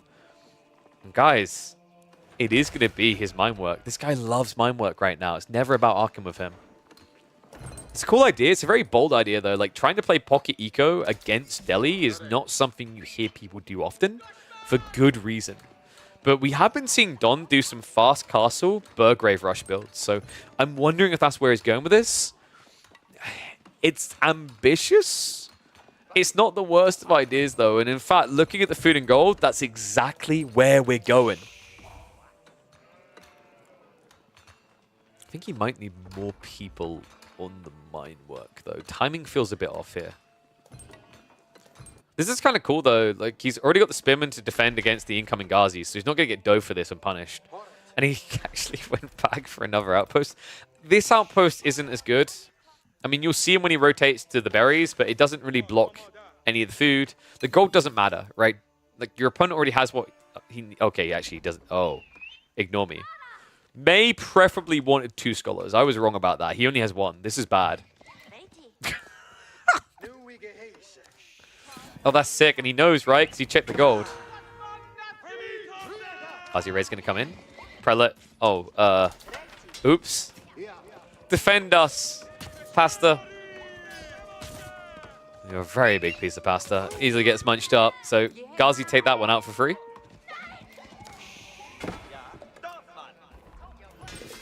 Don, that might screw with his timing a bit here. He should just about be fine. I think he recovered to the sheep fast enough. Scout not quite getting picked there. Arch is now being queued up, but this is where May should realize what's happening here. He hasn't been attacked. This has to be fast castle.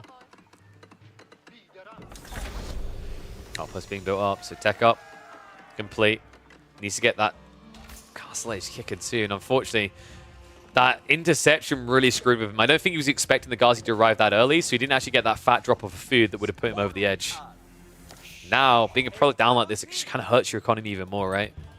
Walls are now going up from May as he looks to lock in the sacred sites. This is a pretty OP spawn for a Delhi player, right? Like, easy wall in to secure 2. Third one not that far away, so this could very quickly turn into a free sacred site cap game.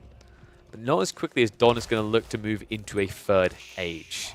14 sheep still underneath that TC, by the way, so he's not running out of food anytime soon.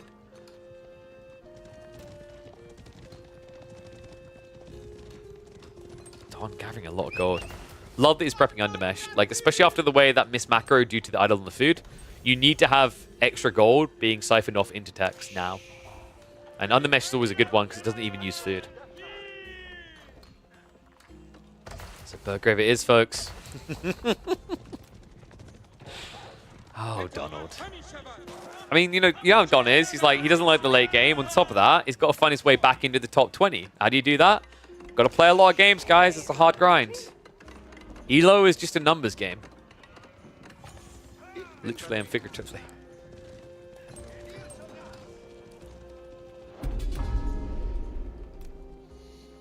He's playing this a bit slow, though. I understand the walls to a certain extent, but now you have a bigger problem. Like, you're scaling into archers, but they're not doing any damage. You're not stopping the tech up here. Tech up that could very easily kill you in this game. Love the fact we've already got men-at-arms getting queued up. Has to hold them back. That's very smart. Usually you want to be walking men-at-arms towards the enemy base for the tech up. If you do that, they die to the Ghazi and archers. But I'd time the goal, but I'm afraid it might be a bit too late. 476 gold in reserve. More than enough. Steel Arrow is coming through soon, but with the Undermesh already there, any damage increase you got has been mitigated.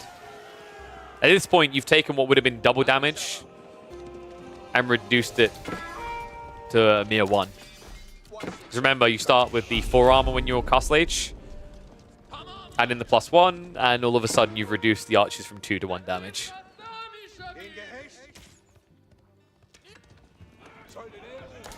Now let's begin the march. Upgrade has been queued. This comes in so fast, you can't do damage. There it is, Castle Age MAA. Don. A little bit overzealous with his timing. Nate dives to the villagers. A little bit interesting that Don's even out there, considering he should still have enough sheep underneath the TC, but he's getting low fast. Nate. He's the 1-2 step of archers plus Ghazi. Is it going to be quick enough, though? And why are we getting siege engineering over the Undermesh? I mean, you're going to need to dive to kill Eco, right? A ram timing just doesn't seem feasible here. And Arms now stand their ground. Ghazi numbers, for the time being, looking okay. We have got the 2 ranged upgrades in. I mean, the second one not really necessary here from Don, but I would have actually preferred to have seen melee tech, actually, at this stage. Remember, there's no way archers can ever hit you hard enough. I know you have to eventually dive the base, but we're not at that point yet. This is going to get tight. You can already feel it. Like, Don can't afford to lose a fight here because he needs to start moving out of his base back onto the food sources from before. In fact, Mill now being set up for that exact purpose. Nice pill there. Archer numbers just aren't feeling that strong, though. You kind of need them for the assist here. Like, Ghazi can't do it on their own. The only upside right now, actually, for May is that there's no two-handed maces. But Bloomery is there, like we talked about. I mean, that's an interesting thing, right? Like, two-handed maces is quite expensive in comparison. You can either pay 350 resources for the two-handed, or you can basically get a 50% discount for 2 levels of melee tech. That's insane if you think about it that way. Like, double melee upgrade is more efficient than two-handed.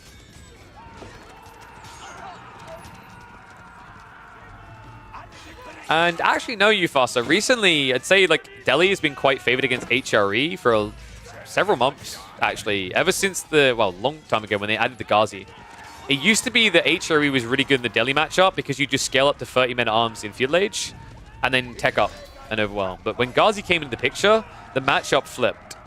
So for a long time, it's been a Delhi favored one, I'd say. This is looking good for Don. Up to 12 men at arms now, and May, no signs of teching up either. How the hell would he recover this now? I mean, if you can find the men at arms cut off from each other, you can bring them down one by one, but I just don't see that happening here.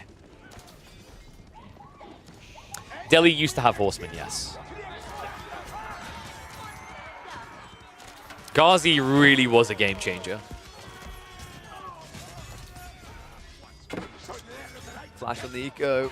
May, probably the only way he can actually win this game now is by chipping economy, but it's not going to work well like this. Don even adding in a few spears. That's really smart. A lot of people neglect spears at this stage, but you don't need spearmen to defend your economy. It's more cost efficient to just... you don't need spearmen rather to attack. You need them to defend the economy, right? So it's more cost efficient to build a handful of spears to defend here, even if you don't upgrade them, by the way, than build men at arms. Because the men at arms will just get ignored. May. He still needs to find that economy. If he goes south side right now, if he suspects... He seems to be very fixated on the main base, though, and that's just not the way.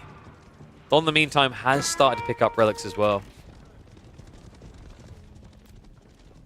He has to know. May, moving to the berries. This could be big. Oh, Don. Dodges a critical blow there. Especially considering he did not have textiles, so Ghazi instead are going to waste their time in the main. Sacred sites have now been locked in, but the men-at-arms numbers are beginning to bloat here. 14 and scaling. He almost has as many men-at-arms as there are Ghazi.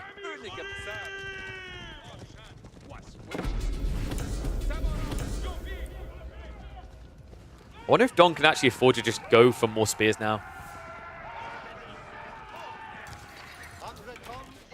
Chase is on. Flash coming in. We do not have the level 2 melee defense here. The men-at-arms are heavily outnumbered. Don willing to commit to it, though. Ghazi are dying fairly fast. Feels like they're dying a lot quicker than men-at-arms. Yeah, I think we've reached the critical point here. Like, this just doesn't work against the MAA at this stage. Maybe if you can min-max and pull back every injured Ghazi perfectly, but I don't think that's happening. Remember, this is just wave 1, by the way. There is still another group of 8 more men-at-arms waiting behind this, and a lot of food gathering underway. On top of that, I imagine we should be looking at more relics being creeped on too soon. Don could look to try and invest in a monastery. I think right now, though, everything is just going into bodies to make sure he doesn't get overwhelmed. And we have got two-handed. Okay, this is the game changer. Like, the way I view this, before the two-handed, May can fight, but now with two-handed, especially if we then also add in the melee defense too, which is quite feasible at only 175 resources, that's when this game gets really scary for May. Yes, Delhi should definitely add crossbows in feudal age. Because Ghazi aren't OP enough. They need more heavy armor piercers. Oh, wait, May. He went after the economy. That means the archers are in trouble here. It means he has to hit as well. Don. He knows he can't get out of range in time. That's a smart choice. Runs back towards the TC. So this would be a difficult dive for May to commit to. He's going to try anyway. Meanwhile, archers continue to get chased away, and he peels off to go hunting for economy as well. Villagers with shivs out, though. Oh, what a reaction out of Don. That's sick. With the +2 melee tech, he actually hits significantly harder against these Ghazi. What a read there. Able to push that away. Archers kept busy and now dive into the main. Something for return fire here.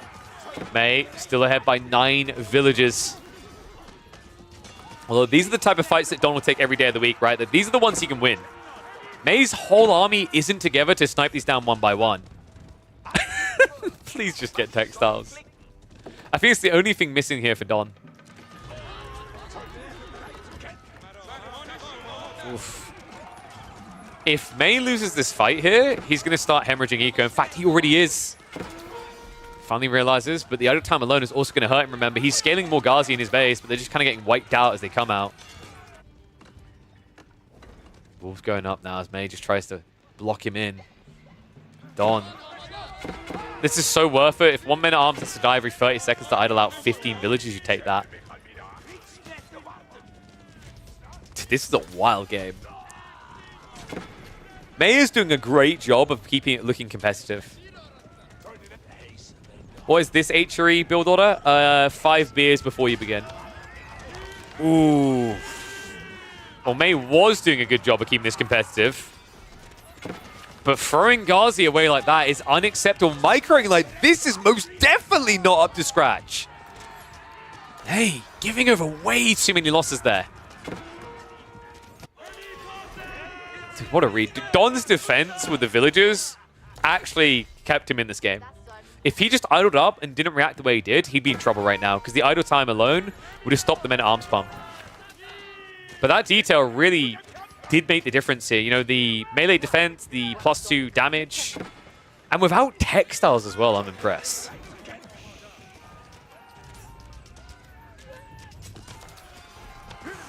I mean, the military count may almost be even, but the bigger details, like if this was at least Ghazi, I'd say May has a shot, but it's mostly archers now. He just can't seem to gather enough food. 2 more come in, and I'm starting to feel like the writing's on the wall. They're equal in economy. Once again, the Ghazi gets shut down by the villagers. Now, I love it. Crackly was like, this is May's style. He's all in. Yeah, but is this not also Don's style? He's basically all in. To the point that even villagers have to defend themselves because he can't afford to waste time sending help.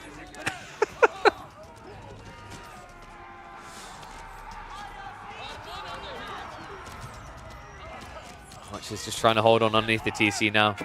But it's more out of time, right? So, like, Don, at this stage, if you think about it, you know, idling 9 eco with a 5 eco lead, like, you're making enough food to lose a men-at-arms here or there. In fact, what I really want to see from Don now is relic gathering. I think he's got an extra prelate on the way from the TC. Now's the perfect moment to start inflating that gold.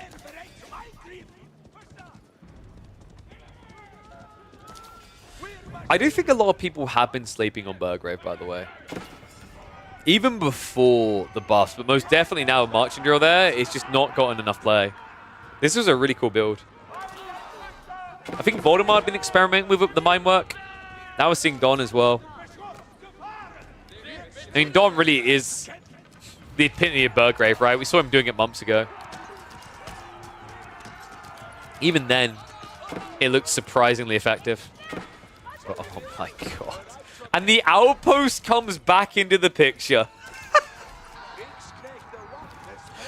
These 2 spearmen have been waiting in here for 15 minutes to do that.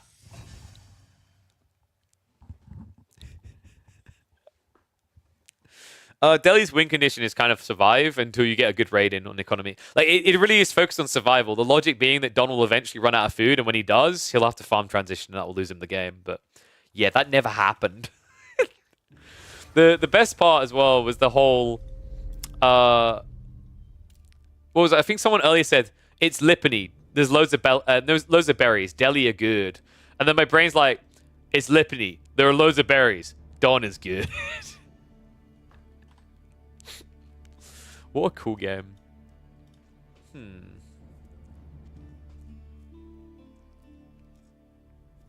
What do we call that one?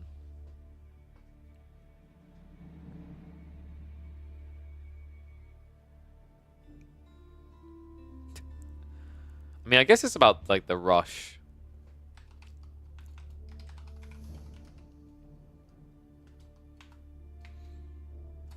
Entry, Dark Age, Tower Rush? Rushing Delhi at all ages.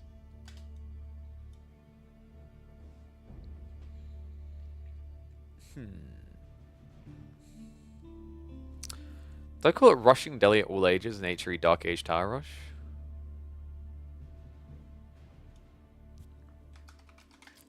It's happening. Marching drills.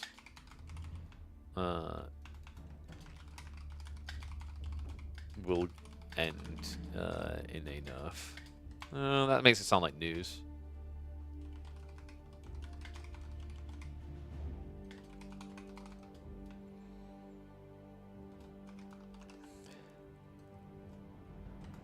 H3 be.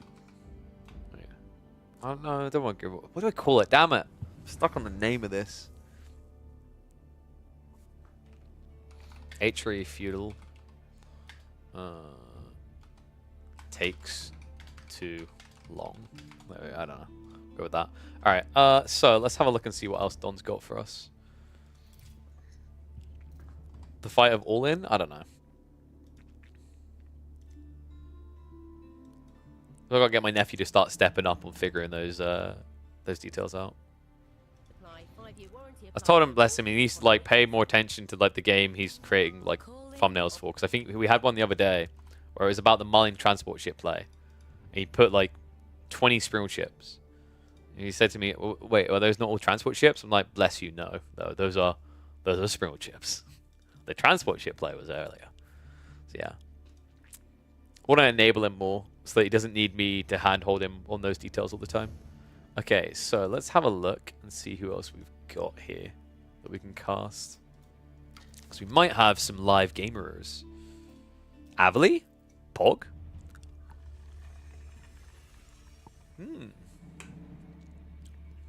Wait. It's high view.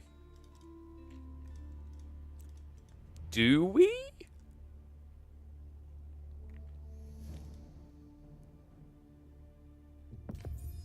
We could?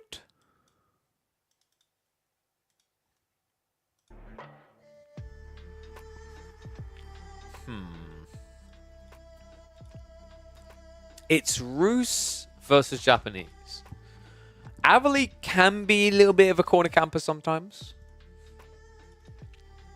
Leozum has some very unorthodox builds, though. This is the guy that done the Dark Age Irobids Rax build, if you guys remember, which is just unhinged. I mean, what's the worst that could happen, right? I'm going to regret that. One's if we watch it, two's if we check out someone else. I think we had some more replays. I think we had some crackety core games. Nobody got opinions on this? Going once. Going twice.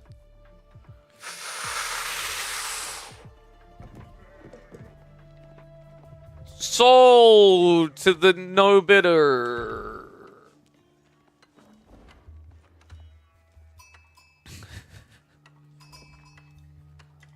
Y'all gotta listen more.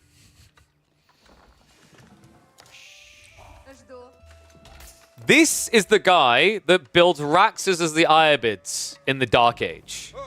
So I had to check on what's going to happen when he's got the Rus, especially when he's got it against an infamous, prolific Rus boy.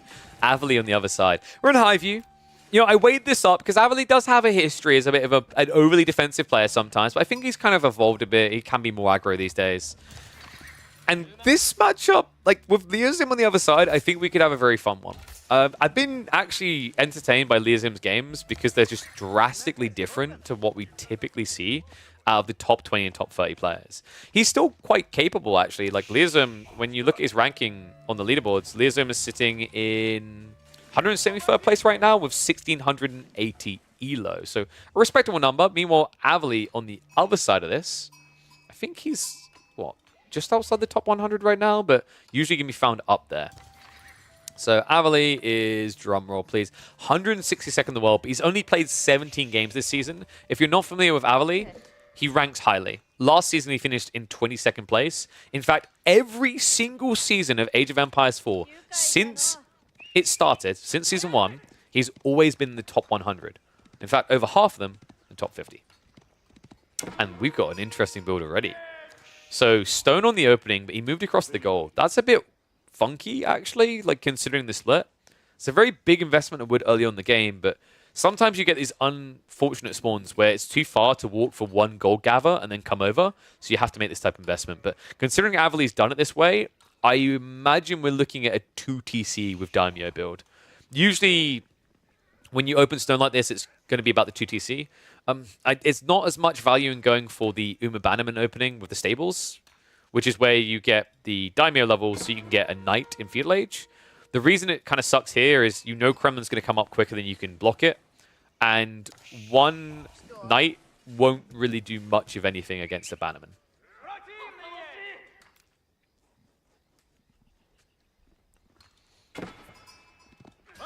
Scout trade out. How are we looking right now? Oh, Leozim's on top of the world, man. Whoa. Oh no, dude, he's me. He's so me right now. He should be teching up. He's so distracted by the micro wall of Avali. He's actually losing the game in a different way. That's such a blunder. He's got enough for a tech up and wheelbarrow once he's triggered that tech up. But he's just not doing it. No, Leozim, please. Leozim, stop it. Oh, bless him. You know, I noticed people were really positive about the gamer Leozims we cast recently and put up on YouTube. It seems that actually I think maybe people do want to finally be shown something other than just the absolute top. I mean, it can get a little bit boring watching the same 5 to 10 people over and over again. So I think we will make Leozim a bit more of a regular rotator. It must kind of be intriguing to watch and think about, right? Like I mentioned, this guy is, what I say, about 170th in the world right now. But that right there is the type of mistake that someone in 1000th place, 2000th place could make, right? Very easily. Yeah, this is a very defensive Kremlin. You know what I think happened here? In Leozim's mind, he thought about the mistake he made there. He's like, oh my god, oh my god, oh my god. Oh my god, I'm so late on my tech up. I need to be defensive because he's probably just about to complete his. I think he's misunderstood the timings on these games, right? Like, it makes sense if you think about it, because Avali should already be teching up, and he should be complete. But because Avali went on the stone, he's later. The problem in this game, the big mistake by Leozim, is he got so bogged down in the scout war, he didn't scout what his opponent was doing. Because if he checked and seen that there was stone being gathered right now, he would have went for a Kremlin drop here. This is an insanely good Kremlin drop. It gets you the stone gathering on the front line for a second TC. It gets you the deer retracted behind, the berries are protected, and it's still close enough to both of your tree lines to buff both of them at the same time. So yeah, kind of unfortunate, and a really important lesson for people. Sometimes you can get too fixated on the scout war, and this is definitely one of those situations. Tech up about to complete though, and this is another detail I don't like. Leozim didn't prep the wheelbarrow. You 100% want to be going wheelbarrow because your TC needs to be a bit more loose than next to your primary, right? It needs to be here. So that's a lot of walk distance. We also do not have any lumber camp yet, so no play going into the broad axe. It looks like he's trying to get the second TC off of the straggler trees. Still no wheelbarrow. Just can't get over that detail. Extra scout coming out. I think there are still some sheep left over. Yeah, they both got distracted on that side. There's even more wolves. This is crazy. Like, what's Leozim at? He must be at 260? Let's have a look. Dude, how do I... Alright, guys, wrap it up. I watched way too much AoE for my next trick, I will balance the Byzantines. Okay, actually, I don't have that power. Actually, yes, I do have that power. To balance the Byzantines, go to my channel, pick any video from over a year ago. There you go. Byzantines are balanced. TC drop now coming in. So you get this for free anyway, because Avali's not going to contest it. Oh, I say that. He's going Daimyo. Was this the plan all along, or was this a switch up by Avali? I mean, I imagine it was a... It's probably the plan all along, right? It just feels a bit weird the way he done it, because, like, ideally, to get this type of play, you can just gather... I think you can gather, like, a bundle of stone with a bunch of villages early on, and then shift across and drop off. But I guess your timing would be a little bit later than the build he chose here. So Uma, coming in, will not be quick enough to stop the TC going up. But this is the thing, like, this Uma Bannerman play should have been quite bad because of the Kremlin placement in this game. So that's what's making me wonder if this was a pivot by Avali after he saw the spawn.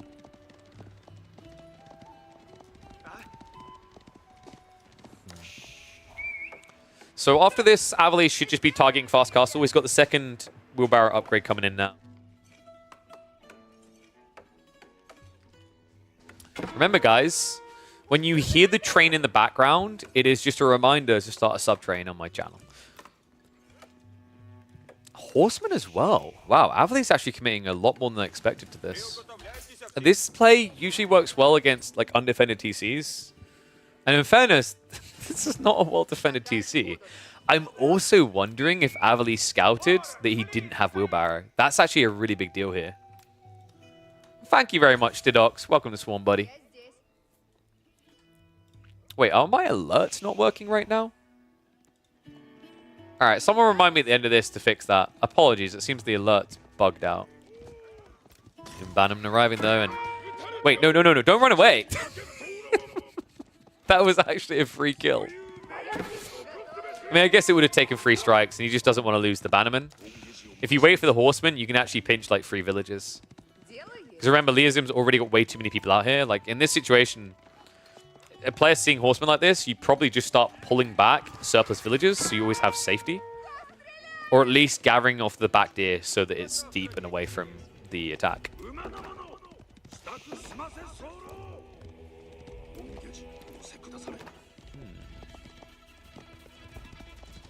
So Liazim is going for that fast castle bit as well, naked as can be. Avali, meanwhile, is going very hardcore all in here. He's massing Horsemen. Does this actually work, though? I mean, you're actively playing into a worse part of your game by doing this, I think. Especially knowing your opponent is teching up, which you should be able to tell by now. Oof. Block on the wall, not good enough there. So nice fortification just in time from Liazim to stop us around. Height Trade House is coming in brave, though.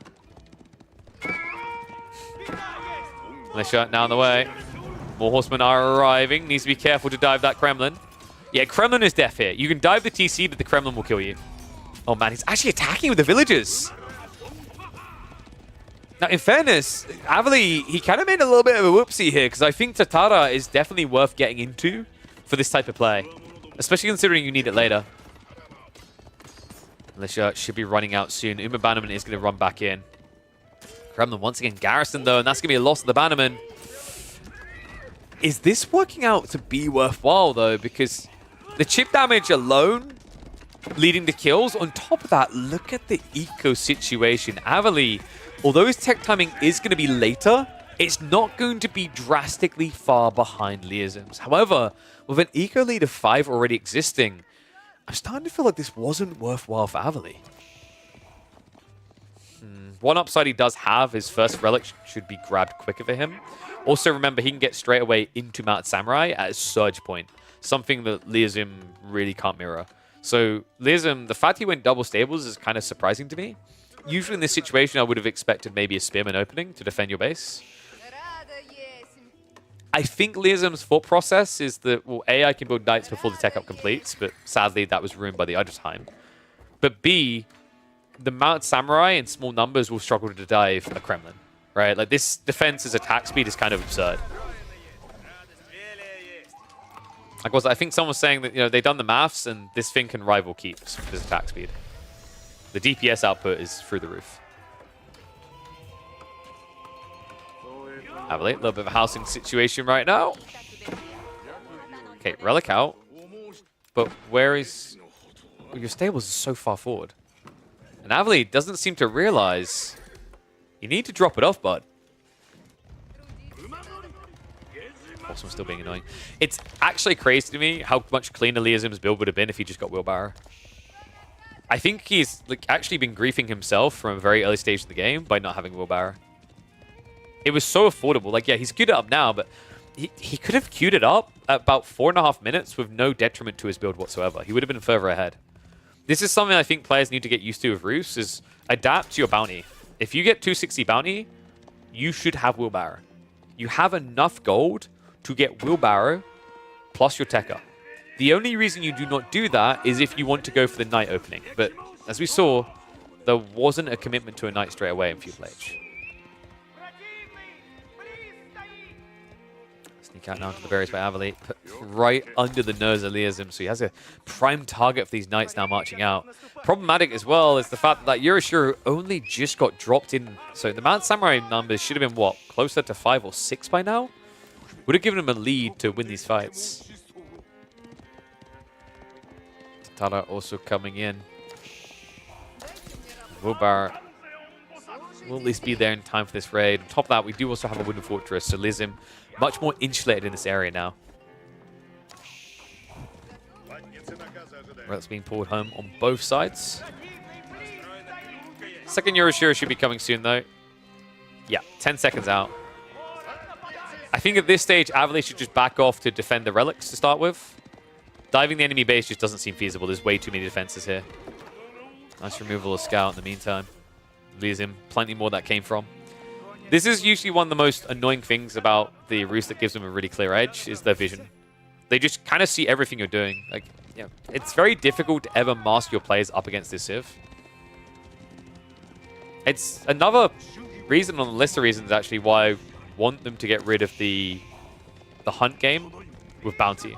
Because I think Bounty enables this even more. There's just too many good things about these Scout openers that have knock-on effects to the coming minutes. It's not just the gold alone.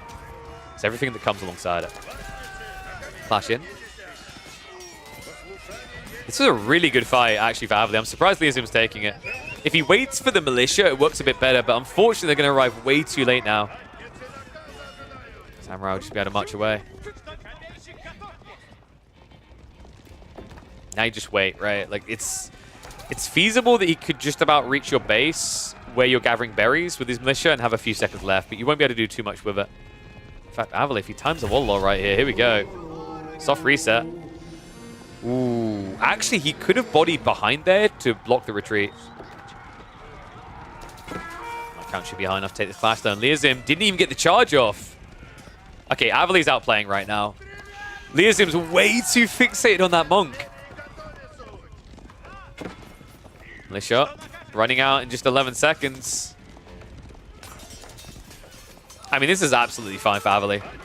It's not the cleanest, right? You could have just ignored these militia with the last few seconds left, but they don't really hit hard enough either. Knights get wiped out. Relic grab not going to work out there. It looks like there was a sneaky attempt, but unfortunately, just a little bit too close to home. And now with one left on the map, I wonder, does Avali see this? Yeah, he does. Liazim might not. So looks like we are going to get a 3-2 split in favor of Avali. He needs that though, right? Like, Avali is up against 2TC. He hasn't added in one of his own. It's now marching in. Looks like there's a pivot into crossbows coming. So Avali just got some vital info there. This is where you could very easily just go into actually Yuumi. I think Yuumi is critically underrated here. And I think he might agree. I hope he agrees, because genuinely, I've been watching a lot of Japanese games, guys, and I can tell you, Yuumi have been slept on. Right? They've been used, not even as the pillow, not even as the mattress. They've been used as a stuffing and ignored. People forgot that they were a thing, but they truly are the thing that can prop up a very strong Japanese timing, especially on a map like Highview, where you have surplus wood safely. I wonder, is this going to be just the daimyo upgrades, right? Yeah, no TC. A lot of food being floated by Avali, actually, if you look at this. Oh, no, Avali. But, whoa, buddy, pal. Whoa. This is not needed. I think he's overthinking this a bit. I mean, Kaburia with Onimusha, I rate it highly. I've been one of the people praising its build for a long time, but I think you can just very cleanly play Yumi Mass here. Because Mad Samurai basically hold back everything else. Oh, I like. A little bit late on the wall there. Still, it's safe at this point. Dive on the other side. We might have a lack of safety for Liazim's villages. Sure, there's not enough garrison spots here. Second wave also coming in. Looks like Avali is just going to reset, though, instead of diving in. Okay, so this is interesting. I thought he was going to take the Knight Yumi approach and move as one.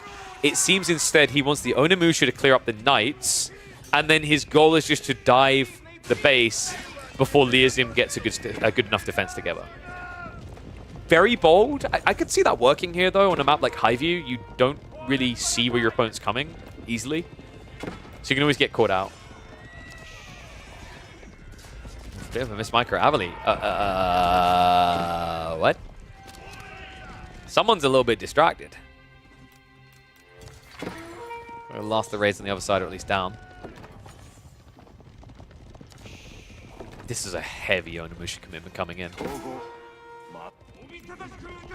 We did see marketplaces set up here, by the way. So Liazim is thinking long-term about gold. Dangerous when you're up against the Onimusha Samurai comp like this. You need to make sure you wall the entire map before you even attempt trade. He does have a pretty good spawn for it once he walls the north side, though, right? Like, you know, you've got that safe little pass at the back. And then you've got an easily connectable area here, which he's now setting up. This is making it a bit obvious, though. It's interesting that Liazim doesn't want to directly contest this, because I think he's getting ahead. Once again, like, Avali's choice to go Onimusha is kind of a funky one. A handful to clear up those raiders, maybe, but like at this stage, Mass Yumi really does just hit diff.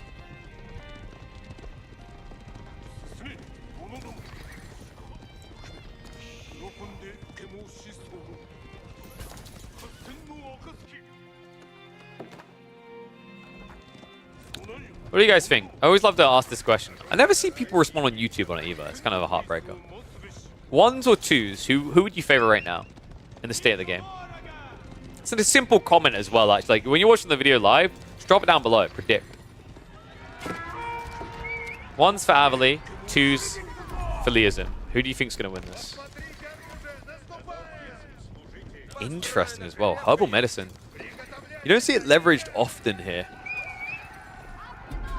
I do love the idea of Saint's Blessing, though. It can make a big difference in these fights. The interesting thing about having Saint's Blessing is it means that you can actually mirror the Mounted Samurai's damage output, at least before Uma Bannerman. But yeah, Uma Bannerman is the thing that just immediately skews it against you. All's going up, Liazim. Hunkering down, and I believe we are underway with the trade. So very greedy maneuver here. The issue now is Liazim has to balance aggro with defense to make it not obvious what he's doing.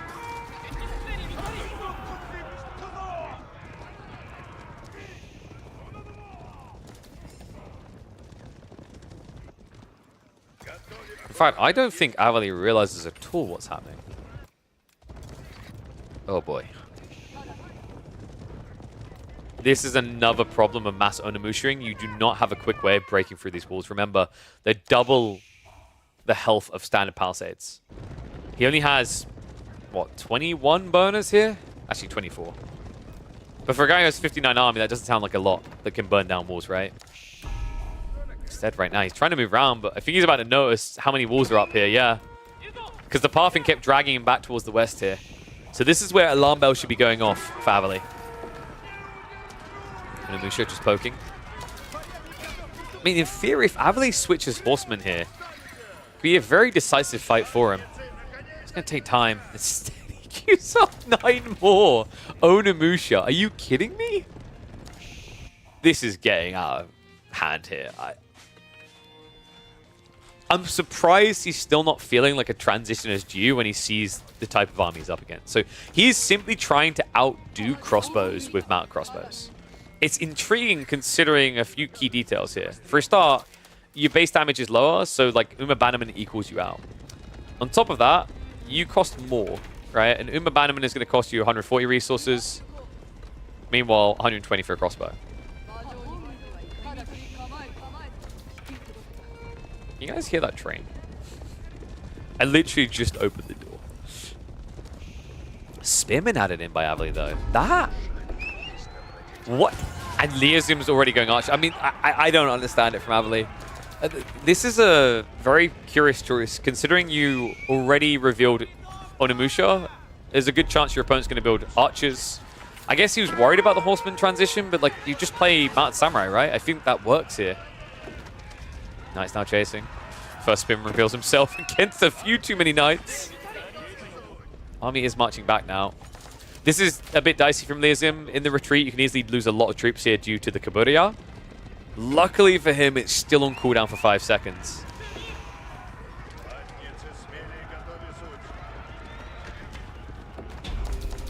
Leozim's about to tech up. Guys, I think Avali's lost this game.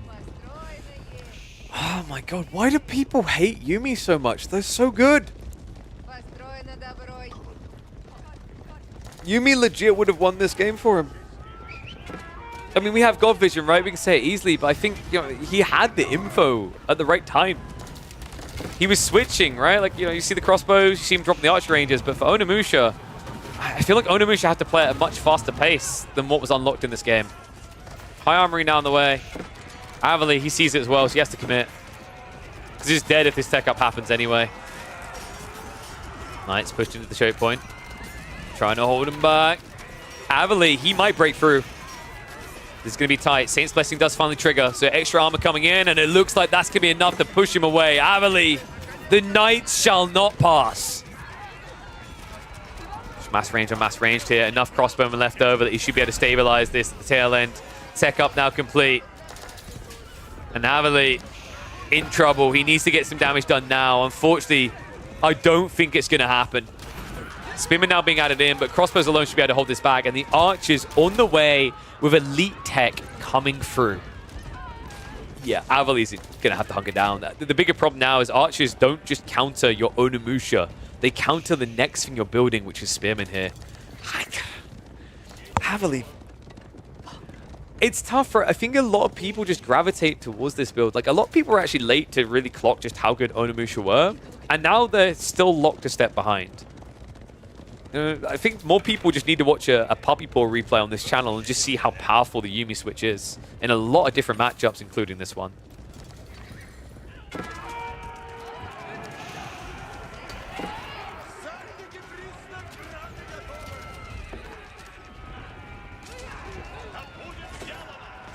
There's him. Streltsy just got queued up. Avali, at this stage, I mean, a samurai transition with Streltsy on the way, it's going to be a hard fight. Initial clash is at least decent because Streltsy haven't arrived yet, right? He has queued up 10. This is the classic cardinal sin that a lot of Roost players make. In a very close game, this is actually why they usually lose games. Because they go Streltsy straight away in mass and you just don't actually have an army standing in time. But in this type of game, he should be fine, right? Like, Avali isn't going to dive stack defenses with just Onimusha. It's too risky. And considering the archery range count is now up to 8, I think it's safe to say the full potential of the Roos is going to start getting unlocked. You know what's crazy is looking back at the chat and seeing just how many ones there were in the chat. A lot of people had faith in the Avali build here. I mean, this is a tough part, right? When push comes to shove and you have to take a stationary fight, that's where Onimusha will fail you. I like them in small numbers. I kind of hate them when you have to scale big. For multiple reasons, right? The hitbox size definitely doesn't help. Because their hitboxes are bigger, it's actually hard to get more in range to keep attacking consistently. And also, you know, the fact that you got like 5.5 tile range versus 5, usually it doesn't matter because of that hitbox size. Horseman now getting massed by Leozim. The tough thing about having Samurai against Horseman here, not only is it going to be a case of you're fighting an age behind, but Adachi tech doesn't matter. right? Because you're up against Cav, and Boy's Fortitude makes them ridiculously tanky at this stage.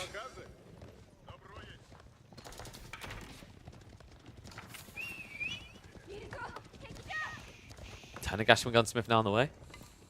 Ooh, does he snoop it? Lizim is playing this a little bit slower than I would have expected. What worries me is it's almost like he's just waiting for the tech up noise. I mean, he will have a lot of upgrades and opportunity to push. But it might give Avali a potential way of scooping back into this, especially if he has the gold for his tech ups. Because like the risk you're running here is, what if Avali has a Yorishiro dropped in his Raxus, right? Then he gets Elite Samurai straight away, like that. Because it only takes 20 seconds. So yeah, like this a lot more. Leazim now on the move. One problem Avali actually has here with this Onabagisha switch is if the fight occurs in his production lines, not only do your units get killed upon arrival, they also can't get on top of the Streltsy. Right? Like your own base becomes your tomb. I think that's happening right here. Tanagashima Gunsmith. He will be able to get it up just before the army arrives. It looks like Leazim a little bit hesitant here, but if he just camps this area now, Avali, essentially half his production just won't be able to work. Tech confirmed. Siege Workshop now being built. Mango's not a bad idea here, but usually this is a losing fight as well, right? If your opponent has high armory, which he does, it will long-term not work out for you. But for the initial pushback, it might give him an opportunity. If it wasn't for the fact that Leazim is now dropping a castle in the middle of the production line. That's going to force a fight earlier than intended here. Streltsy just standing their ground. Difference in range is beneficial for the Onimusha, remember. 4-tile range versus the 5.5. Samurai now diving in. Castle is taking a lot of damage though. That is Zutsu play. Avali, substantial damage dumped to the keep, but not enough to stop it going up, and not enough to stop it getting repaired. Okay. Uncomfortable moments ahead for Avali. Now, Leazim does have a big problem here, folks. He is overboomed. 153 eco is way too much. You want to be about 140 here. It looks like he's trying to, like, what, pad his economy until he's got the Streltsy numbers together, but you need a front line. You can't just rely on Streltsy to win this game for you. Leazim, castle has been garrisoned, but with the Izutsu here, it doesn't matter, it's down. There is no way, surely. Avali, I mean, he's doing a hell of a good job here, folks. You really need to clock this for what it is. It's 80 economy versus 150. He aged up second, but yet he's still holding on. I think Leazim may have miscalibrated here. 3,000 stone in reserve as well. It's just too much economy. Like, at this point, genuinely, you could delete 10 to 15 and still feel good. And then, you know, food's a little bit low, but that's just pull the stoneworkers, right? Invest them elsewhere.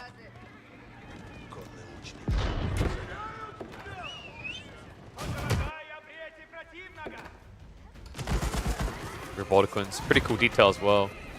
The reason Robotiquins are pretty interesting here is you barely have less range than Streltsy, so it's very difficult for Leazim to dive in to kill the Robotiquin. Meanwhile, it's a decent selection up against Horsemen. Onabagisha. He could have just killed all the villagers by now, but fair enough. Robotiquin. Oh, gimme. Okay, Robotiquin could not even fire quick enough. Avali actually might win this, guys. There's a really big problem at this stage in the game. Whenever you're up against Onabagisha in Imperial Age, think of it the same way you do as when you fight against Chinese Palace Guard in late game. You need to stone wall, or everything's going to die. He went high armory. He can't stone wall. To make matters worse, he's also trading.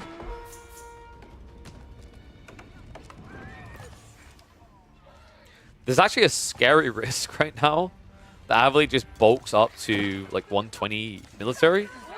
If he does that, he'll realize that he can afford to flank attack. He doesn't have to defend anymore, right? In fact, if you go up to 80 Onabagisha, I don't see a way in which these Streltsy win. Oh, man. Lizim has at least fixed the issue. He's down to 140 eco now. The question now is it too late? Oda Tactics kicking in 20 seconds. Biology at least coming into match. Do love that, by the way. We've got another Warrior Monk coming in. This should just be for the Saint's Blessing buff. It's actually pretty important here in this matchup, considering the Onabagisha. The low base damage units have fast attack speed, right? So any melee armor goes the extra distance. And Nagayari, we've actually got Spearman from Avali. Wow, Spear Onabagisha, huh? You very rarely see that composition. Something I've got a keep drop coming in from Leo's image is gathering the gold on the south side as well. Spearman have been revealed, so bad news now for Leo. And a break-in on the trade. If Avali didn't know before, he sure knows now. Castle getting dove. Remember, you get 20% more torch damage at this stage. This castle is dust. Horseman now reacting, not the best of forces to contest this. Yeah, they get shredded. The Onabagisha are at least going to get cleared up with the Streltsy in the end. Avali, 2 DC now, so he's going to be able to start catching up. And the question I now have for Leozim is if you can't win this game with, what was that, a 70 eco lead? What happens when your economies are even? Oh, man. This is starting to feel like experience winning out.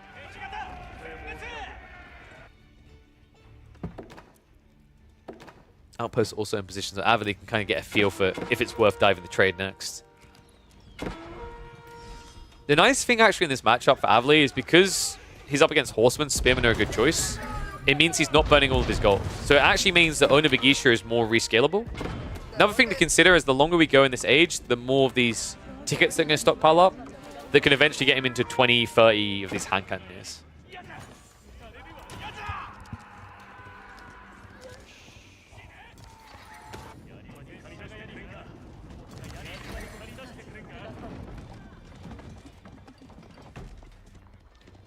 Remember, Nagayari has some interesting implications, by the way. Specifically against the Horseman, you're going to get more damage, right? Against Cav, you get 20% more. But the other cool thing is the increased range. It complements really well in the late game to go with the Yaki-Ir, the extra melee tech level. It's like Yaki-Iri. We've actually got an archer switch up. Not a terrible choice with what you're up against here. One danger is that your opponent just goes Samurai, so it's going to be a difficult balance. Like, the issue for Leozim now is if you're building archers, you're not going to have Streltsy, right?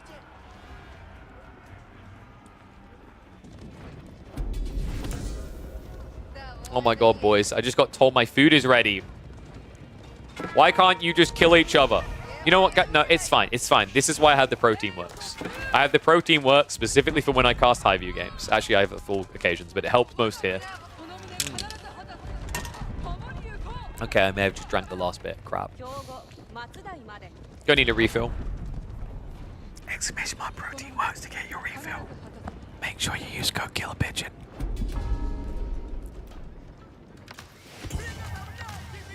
Ooh, okay, that's kind of cool. So for a while, I've been feeling like Knight Poleaxes has been slept on. We even saw a few practice games between Louis and CSO where he tried to utilize it. This is a really good game for it because he has trade. If you max out Knights here, that +4 damage, absurdly strong. Right? So like you have Archer Streltsy to clear the spears, and then Knights mop everything else up. Like if you can actually get that army together, it's disgusting.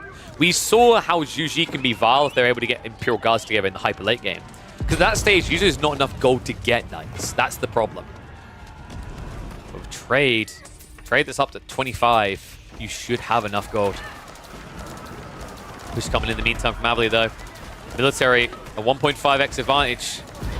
Leozim does have the quality though. Streltsy marching around the back. Meanwhile, Nagayari Spears marching in the front. Leozim doesn't even react with the villagers.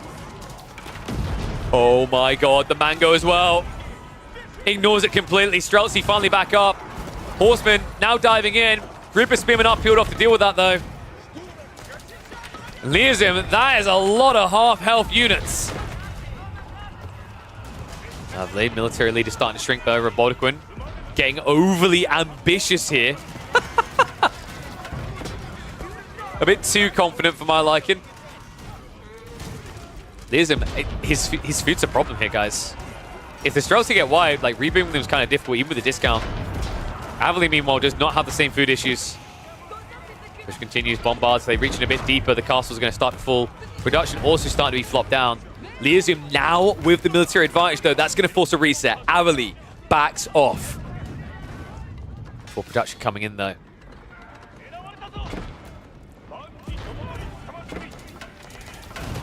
Swansea are hunting here. I mean, the problem in this game... Does Avali need horsemen? Or is it just an Ona Bagisha issue? Like, if you had enough Ona Bagisha here, it's huge. Liazim, meanwhile, with a big pull, Militia, to give him a front line to keep on pushing here. He sees an opportunity. He smells weakness. Avali has to stand and fight. Robotiquins are moving up now, but Liazim would have to be ignorant of this detail. Even an A-click would do what he needs. Nice slaughter at the start, though. Robotiquin trades out evenly there, taking down several Streltsy. Everything else is not looking even, though. Avali has to fully retreat. Ground being given over. Meanwhile, it looks like we've... Wait, what? Why? What? For some reason, Liazim has villagers in the back of Avali's base, and I just... my brain right now. My brain.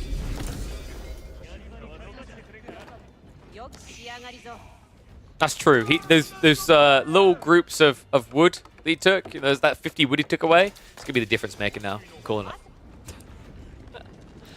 I don't know, man. I think Avali, he got his comp wrong, right? Like, he got baited interacting with the horseman. I didn't mind it at first, but when we reached 50, 60 spearmen, there's no damage in that formation. Not against Streltsy. If you had, like, maybe 30 Ozutsu, possibly, but... a little bit more surprised we didn't maybe see hand cannoneers to boot. But like maybe that comes back to Avali's gold issue, right? Is he's trying to build a comp that doesn't exhaust what little gold he has here, right? Like he got blocked out on the south side. He does now have that working for him though. So Master Samurai is on the way. Not bad if he can get a touch. Avali has a decent amount of gold left over as long as he doesn't lose this. He's got about, I think, 8k? 9. However, he's about to lose this, so down to about 4k gold total. Backstab is on the way. However, Liazim sees it coming. Army now maneuvering. Horseman. Just wrap around the back and find that free siege, but not able to. Flash coming in. Mangoes are moving up. One good wallop is all you need against these Streltsy. Unfortunately, the A-clicks are delaying him here. Adachi plus Ona Bagisha might be good enough, though. Liazim lacking a front line here. Streltsy not wanting to be it, but not having a choice. All siege goes down. So he's getting enough distance here now, though. Melee mosh pit continues on in. Streltsy count now down under 30. Liazim, has he overextended here? I mean, he has got enough gold to reboom. I always think the bigger issue for Liazim here is food rather than gold. That looks like that's finally changing. I think he has gone up on the farm count, so we're up to what, probably about 50? Okay, 41. Streltsy will just have to get back behind the lines. Oh my god, I'm never going to get to eat my food. What have you both done?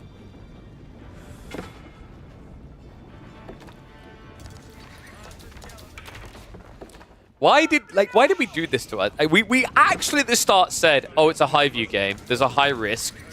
We probably shouldn't do this.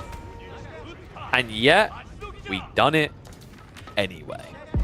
And yet, I don't know why we done it. Oh, that's why. To remind people to subscribe to Pigeon's View in the modding section and go play that in your custom games.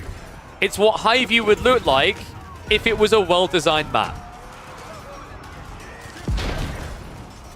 Horseman clowning around.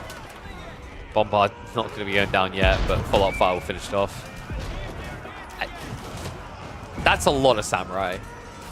I'm weighing it up in my mind, but like the problem here is Liazim, he needs to save the horsemen, not throw them away. If he has a front line of horsemen, they survive long enough that the samurai get melted, but with the way he's played his formation of just mass Streltsy, this is 10 times harder than it needs to be.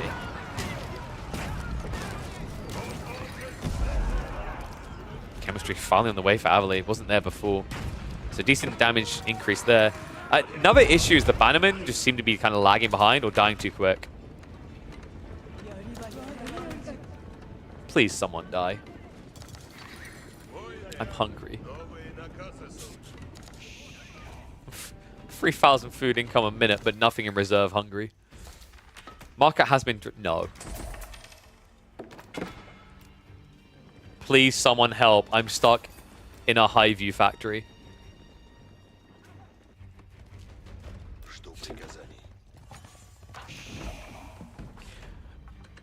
No, I actually don't think Highview will ever be viable for competitive play again until they implement the Pigeons view changes. Feeling quite strong about that about now. For every one good game you see of Highview, you get like 9 games going an hour long. I don't know if those stats are true or if that's just the games we find. Oh, hello. Looks like we've actually got a Horseman play on the way from Avali. Not a bad idea here. We mentioned there's a lot of Streltsy, not much to protect. Like, Onibagisha plus Horseman's kind of cool, right? Because if you just do Onibagisha, they melt to the Streltsy. But if you add in the Horseman, you have that extra tankiness to reach your opponent.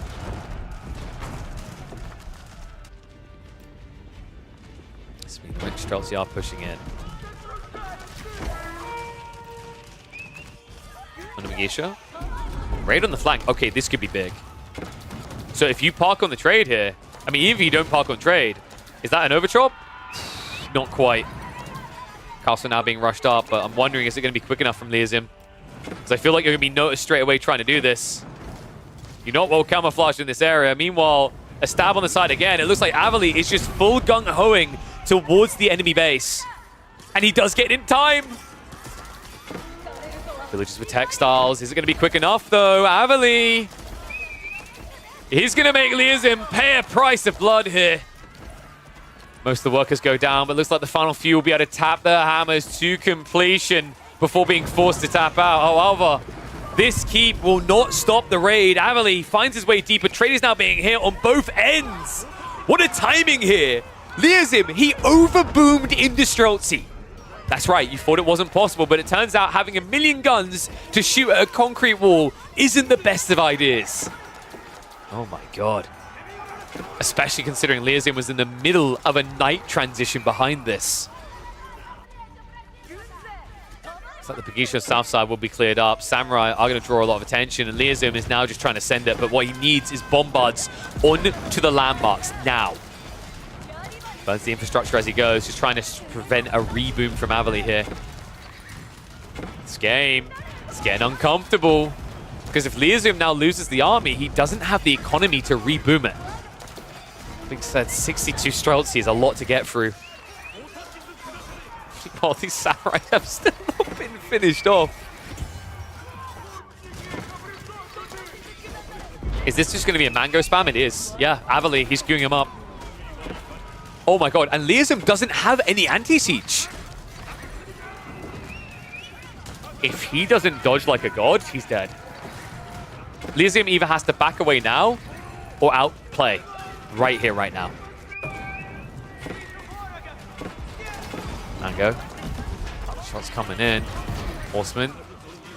Not able to get on that one, Mango. More should be coming. Robotiquins immediately just getting erased as they come out. Tanagashima Gunsmith is being blitzed, but there we go. Liazim, he admits it. It's a forced retreat. Damage most definitely done on the other side, though. There's still 20 samurai in the back of Liazim's base.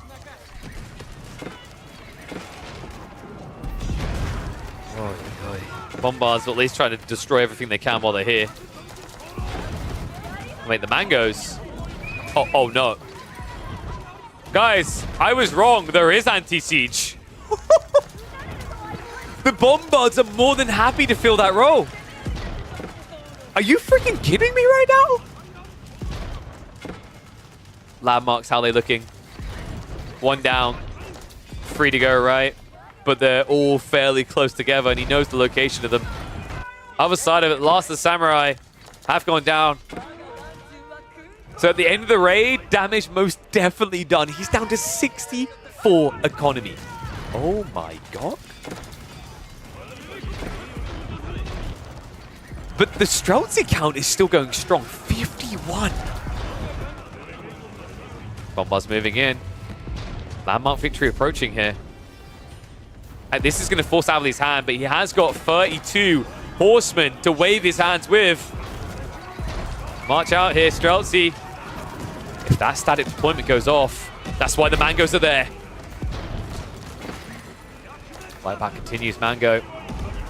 Still walloping. Bombard starting to expose themselves a little here. I'm getting a bad feeling. Leaves him down to 35 Streltsy. Bombards cannot get through the Shogunate Castle either. Avali looks like he's gonna hold here. What an insane game. Leaves him. He's down to 20 Streltsy. The question now is, can Avali move quick enough to exploit this? Because he has different issues. Food is good for him, but gold is looking bad. The question is, do you need gold here? Right? Do you just scale horsemen now? Because if you just spam horsemen to the ends of the earth, your opponent gets caught in the middle of a Streltsy reboom. That should be it. Let's see if he senses it. He's going to continue to chase this away. Breath of fresh air now. As all of a sudden, the Japanese base just reeks of dead corpses. Should be a reboom on the monastery just to rebank these relics. He needs the gold for sure. Down to 400 income. Starting to move out on the western flank though, so we might start to see a surge into more samurai. How is this game still going? Because these two are wild. I mean, Liazim, I think he's just relying too much on Streltsy here. In theory, a good idea when you have a big reserve, but when you go up to like 60 Streltsy, but you don't have the reserve to pump an extra 40, you know, you've kind of jumped the gun here. Rams now to follow this up, so Bombards simply won't do any more. They're both fairly drained after that. Wooden issue on one side, golden issue on the other. Right, it's not as much wood as the issue as much as economy is, right? Liazim did lose a lot of villagers and a lot of traders in that assault. Meanwhile, Avali says no to trade, not a single one. I just want to eat my food. It's so cold right now.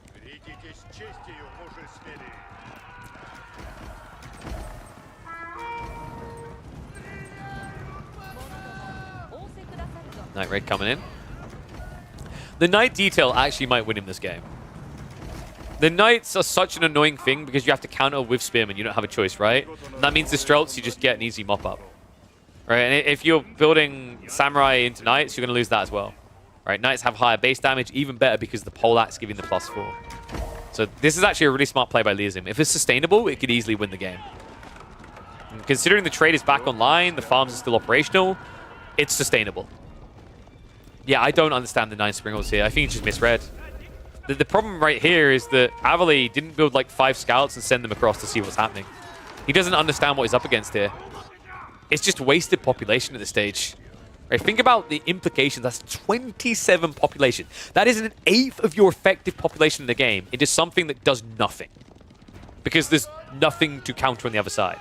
Right? Like, Rams, great, but really? No one would build Springles to counter Rams. No one who has sanity.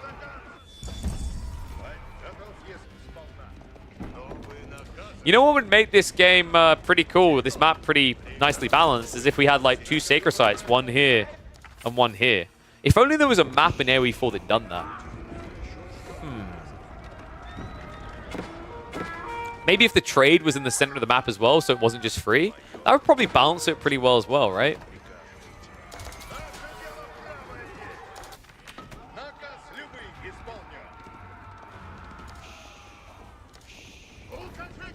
Liazim is back in again. Now, last time, the rush to the landmark snipe may have cost him more than he gained. This time, if he starts just shrinking the production, it could prevent Avali from surging. Avali, oh my god, that's a lot of mangoes. But not enough to insta-wipe them here. And the yoink is in, Liazim. This is not his base, but it is his relic. He picks up 2. He goes for the Wololo to get rid of the protectors. Springer's now trying to snipe him out. Oh my god, what a weird fight. What a fantastic fight. Rams now deleting the infrastructure. I think Liazim's done it. 40 Streltsy again. This time, nothing to truly counter him. Mango's are trying to come out for another wallop. Might take a little bit too long. Just take this relic home. What am I watching right now? Knights is distracting so many spears on the backside. And Avali, I mean, last time it was such a good payday. This time, a wasted and futile effort. The Samurai raid on the flank is taking far too long to reap any returns. Rams now moving in. Crystal House being targeted. I think this is a mistake. This is, once again, Liazim over-eager. Take out the buildings around the landmarks. Prevent him from rebooming. Avali doesn't have the wood to build additional production here. If you take those Raxes away, it will be GG. Mangoes. What was that? We don't talk about it. We really don't talk about it. What a crazy game, though. I mean, Liazim, really cool to see him getting dubs against some of the top players, but I think you can definitely see the room for improvement. A little bit, I'd say, slow to attack at certain phases when he had an overwhelming advantage, and then at other stages, a little bit too reluctant. But this is what Highview can do to you sometimes. I mean, he did have good vision. I think Roos are quite favored on this map because of that vision, especially with Castle Watch. You should always be able to see what your opponent's doing quite freely. Props to Avali for even hanging in there as long as he did, considering the fact that Liazim had a 70 eco lead at one point. But I love the fact he got into these Poleaxe Knights. Such an underrated component of the Roos arsenal.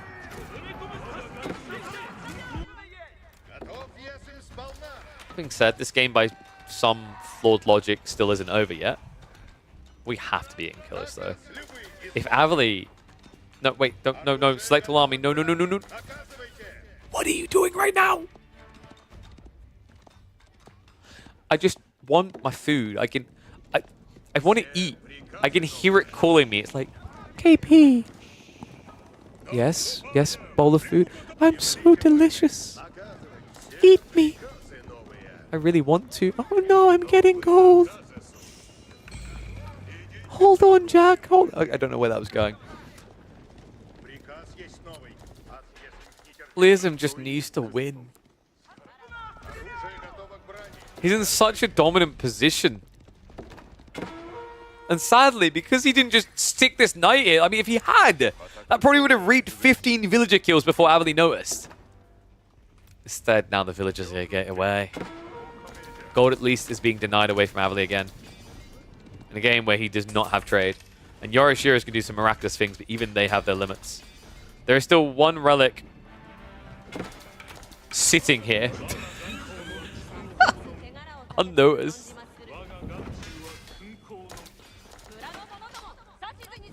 Knights are finding it though. Ooh, oh no. You don't build this, surely. This is going to cost you so much. Wait, Liazim, please, just attack. Just for once, just attack. Pumbaa party as well. Even nature is against Avali on this one. Oh my god. The castle's going to go up, but what a high price to pay.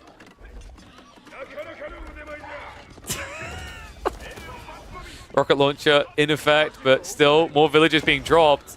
Wait, Avali, they're not dead yet. They're really not dead yet. Avali? Oh my god, he's distracted. The dive into the main, he only just noticed, so only 8 villagers left out here. A heavy hit.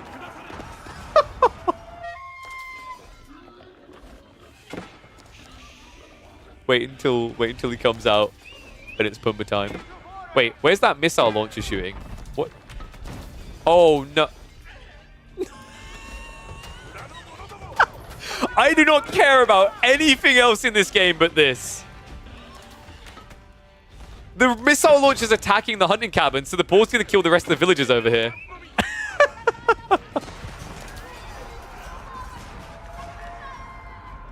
Liazim is somehow down to 30 military. What is this game? How is this game still not over? He has a 50 eco lead! Again!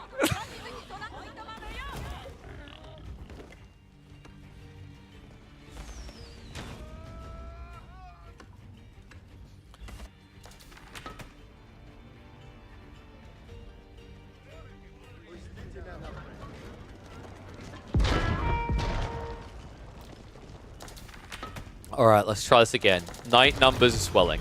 Men-at-arms are being added for reasons I cannot explain.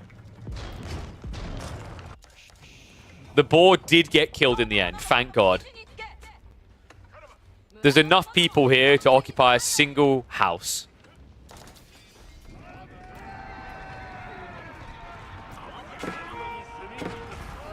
I'm just coming in, listen. How many trades are we up to again? 39. Oh my God. I mean, that should be cut and dry, right? But all of a sudden, Avali has 29 Ashigaru hand cannoneers. Pretty sizable force to deal with the Elite Knights. Liazum. Please reset and build a real army. Oh. So guys, like at this stage in the game, the person who goes up to 120 military can actually win. Because it's quality army, right? It's not just crap tier units that you're like flushing down the drain. It's hand cannoneers and samurai. It's like realistically, if Avali goes like hand cannoneers, samurai, builds 2 bombards behind, he could just gradually take out the entire base. Because you don't really need much economy to rebolster compared to like Liazum. No, Avali's a good boy. He doesn't want trade. He wants this game over. You know what, guys? I'm so confident this game has at least 5 more minutes in it, which is why I'm going to tell you guys to go click that Protein Works link that's about to click up in chat. They have like 80% off right now. These meals are under £2, right? I'm starting to realize I wouldn't be moaning about food if I made myself a double shake today of this stuff. That's how good it is. It sustains me. Meanwhile, this game is aging me. Liazum trying to hold, but the numbers are overwhelming here for Avali. Knight backstab coming through. We have got the hand cannoneers with the Yumi. They are better than Streltsy right now. 48 damage compared to just the 42. So unless the Streltsy can stand still, which they most definitely cannot, they will lose to these hand cannoneers. This timing by Avali. Oh my God. Night Raid now coming in. I mean, it's a good idea by Liazum just to try and slow things down, but Avali just needs to not overreact. Get a handful of spears, clear that up. In the meantime, send the rest of your army into the enemy base. Samurai now moving in. Remember, Oda tactics means they can burn through this quite fast. Liazum is forfeiting the front side of his base. Still a handful of knights in the back here that are just being ignored right now. Honestly, Avali just needs like 2 bombards. The torch damage is fine, but I think bombards will just make this clean on. Oh, mangoes! Getting a freebie here. Shouldn't really be happening when you've got springles like this. I mean, it's kind of surprising actually that Avali has the anti-siege advantage in the game versus Rus.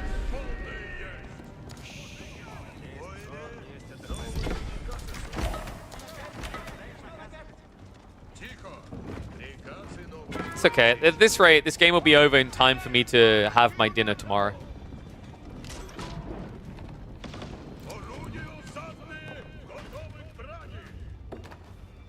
You know, I usually like doing live games because I just like not knowing the outcome.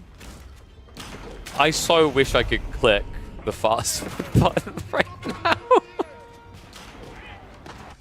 But sadly, it doesn't exist. Samurai, we're trying for a flank attack here. Needs to be careful with Streltsy. He could lose them all here. It's like half his Streltsy. If the Samurai just chased this instead of going after the Knight... I mean, it's weird that Avali's even backing up now. Like, that's a winning fight. If Liazum doesn't want to move away, you kill him here.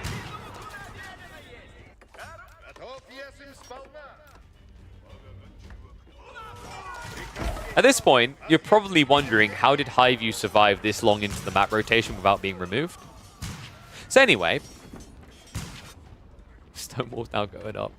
Is Avali about to start trading? He is. Oh my god. So there's 41 trade on the other side. Only 1 for Avali right now.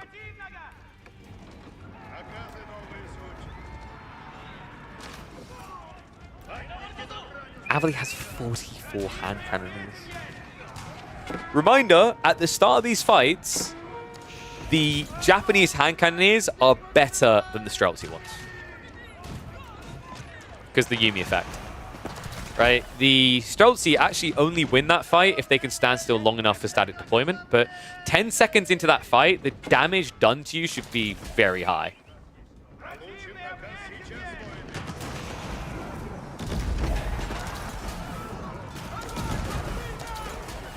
You know, at this point, I really want to go eat, but am I the only one invested to the point that I need to see who loses this? Right? Because, you know, there should be a logical order to this now, but that's just not going to happen. It may never end. What's the record for a game in AoE 4? Could we crack it?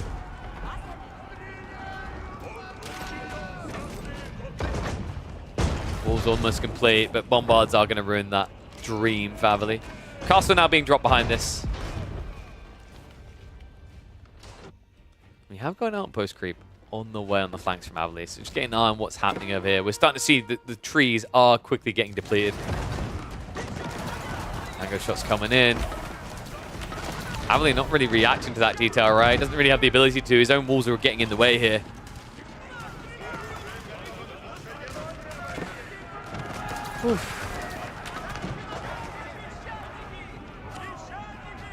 Set a gold limit, which can be traded each market? No, they just need to design maps better and not put corner markets in. And like, if the thought process is we don't want to waste time fixing maps that seem flawed conceptually, then they shouldn't even be in rotation. That's a fact. Highview shouldn't be in rotation. This is why. The reason this game is still going on is because the trade is as safe as can be. Simultaneously, a Sacred Site win condition is impossible because of the location of the Sacred Sites. Because if you have 3 Sacred Sites, then your opponent can't have trade, right? Like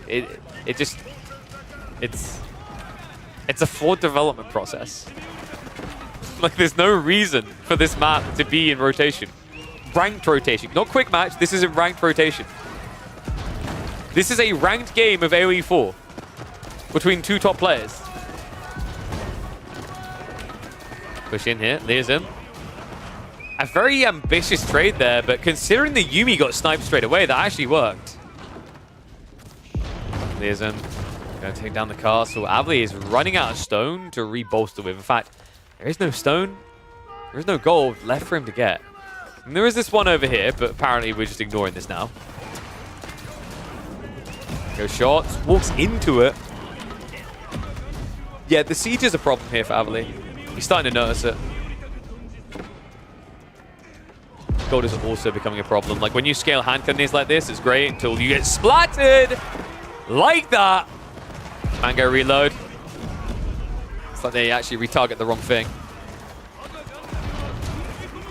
So Mango's finally removed, but 18 hand cannoneers here now. The gold difference might be the Teeth Buster. I mean, we have got trades starting up, but it's very slow to scale.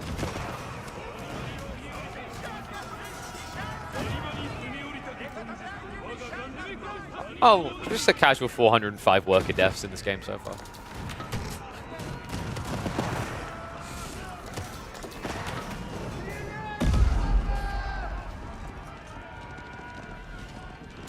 How does he break this? I think if Leazim just broke a wall down here, maybe? Just go in, right? You know your opponent is, like, in the corner ecoing, right? And there's a good chance he's trading by now. So if you just chase that instead of chasing the army, you should be able to break this. How's this game still going on? Well, you guys like Highview? Do you want to know why they called it Highview? Because you asked someone to pass the blunt after watching this. Jesus. Whew. Is that the time?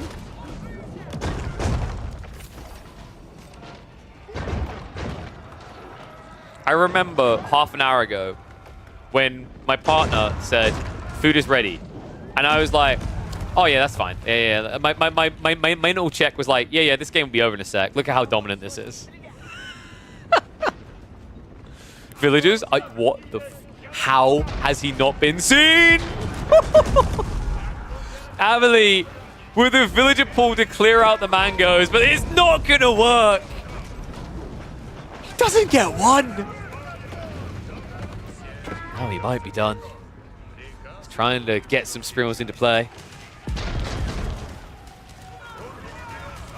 Avali with a bigger army, but I mean the mango detail, right? Makes him much closer here. A lot of forward infrastructure just being denied out, and a bad time for Avali to leave the base. Guys, he actually can't stop a landmark snipe with what he's got remaining. Oh my god, oh my god, oh my god. This is it. This is actually it. This is the moment. Avali, he mistimed this. This is way too much population on the flank. Streltsy cutting the reinforcements. Rams now moving in. Bombards. Targeting the floating gate. Core Architects is buying some time, but maybe not enough here. Spearmen are being pulled. Streltsy need to back off. Mango also need to back up. Bombards running towards the Streltsy. Needs to snipe the mount. Not going to be able to do so here. It looks like he's going to end up losing the Bombards before they can complete their service. Liazim only able to kill the Kuro storehouse. And this game.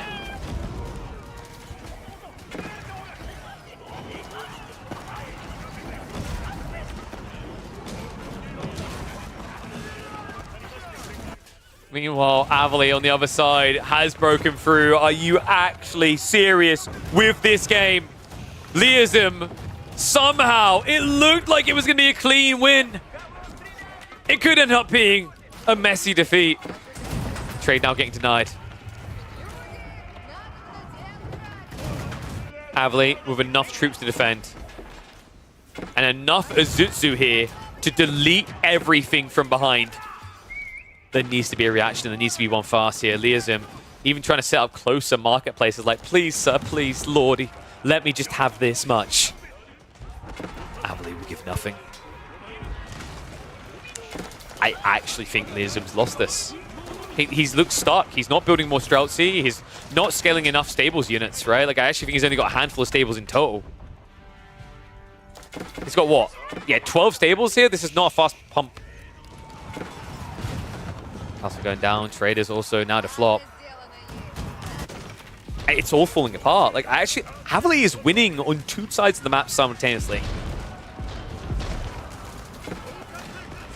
Streltsy. Whoa, boy. We're getting ahead of ourselves here. 5 bombards, but nothing to defend them. Avali commits for the attack. Flankers pushing in. Looks like we finally got some horsemen to react to that, but the Azutsu are still uncounted. This game! Liazim just can't keep up with it all anymore. Avali's got his number, and it's 999, because we need to phone this Hitman an ambulance right now.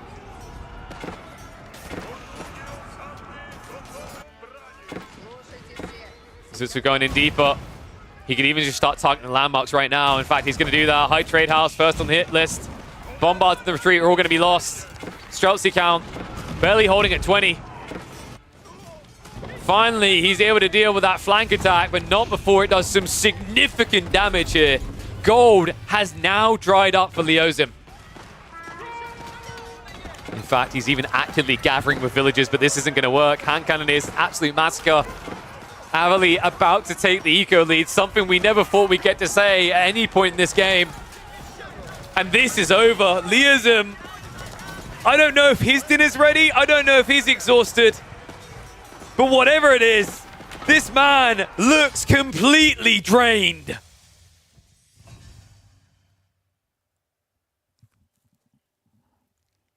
Finally, here I come, food. Here I come. I can't believe that, man. What was that? Was that like a 70 villager advantage?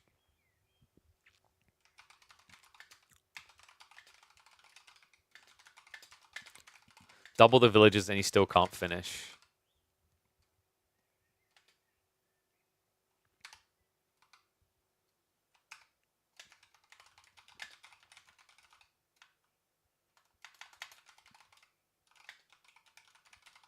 Oh my god. That game. You missed the beginning. Can we watch again? Oh yeah. Here's like the broad strokes you missed. Good god. Alright. So my food is ready. But you know what I said, guys? We have got at least an 8-hour stream. So, I get some content up on the screen for you guys while I go and eat. And when I come back, possibly less molding games of AoE 4, I hope. Possibly. Praise. So what do we give you guys to watch in the interim?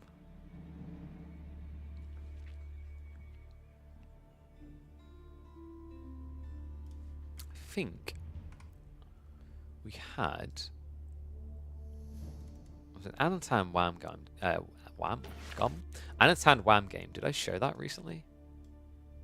I don't think so. Oh, this was a fun game. Yeah, guys, got the perfect game for you. Tournament game between Anatan and Wham. Actually, a really fun one. So let me go ahead and get that ready for you guys. Have a good appetite. Well, I'm definitely hungry for it now. So while I am eating, enjoy this amazing tournament game between Anatan and Wham in a best of 5 they had. I believe it was Ibids versus Byzantines. And then after that, back with more live content. So don't go anywhere. I'll see you soon. We're not getting away from it. Yuumi won that game. What's going to win the game for Anatan? Because last time we watched this matchup, he relied way too much on archers, and it cost him a game. We hop into Lipany. Game number 2 of this semifinals. Wham, last hope of NA in this tournament, takes the Byzantines, one of his strongest civs. Him and his bro have looked unstoppable when they have this in their hands. Anatan, on the other side, has gone for a safe pick in competitive. Ibid's absolute tippity top of the runnings, but he has already fallen victim to the Byzantines once today. How will he change it when he runs it back a second time? And predictions, thank you for the reminder about predictions. Let's get those up. So choose outcome. Anatan takes game 1. No one doubted the power of the Yuumi. Game 2, you've got a minute. Get your predictions in now. So, opening-wise, one interesting thing in this matchup is both players can kind of extend how far they stay out because of the way that Wham and Puppypaw start the Byzantine games. They're really big fans of this 1 or 2 olive groves. I like it as well. The reason is that it means that your scout can go for a longer pull. That's really important against the Ibids because they are going to stay out as long as possible due to the berries. Looks like, actually, this is an interesting cutoff. Look at what's happened here. And let's keep an eye on this because from this position, Wham knows where has not been scouted. He needs to beeline an Anatan just a bit quicker. That's really important. So Anatan at this stage, because he now has the edge, he can stay out on the map longer. And with the direction they're heading in, diagonally like this, what it means is that Wham has to settle for this part of the map, and Anatan can come around for this part of the map. So what you're probably going to see now in the next 10 seconds actually from Wham, he's going to look to wait and then go like this. He needs to cross route because he's getting a bad trade here. Oh my god. Okay, this is the point where you have to turn, but the problem is Anatan's already ahead of you. Sick read. This is a really good scout rotation from Anno. Wham has to forfeit now. He has to go north side and hope that he finds a few sheep up here, but these corners have not been kind recently in games. I think there's like 2 sheep left here. So Anatan should just rear down. Anno at this point doesn't have to come home, but Wham does. Wham is down to, what, 2 sheep left over? If he hangs out any longer, he's going to run out of food. That's brutal. Looks like he might recover his arc here. Unless Anno... That's ambitious, mate. Calm down. I don't know what it is with me casting games with Wham in that involve bad sheep counts, but this is looking like one of them. If he skirts the high ground, he can rally the sheep. Oh, no. So if it seems like I'm focusing on the sheep a lot, it's because it can be quite important here. The problem now in this type of game is like if Anatan chooses to open with some aggression, plays a little bit of feudal, he can poke and prod at you. Like you're all in on the berries now, right? It's very difficult because against the Ibids, your instinct is now build Limitane, but building Limitane is very meaty. And you could rush the berries, but They're incredibly limited. So I actually think that this is a really important detail that Anatan stripped away 75% of the sheep. He now has carte blanche to say, I'm going fast castle, or I'm going to punish you in feudal.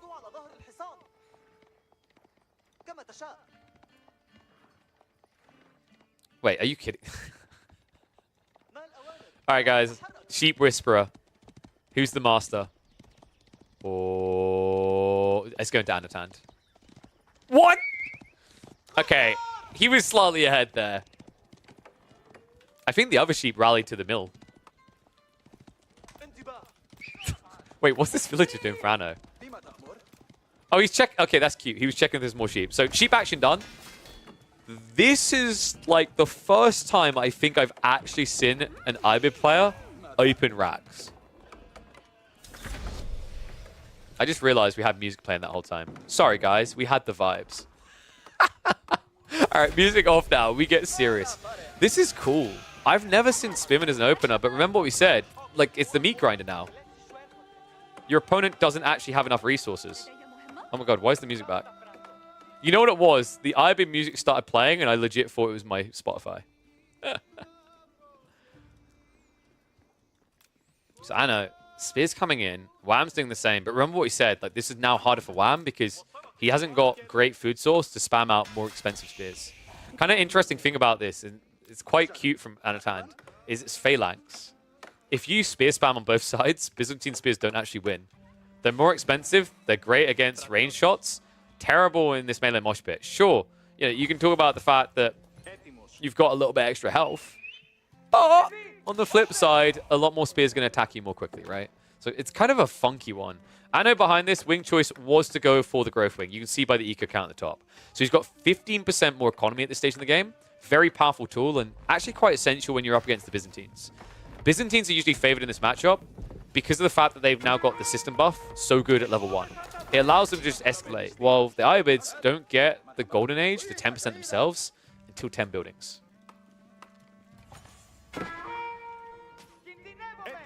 And quick way to tell if he went military wing, by the way. You'd know if he went reinforcement because you'd see a Desert Raider by now.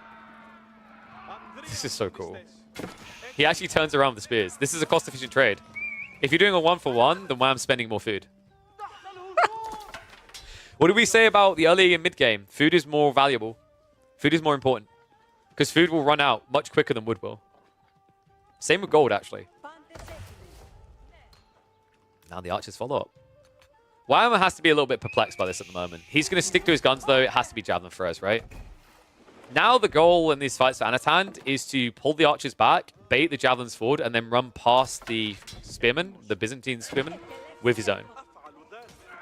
In fact, I'm expecting horsemen to be added in. This is very reminiscent of kind of like, yeah, there you go. It's basically a poor man's Abbasids build. One of each, right? And Anatan, here's the interesting thing about this choice that's very smart. Byzantine players don't really like adding all three in. They prefer to do these two. So you deal javelin throws for free and you just spam the Matane. When you consider that these cost more food as well, adding horsemen now would be really expensive. And by the way, guys, that would then play into Iobids because of the Desert Raider. So I think this is the point where Wham needs to rely on defenses and just try to get the castle age before this ramps up. This is such a wild thing. I've seen a lot of initial aggro from Ibid players in games recently, but this is a completely different opening. And I'm loving every second of it. Love that he's also playing out the berries on the flank. He gets this all for free, right? And notice what Anatan's now doing. He's going to camp the berries because they're the high-value target. Need to be careful because actually Wham has a jackpot up here. His 8-stack spawned on a cliff. Dude, I couldn't bribe a dev to give me these spawns. God damn. So it looks like he's checking around the flank. It's going to hit the wood line. He knows there's no second TC play coming. And Wham. A little bit slow to move away here. Just in time before the spin move closed, though. Yeah, unfortunately when you don't have the scout here, right? Because the scout would have seen from this side and the archers could have shot over. But at this point, you don't have enough archers to break him anyway. This is where Anatan is now going for his tech up. However, I like Wham's position a lot better. I really thought Anatan was going to do something creative, like adding horsemen here, to screw with Wham's timing. But with the wolves going up, with the outpost, with the fact he has second javelin contract in the way, and he's actually further towards Castle Age now, I don't really like Anatan's position. This is crazy, right? Like, the Byzantine power is insane when you consider that Wham is up against an extra 3 villagers from the Iabids, yet he's ahead. This Civ is insane. And yeah, the only choice left is advancement wing, right? Like, you could go logistics, actually. That might have been better. But the only upside I'm seeing in the future of Anatan compared to last time we watched this matchup is that he's not going to make the same mistake of spamming archers. We are going to get lancers. The issue, however, is that Wham can easily just stick to Limitane javelins to counter your comp. So what Anatan needs to do here is use Camel Lancers to restrict the mid-map for the relics, go Dervishes quickly, and then switch Gulums. Gulums are your... I'm not going to say your best friend. You're still going to need like crossbows behind it, actually, because of the Varangian. But they're going to... If you get the timing right, you can basically get into Gulums when your opponent has like 20 Limitane and no Varangian. It's difficult, though. Like, I think what's going to be important in the next 2 minutes is scouting. Wham needs to know exactly what he's up against, and Anatan needs to read the timing correct. If he steps into Gulums when Varangian are already in the field, it's a GG for Byzantines.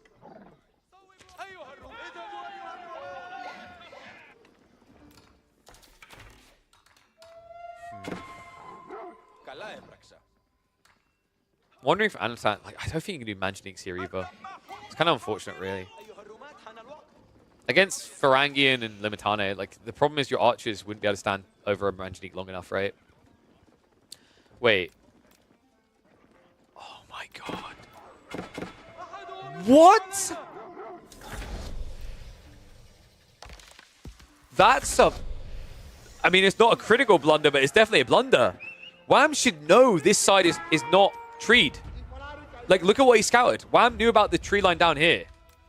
Now, someone could correct me if I'm wrong, but I feel like every single game of Lipny I've watched, if you know where the tree line is on one side, you know where it is on the other. Because they mirror. So I don't understand. And he knew his trees were down here, right? I don't understand why he didn't wall that. I mean, maybe it was a bait? He loses a villager, but kills 3 archers. I'm not sure if that was worth it. That's kind of weird. I don't feel like Anatan should have even got that. Because the other thing is, you know, he scouted what your comp's at the same time while killing a Villi. And now we are going to immediate Varangian.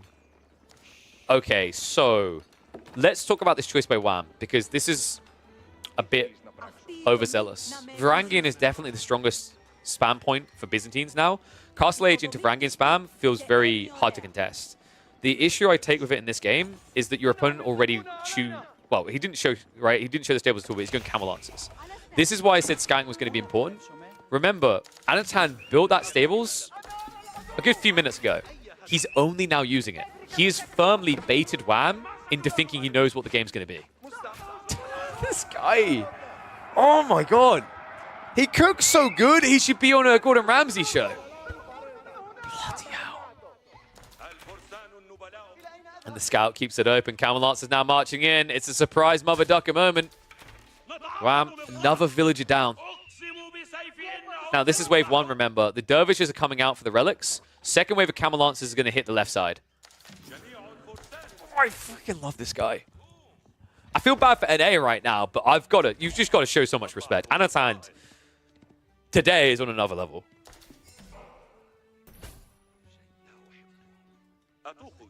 That's not true, Secret Buoy. Gordon will happily check out good chefs later on in the show. We're in semi-finals. We're in the final run. He's got the good chefs left over. Welcome to Hell's Kitchen. And Anatan is ready to cook Wham. Another villager snipe. Like, we're at 4 now. He just picked 2 more. Like it was nothing. You need more yelling? All right. So what we need to do is just look at Wham and go, you donkey! There you go. Sorry, that wasn't squeaking up. Donkey! There you go. You got to kind of hit it out there. Wait, was that? I think that was a misclick. He was building a sprinkle down here. So there's going to be a back away. Wham has to try and contest these relics. He's got 1 home, but the dervishes should be a lot quicker to the remainder. So it's really important that Wham camps this right side. That's a good read. Anatan hasn't quite got the comp together yet to fight the main army. He needs a little bit more time. Dervish yoink on the left side, though. Ooh, free vision. He's not going to get it, though. Scout too quick.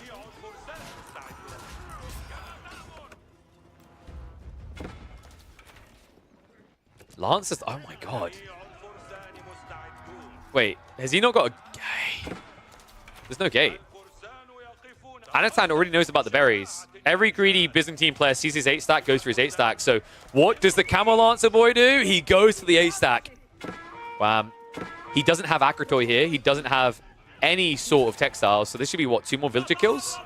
A little bit of a miss micro there. I think he should have been able to get a charge out. But it's low ground versus high ground, right? But more eco kills. All of a sudden, we're now talking about a 12 villager lead and 3 relics versus 2. I don't care how good I brag System. It's not that good. Wow. Manjanique's now in play. Wham! I don't think this is going to be good enough to kind of dive it, actually. If Wham tries to rush this Manjanique down with his army, he's going to lose 10 plus units doing so. This is a really scary point in the game, because this is the thing that Ibis do really well. They snowball off for small mistakes. Sultan's Mamelukes is the creme de la creme. It's the cherry on top. It allows you to snowball super hard. I always love Sultan's Mamelukes when you've got 20 to 30 infantry. It feels underwhelming past that. We're at a stage where Wham doesn't really have this bulk of 80 plus units. He doesn't even have teardrop shields, right? I'd be surprised. Yeah, so no extra attack speed on the Varangian.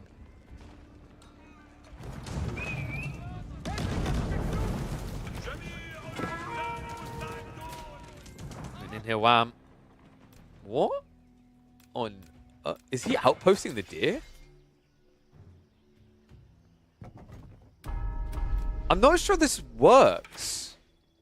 Was that a misclick? Or...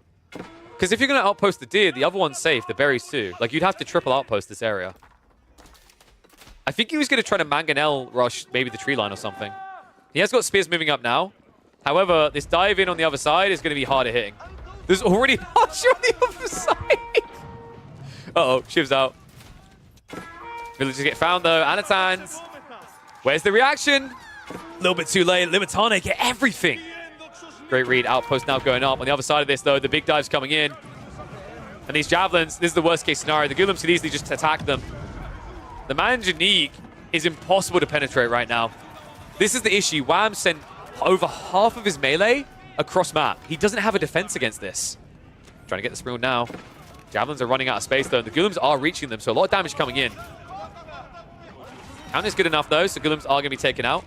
The Dervishes have all arrived for the party. The Manjanique is a little bit slow to get in position. Now Wham will be able to dodge it out. Spring will be able to counter this. Wrap around the backside. Looks like the Spring will be able to take out the Manjanique. So the Javelins will hold on here. Anatan, I feel like the Ghoulims should have been able to get more damage done on the rotation there, but he pulled them back initially.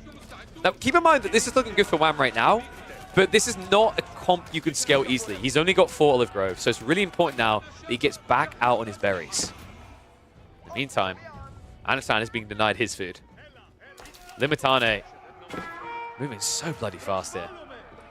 No teardrop shields yet, though. All right, Wham actually done a really good job to survive this. I think Anatan kind of misrallied a little bit, as you're seeing still in the tail end of the fight. I also think he was a little bit off on his timing to dive the main base. Like, unnecessary, right? Your goal is to make the Manjanique come, the Manjanique to make your opponent come to you. If he'd done it that way, he could have afforded Springald as well. This raid on the left side as well, Wham done a fantastic job of attacking multiple locations at once. So Anno, although he's still ahead, it's kind of deceptive. With the System effect with the Olive Groves, this game is actually a little bit tighter than you would think. What I want to see now from Anatan, the standard play at this stage for IBID players who think the game's going to go for more than 5 minutes, is to add a TC. He needs the TC.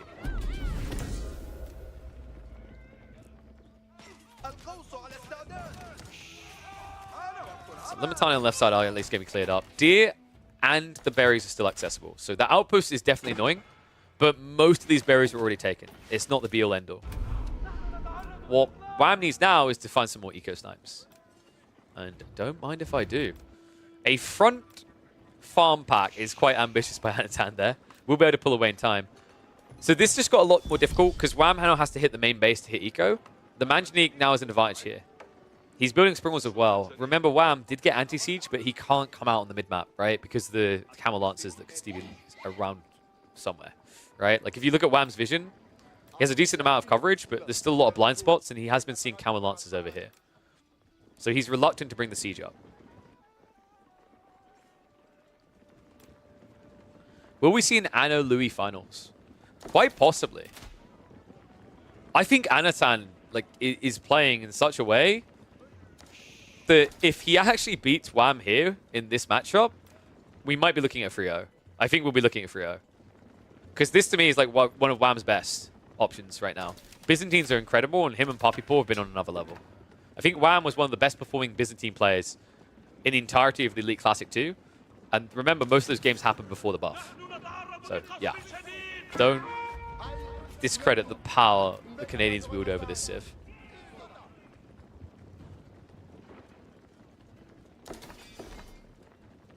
Anatan now going back into the Camel Lances is quite intriguing. He has fixed his big problem, by the way. The reason why Javelins held that last time was no ranged armor. If Anatan had the double ranged armor on the Golems, these Javelins wouldn't be able to kill them very quickly. So, glad that he's fixed that issue. Love Bloomery. If there is a Civ that you get the most value out of Bloomery on, it is by far Iberds and Abbasids. Because of the Golems, the double strike. No other Civ comes close. Now, I know what someone's about to say. KP, what about the Japanese? Japanese don't have Bloomery. Oh! Look at you with your unique tech names. Does anyone remember the name of the techs? I know the wheelbarrow is off by heart.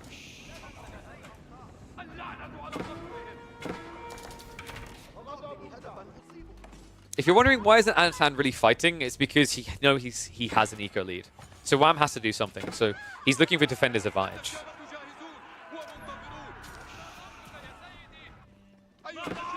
And now look to punish. Good move, good timing. Wham spread a little bit too thin here.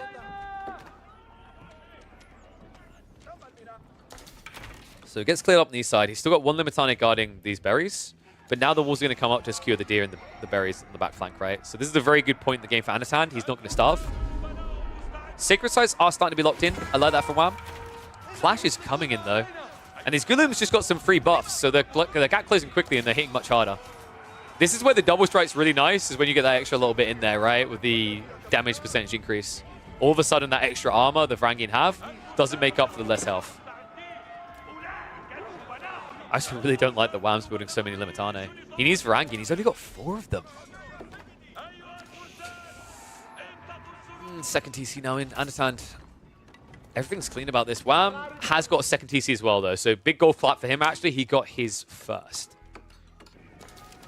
Question is, will he be allowed to keep it? There is a move. Straight point hold with Javelins. Limitane are going to form the line. Second wave is coming in from Anatan, though, and this is going to be a walloper. I don't think you can rely on Limitane to defend this. The Golems are just maxing out their damage here. Look at the golden buff. So much extra DPS, so much extra movement speed. Wham has to forfeit this area. He only has mass Javelins. Jesus. He actually might lose the Mango.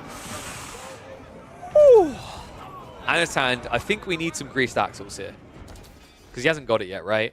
Greased axles, and that's going to be a kill. That Mango already looks more impactful. So this is going to reset Anno. I actually wouldn't be against the idea of free TC for the Iberds at this stage. Because Wham is pretty congested, so even if he's gone multi-TC, he can't do free in a corner. It's too expensive, you need more gold. Now, someone's going to be like, wait, why would you need gold for villages? It's about the way you use your economy, right? So with 2 TC, you can't just rush out in the flanks. You want to actually have that extra boom to go out. But if Anatan now restricts the map, builds into mass siege, he should have the edge. What a cool game this is turning into. Teardrop Shields is finally on the way. Problem is Wham isn't building much melee at all. And the Springle count, just like that, is up to 4. Don't you just love the Iberds? Field Siege is an incredible ability.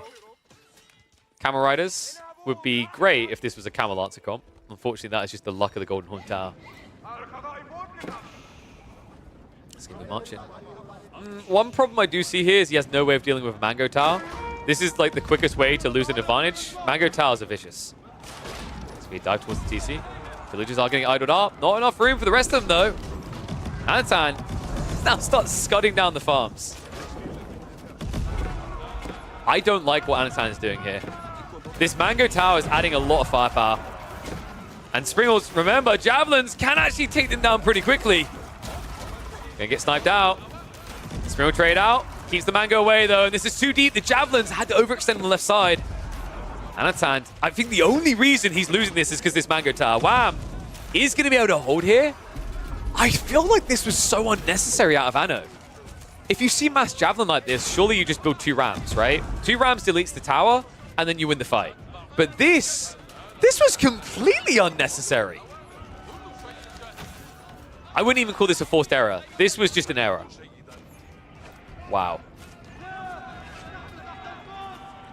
I'm getting a bad feeling again. I'm getting this reminiscence of the puppy paw game. Only, obviously, in that game, it was more a slam dunk for the Byzantines. But Anatan done such a great job to take the lead in this game. And he just threw it away.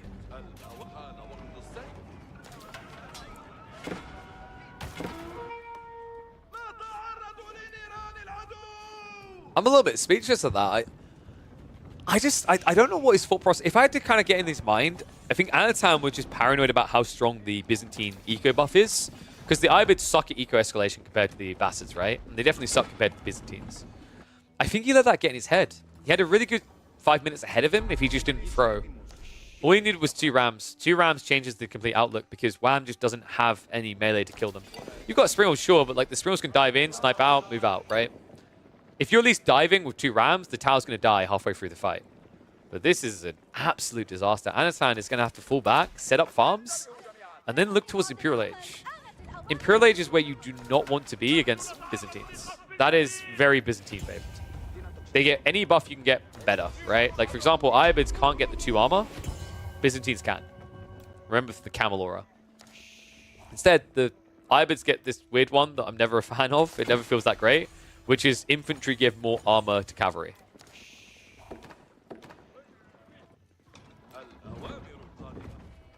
Rack spam in the center. I'm impressed that Wham is doing this without mass crossbows or mass Varangian, by the way. So that leads to thought, doesn't it? If he's able to defend like this against Gullum and Archer spam without mass Varangian, what happens when he gets both? What happens when the what happens when the Varangian came out? Camel support both civs is only fair.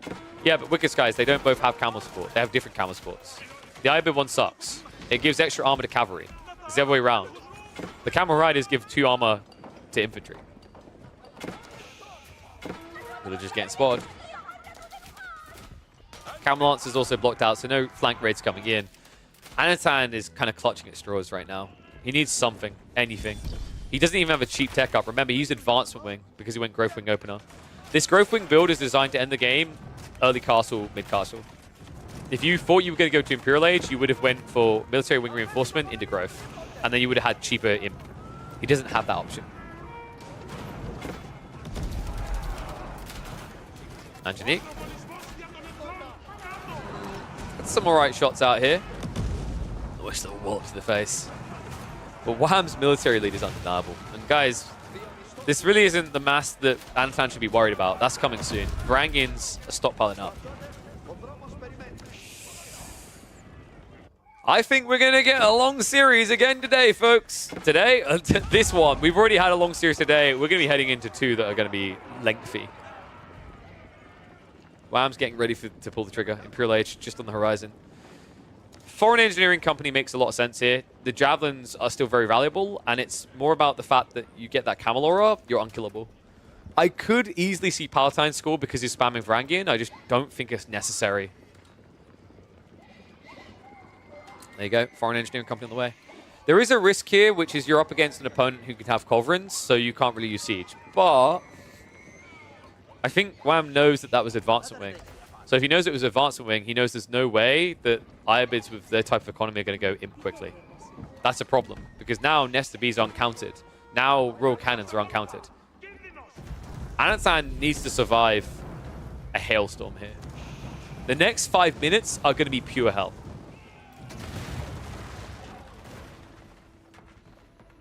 Varangian, break the first wall. Second one from Anatan is not going to be quick enough, unfortunately. The walls, oh, it's so close. Army's at least on the way, but that's more eco going down. And the Imperial Age now complete. Second wave comes in on the right side. In fact, if he's not careful, those Springles could easily get sniped by the Javs. And look at that aura. Straight away, Varangian all of a sudden have 8 ranged armor. Good God. Varangian? What idle time? Anatan shouldn't lose too many villagers here, but it's just the idle. That's what matters. Like, this is the worst case scenario. Your opponent has teched up, yet he's attacking you. That's not how RTS dynamics work. The person who's making the investment into something other than military is meant to be the one at risk. We're not seeing that at all here. Instead, we're seeing upgrades coming in. And an army that's still bigger.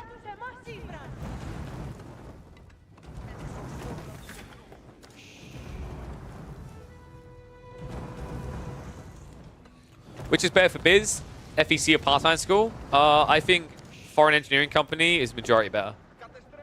I think part-time school is better if you went Kesha contract. I think otherwise, like, foreign works better with both the Javs and the Western. The reason it's good for Western is marching drills on Landsnecht is ridiculous in some matchups, and volley on Lombos is insane. Never discredit how good Lombo volley is.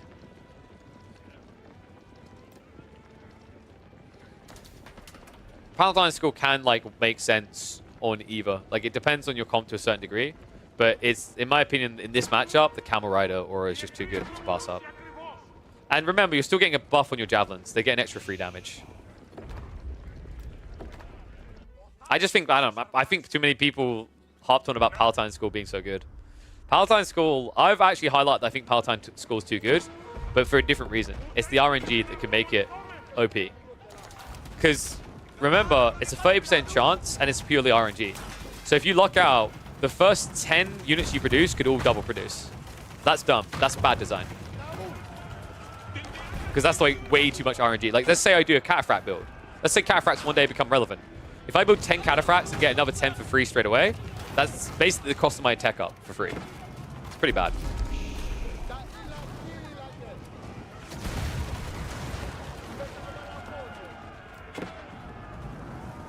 Dive now coming in. Castle is not going to go up. Anatant, this is it.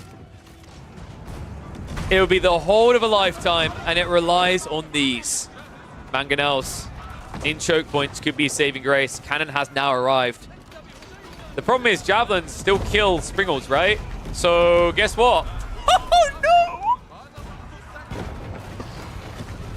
This is like the dumbest thing in the game right now. Springles will clear up the rest of it. This is it. This is over. Anatant will not be able to beat the Byzantines. His Iabid Kryptonite still remains from Greece. Whereas Iabid Kryptonite, actually more fairly, is from Canada.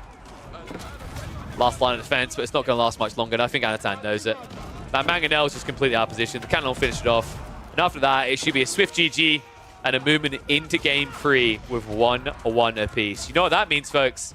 That means, for the second time today, Anatant versus Canada is going to be going the distance. Ooh.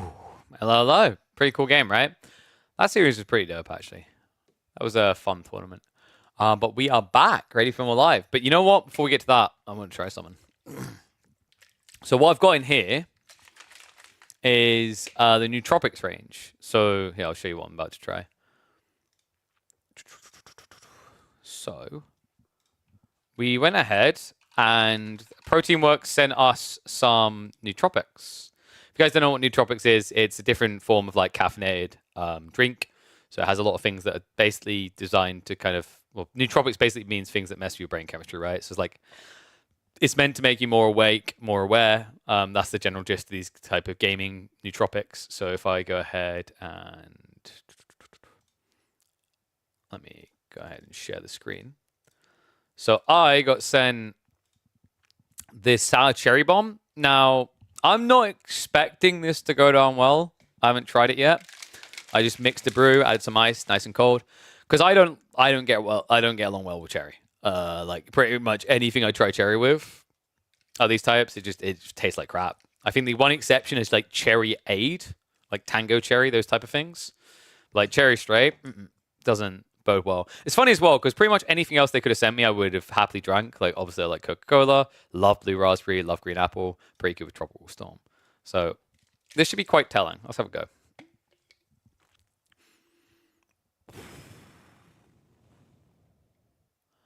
the sour and the cherry come through strong.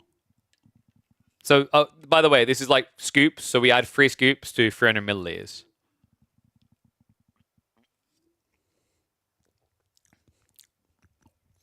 Ooh. That is very sour. Although, actually not terrible. Like,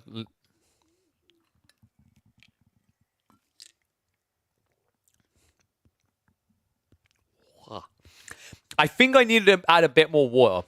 Well, actually, I don't know. Maybe it's meant to be that sour. It's actually not too bad. You know what? You know what it kind of tastes like? It's almost like a more gummy-ish taste. You know, like with sour gummies. It's kind of like that. And maybe that's why it works, because like straight up cherry, it just doesn't resonate with me. So that's pretty cool. I'm having them send me some more of these. Hopefully I'll get green apple and blue raspberry. I mean, I take color as well, happily. Would say it's worth a try, because this is, so these pots come with 30 servings. So 30 servings, basically it works out just a tiny bit over £1 per serving. I think the caffeine load in these is like pretty decent as well. But I tried nootropics with a different brand, and they do actually like, there's some truth behind them. You do kind of feel more switched on. So there's like 150 milligrams of caffeine in this. If you guys want to try this, remember, use the code KillerPigeon at checkout, because you'll actually save enough, if I'm not mistaken, that it will be like £1 a drink. Yeah, because there's 30 servings in that. Honestly, someone grab the blue raspberry and let me know what it tastes like. I'm hoping they'll send it to me, fingers crossed. But yeah, go check that out now. !Protein works. All right, let's get ready for some more gameplay, though. Let me start up Age of Empires 4 and we'll get back into the live games. So, I was pleasantly surprised by that, though. I don't think I'd take it over blue raspberry, but the fact that I don't like cherry that much, and I actually am going to sit here and drink, because I've had cherry drinks before where I'm like, I won't finish that. I mean, this was free, so I'd be like, I won't finish this, but...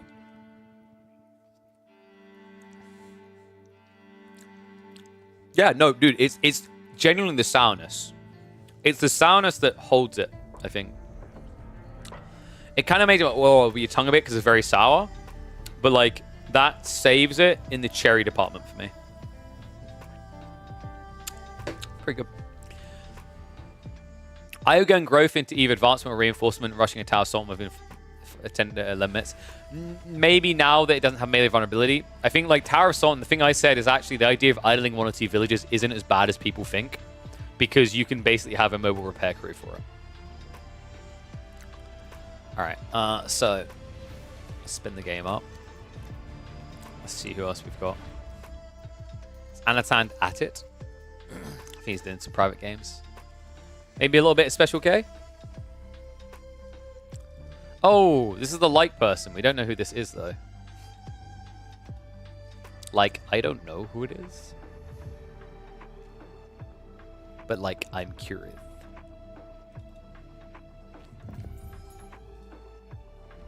Okay.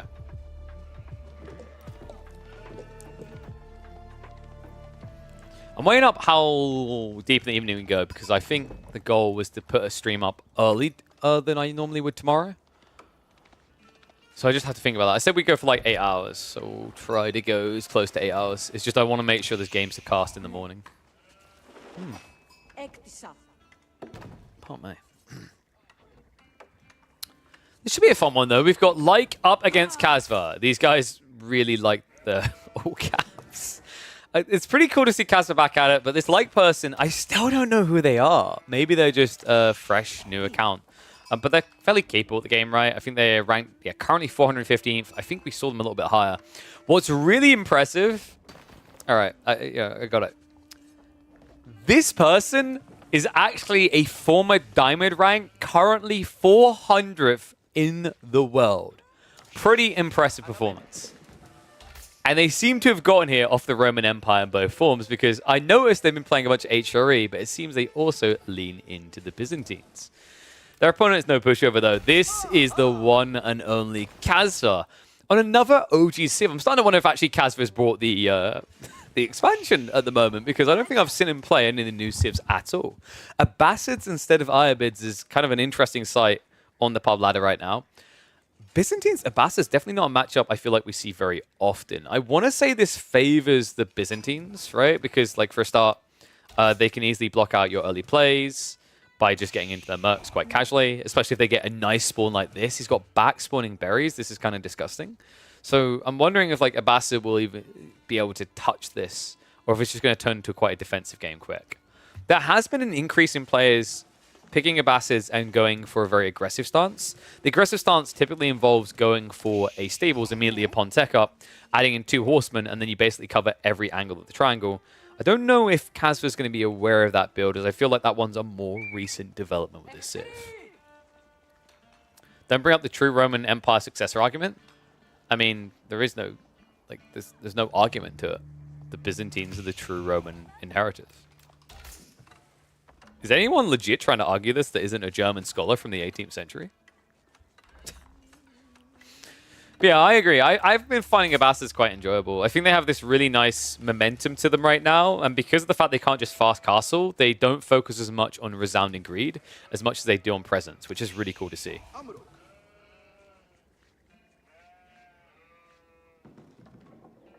Wait, you mean Ayu? No, we don't talk about Ayu. Iobid somehow surviving any sort of nerf for this long is shocking to me still to this day. They're well overdue to be just kneecapped. So Grand Winery versus Military Wing, nothing too unorthodox coming out to begin this. Love the fact that we got the early Olive Grove. I hate the positioning. It's a little bit suboptimal. He's actually just making himself less efficient down the line, but typically these opening Olive Grove builds are really nice. They allow you to get a loose assistant level 2 if you need to. They also guarantee that you have enough stone to outpost and arrow slits your defense points, right? So like at this stage, you know, if you're forced to outpost the gold, you're not going to feel completely screwed when it comes to the system timing. You still get level 2 at a competitive point. I believe we are already setting up stone gathering. So Kazva definitely going for that good old-fashioned 2TC build. I imagine it's just 2TC. I don't think you have to go too far here. You're going to have to present arms in the mid-map, right? Because the Byzantines, if you don't go to them, they tend to come to you.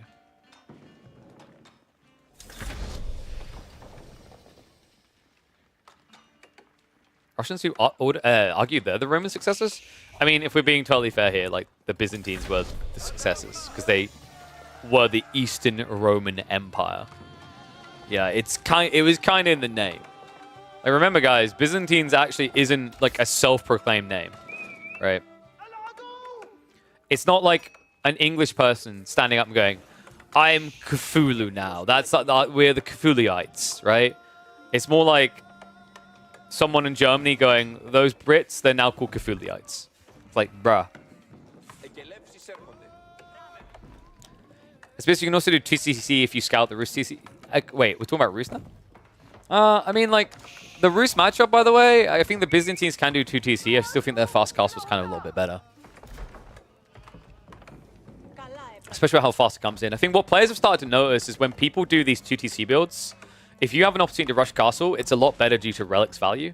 The Relic value exceeds what a TC is capable of at that stage in the game.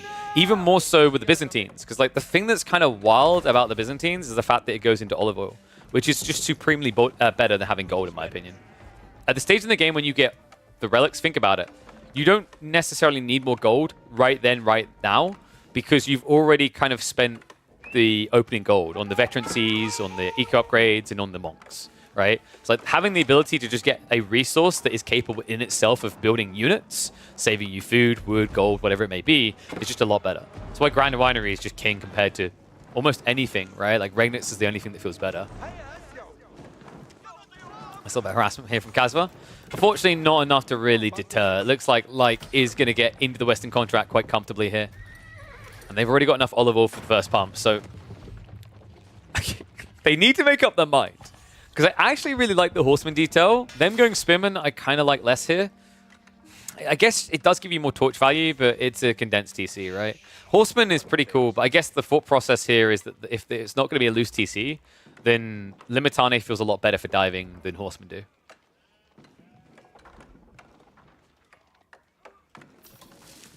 I like how everyone has different ideas about what needs to be nerfed for the Byzantines. Legit, what needs to be nerfed for Byzantines is the gathering rate and the farms. That's the big problem. Like, I actually think you could probably make Olive or Given scale based on age within reason, and it wouldn't be too crazy. But bare minimum, what needs to happen is these farms need to cost 75 wood. There's no logical reason why these farms cost 60 wood.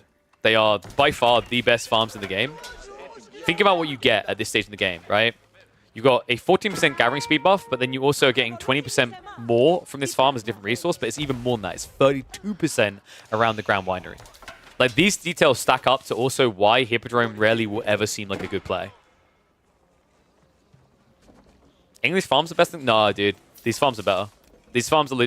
You're actually capping if you think that English farms are better than Byzantine farms. It's Byzantine farms and it's not even close. Oh, did I also forget to mention the 8 stone rebate you get for building these farms? So they don't actually cost 60 wood. It's more like 52 resources because you're getting a refund of a resource you do want.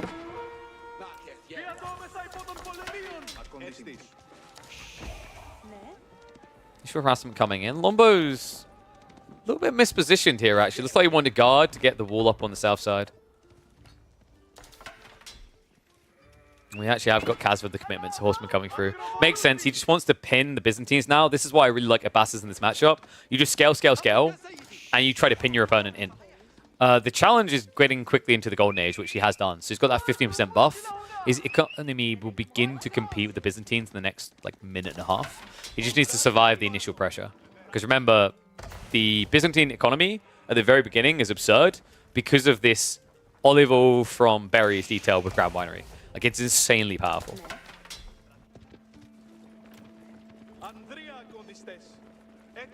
Nice, a Martian in the position. Blacksmiths could be a really big deal here. If Like wants to camp and not be movable, actually rushing Steeled Arrow is the play. He's got way too many Limitane right now for what he's up against. He should be investing that resource elsewhere. It looks like it's going to begin with a Kara Siphon. So, interesting that he prioritized the Siege, but didn't prioritize the Steeled Arrow. I feel like that's a little bit of a slip up. 10 longbows at this stage is definitely worth it. You have definitely got enough horsemen to deal, Limitane Rub to deal with the horsemen. Maybe even Undermesh would be worth having in a rush here. I also think that it looks like Casva wasn't aware this was coming because he does not have blacksmith techs at all. Iron Siphon should melt this pretty quickly. The fire armor doesn't work, right? No, they did fix that. I think they hot fixed that in the end. Basically, fire armor used to apply to defending against Kara Siphons before. Oh, purple. This is not how you should be defending. Horseman, the freest kill imaginable. Yeah, and now look at the knock-on effect. No undermesh equal no play. Horseman just get peel off. Archers be able to trade out quite well here. Shield Wall has been activated, but count is already diminished, right? I think purple completely misplayed that. Steeled Arrow first, Kairos Siphon second. If you're at least going to go Kairos Siphon first, make sure you're paying attention to it because he completely ignored it. Now Horseman can just go in, right? Archer count should be good enough to finish with the Limitane. Remember, every longbow lost hurts a lot here. This is a limited resource unit you can get your hands on due to the fact it requires olive oil. At this stage in the game, purple doesn't have much of that. Yeah, at this stage, he can just snowball longbows to clear this up. Both archers to clear this up. Both longbow and Limitane. Looks like Casva may be kind of trickling in a bit here, though. Yeah, I think he hung around on the tail end a bit too far there. Remember, this is still a matchup where your opponent has Steeled Arrow and you haven't fixed Blacksmiths yet. That is now on the way, so next fight should be better. Then again, Casva doesn't need a resounding win in these fights. He just needs to not lose because he's scaling an eco lead, right?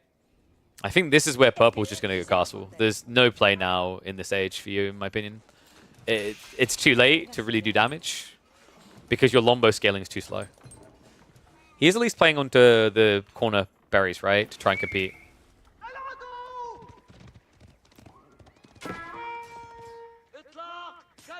Purple, please. He actually, yeah, needs to pull it back to the Limitane or he ends up losing. Casva just trying to yoink away the sheep. Nice sheep. Another kind of cool thing about playing Bass in this matchup is you benefit a lot from the berry situation as well.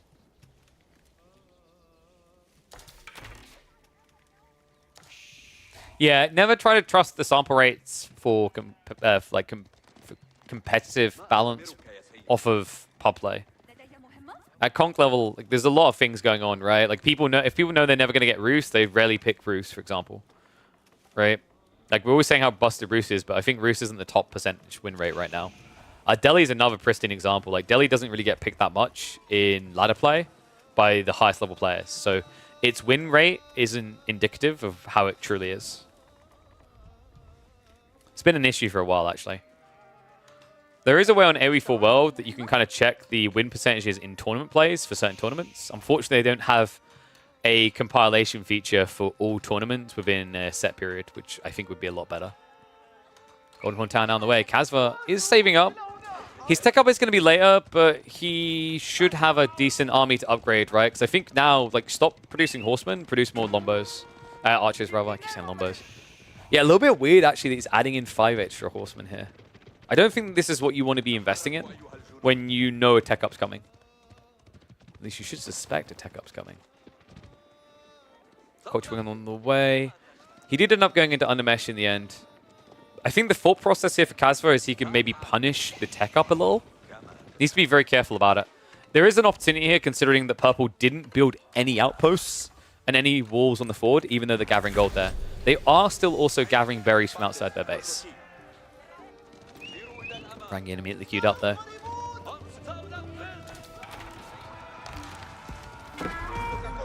Purple. It's going to lose one 2 units here.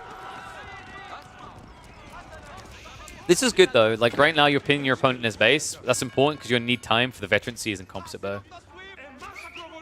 Oh, an interesting trickle there from a man who doesn't have undermesh. And he just realized. It's one of those classic moments where you're like, wait, why is my guy dying so fast? He's meant to be tanky. Horseman, I do get a freebie in. Jump on top of the Lombos. Most Limitane are being mopped up there, right? Like, this is actually not too bad of a trade for Kazva. It's mostly the Horsemen being thrown away. The Archers are surviving. I actually think he played that really well.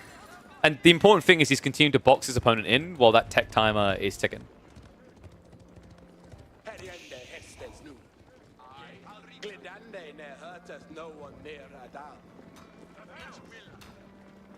Undermesh now complete. This is where we should start to see a whole ground up to about 10 Varangian and then a move out.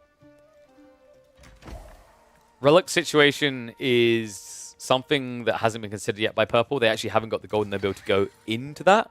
So actually there's an opportunity here for Kazva to try and snatch away. It's actually so underrated for Abbasid players to snatch away the relics. Recently, players have started to take note of it though, right? Like more often we're actually seeing moss drops now out of Abbasid players at the start of an age up. That was something that wasn't actually that typical. It was very rarely seen, in fact, just a few months back.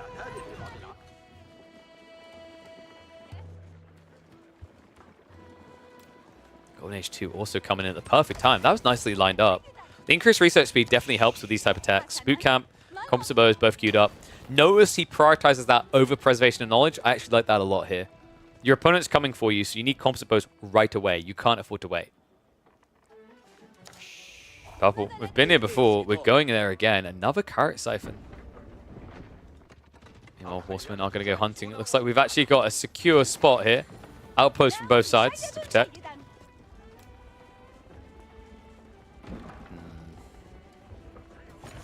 Crossbow's now getting queued up as well. I mean, Purple's army is quite frightening right now. Like, Composite Bows detail aside, right? Like, you're up against 32 archers, but you do have 19 longbows yourself. You got 16 Varangian.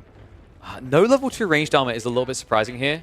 It's a huge DPS increase, or decrease rather. So it's going to be back up for the moment. Karasiphan's now moving in. So 200 the second town center. Mangonel is being built up. Pretty appropriate response here. Crossbow numbers need to reach like close to 10 before you really want to contest this. It's actually kind of fine that he's letting the TC die. Right, the eco lead is big enough to eclipse the Olive Grove plus the gathering rate for the Byzantines.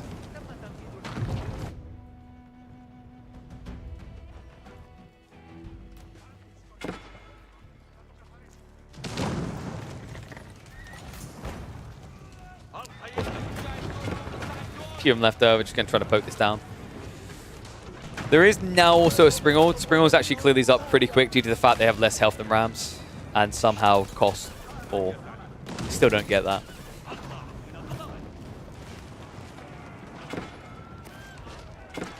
Villagers are being targeted though. That's what I mean. 24 eco lead is still substantial, right? Behind this, we aren't getting a 2 TC play out of purple at all. They're just all in on this play. And they still haven't gone for relics whatsoever. Mango. Whoa! Hello, sir. Might want to protect that. Longbows are about to be in range, though, so purple needs to show some respect to this. Instead, he starts to dive in. Varangian looking at the wrong target. They go for the crossbows first, but the Mango completely ignored. Crossbows are frontlining Casva. Wait, what? Oh no.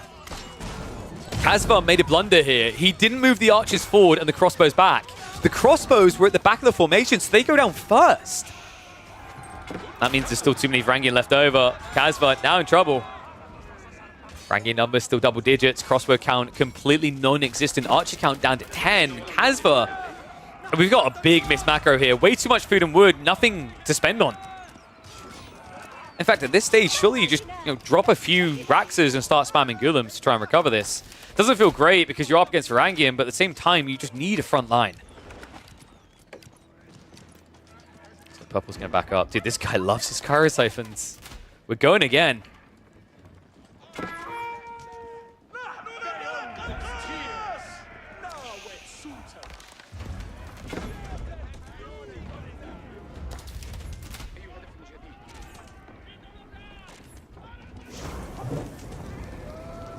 Well, actually, the number of units for the Byzantines is a bigger issue, actually. It's one I've highlighted before. It's this. It's Conscriptio. That's why Varangian look broken. Like, if you look at Varangian on paper, they shouldn't be broken. Mathematically, they aren't a broken unit. What makes them broken is the production rates of Byzantines. Think about the Japanese build that once upon a time we thought was OP, the fast castle one with Yoroshiro. It felt broken because the production rates allowed you to Zerg an army, which other civs couldn't match. That's Byzantines in a nutshell. Their economy, their production speed. Those two things together in the mid game are way too strong.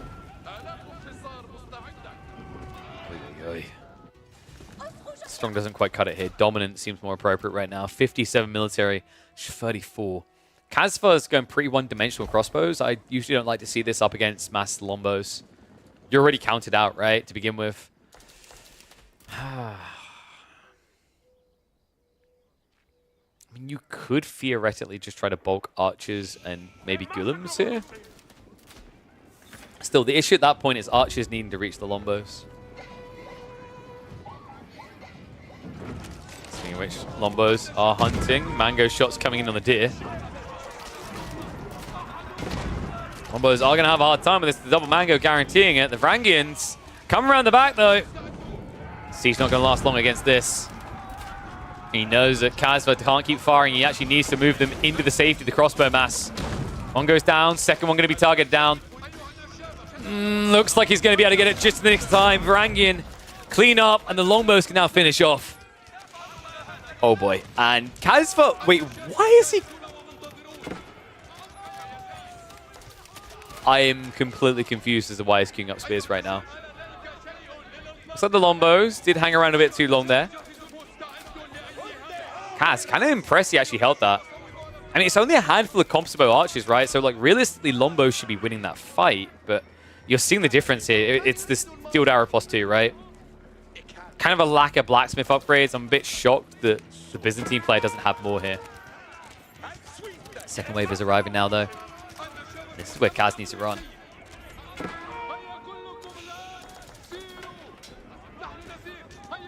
Still, not a single relic picked up. I'm starting to think the players maybe forgot about it.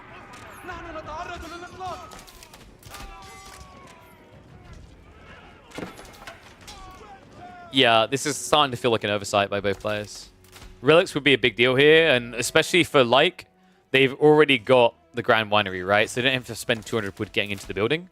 They only need to spend 150 gold, and they are sitting on surplus resources.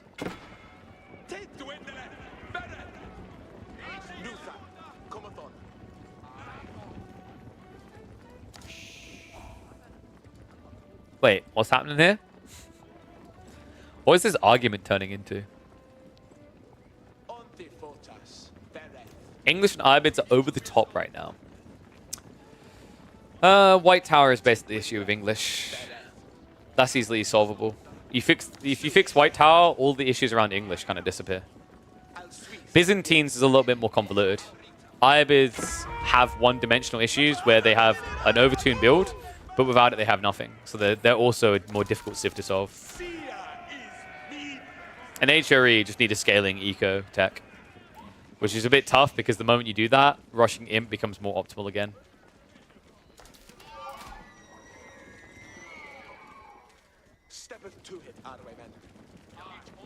Spears because cavalry would be a logical counter for like.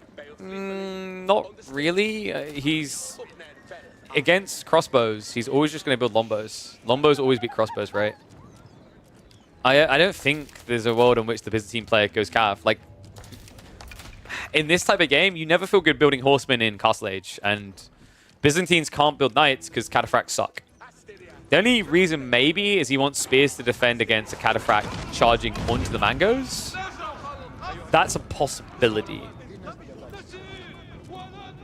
But even then, 1 or 2 cataphracts against mass crossbows, they'll just die before they hit the siege. I think it's just because he wants a cheap meat shield. But the problem is you're doing it against longbows, right? So you can't afford a cheap meat shield because they die too fast. Double mango looking for a wallop. Kasva! Purple! Oh! Poor reactions! Brangian now going to move across. Second following up shots to the mango is not good enough here. Enough longbows did survive that, so it looks like Kasva is going to lose the entire army. Oh, good fight. I can't believe he just headbutted a mango shot like that and it's still okay. Karasiphon's also now being prepped by the Byzantines, so looks like we've got another offensive coming in. He knows there's other siege he can build, right? Does crossbow and siege horseman be nice? You'd be surprised what Frankie can do. Also, you'd be surprised how resistant Byzantine... Wait, what the... What?! When did this happen?!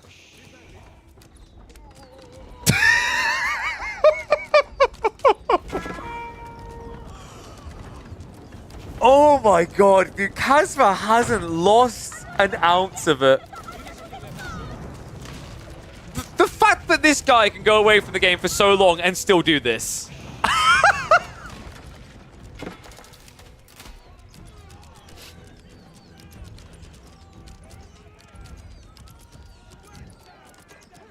My draw is constantly in a dropped state right now. How did he get 3 castles in behind the enemy lines without any sort of conflict? The Karasiphons don't even count the key. Oh my god. He's also struggling to get new troops out. Like, this is right on top of a lot of his production. Did Kasva just win this game in the most disgusting way possible?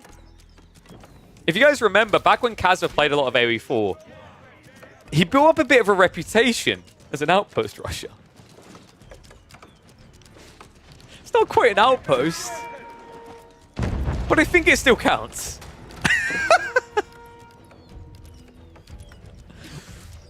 Whose base is this anyway? Crossbows. Oh my god, he cut down on everything. Purple's losing this game. He's actually losing this game. Oh my god. Trev's now covered out. But Springham's already being prepped by Kasva. These are someone that he can just build on the fly, remember. He's playing as the Abbasses. A little bit low on stone, but should be able to keep it up long enough. And thank you very much, Ardent Adam, for the Prime Gaming sub. That just reminded me, after this one, I will fix the notifications. For some reason, you guys, your names are not popping up on screen. What a freaking game.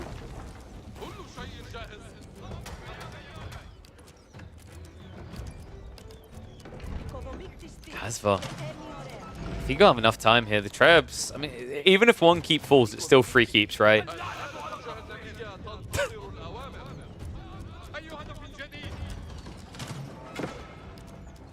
By now here.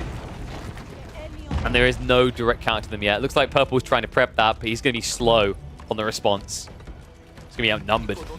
Yeah, that's the problem, right? The Siege Workshop is terribly positioned. You need it over near the Conscriptio effect from the system to get your siege out quick enough. What? What? Oh, no. Come on. Kaz, mistakes made there. The Springle decided to walk into the enemy base unguarded. In an area that he doesn't see. So we're going to try this again. This time he just needs to stay on his side.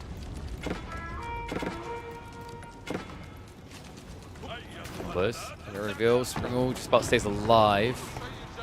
Double Mango here, which... I mean, the crossbows to support should be impenetrable right now. Kaz is holding on to way too much wood. Oh, keep goes down. Mangoes are going to be in trouble here. Dude, how is Purple not dead? This game is such a goddamn mess.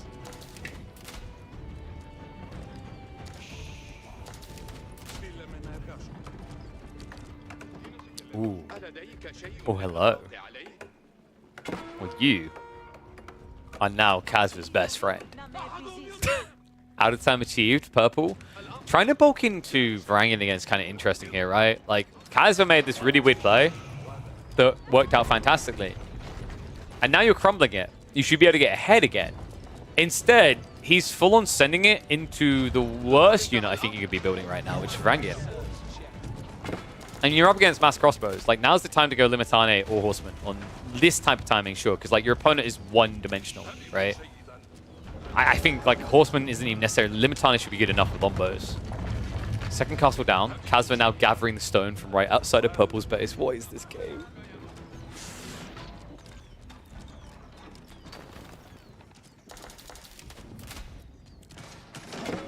Wait, did the castles kill these buildings?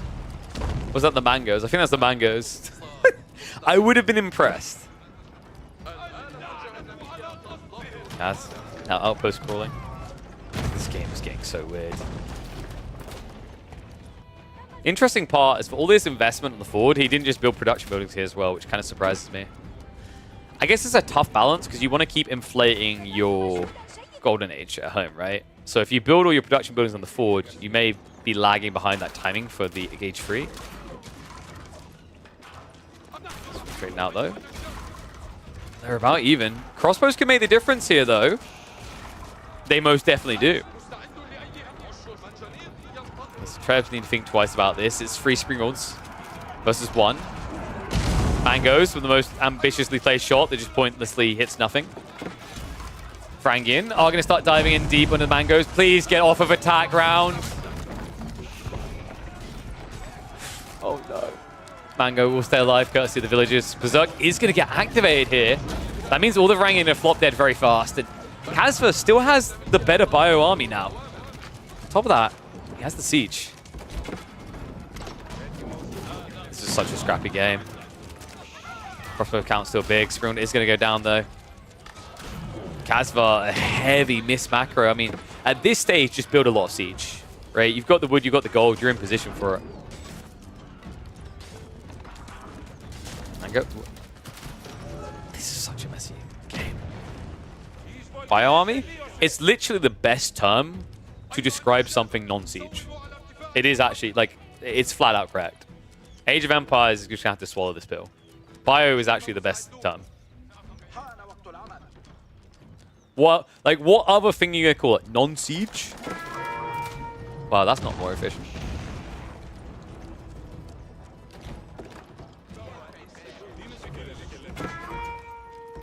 Humans? What about the horses? Do horses not matter to you? Sentient. Still longer than bio.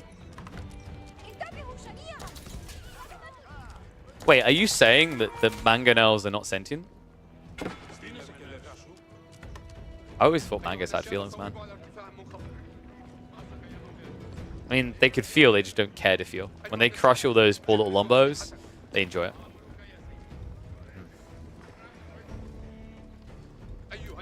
If purple somehow wins this... Like, I'm actually getting this creeping feeling. You know the one I'm talking about, right, guys? The one where your brain's like, this doesn't make sense. ... But...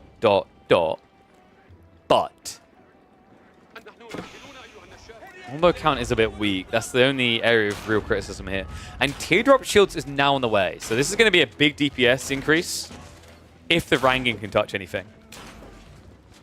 Spiral situation is also now dire. Casva looking for a switch into Knights here. Very expensive, and I don't think he has the farm count for that yet. What are we at? Okay, apparently we're at 34. So he did creep that up when we weren't looking, so that's at least good. The problem is, like, Varangian with Teardrop Shields, they're actually not terrible at competing with Knights.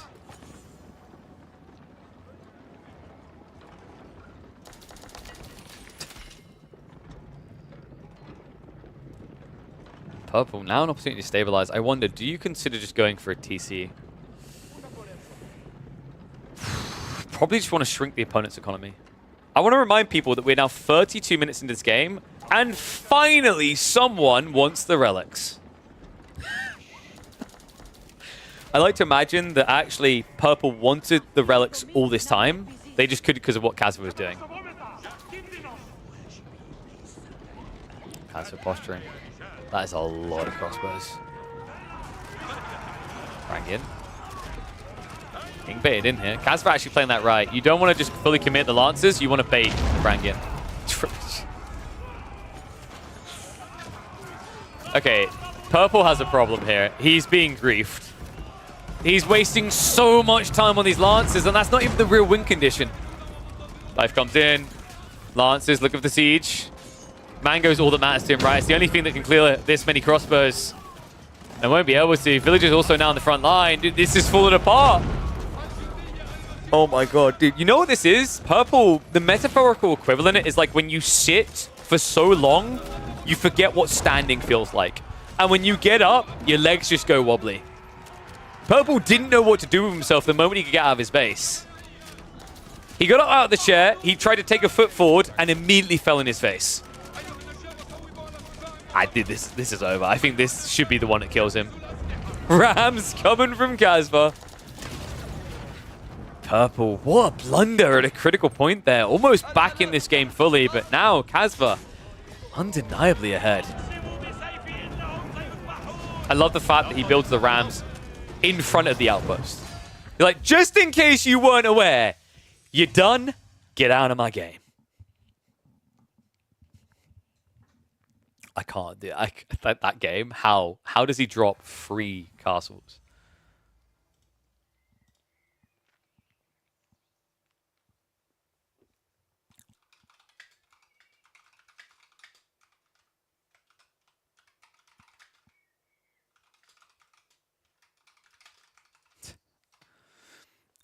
Nobody saw this being built.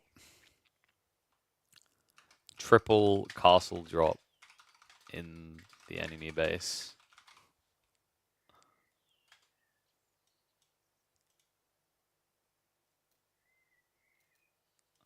All right, there we go.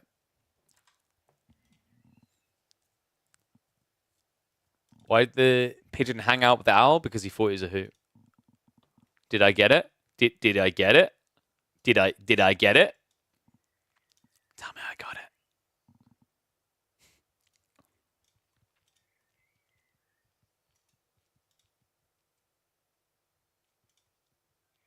Okay, one sec. Sorry, just checking something. All right, there we go. Dude, I'm a dad. You're not gonna get those ones past me. All right, let's see what else we've got we can sink our casting teeth into. Well, let me grab my water as well. I accidentally put it on the floor over here for some reason. Whoop, whoop.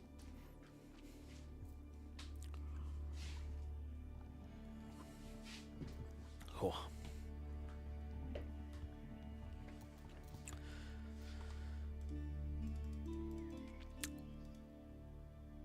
I don't know, Farman. Why was the pigeon sent to prison? Yeah, I don't know why he stuck to Rangian.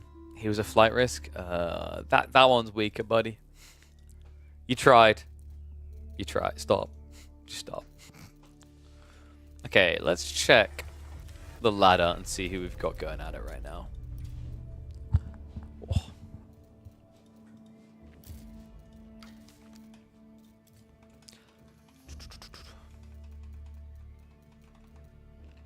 God, I feel a bit weird. I'm still not like 100% after feeling ill the other day. Actually, it was, dude, I was so worried because last night, no, it was the night before. I woke up in the middle of the night and I just felt like I wanted to throw up and I couldn't. I was like, not again. The weekend when we were casting, like we were still recovering from it. Like I couldn't, like, you guys had it, right? Where you want to throw up, you really, really want it, but you can't. And it makes you feel so bad. Like, that's what I had. It's brutal. That and migraines. So I'm hoping that's not coming back again. Because that would KO my ass. Which I do not need, considering that we are going to be casting both days on the weekend. Let's have a look. Who is the duck up against?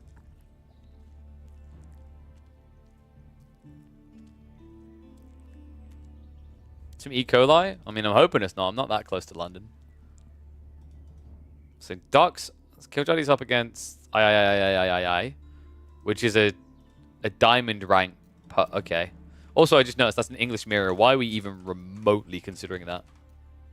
Frank the Manticore.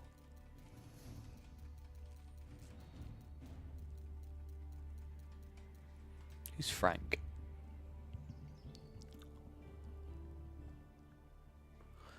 E. coli is literally everywhere? Yeah, but like it doesn't mean it just appears randomly constant. Like, no, to put it another way. Statistically, the probability is my point. The probability of you getting it is much higher in London. Not just because of saturation, but also because of the state of the Thames. Alright, so let's have a look here. So who's Averley against? Frank the Mantis. Wait, we know this one. We've seen this one before. Who is this?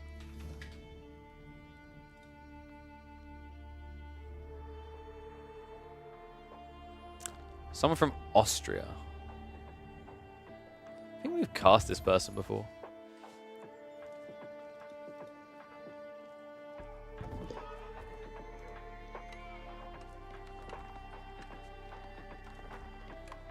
The music's nice.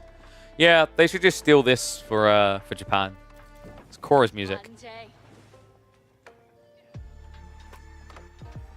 Right? This is actually perfect music for the matchup.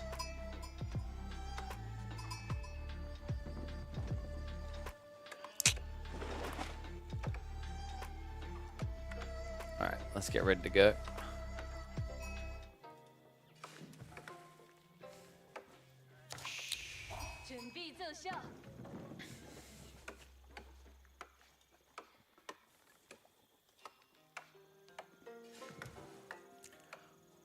This is the matchup of kings when it comes to water hybrid maps right now. But this map is not a map just like any other. This is, in fact, 4 lakes.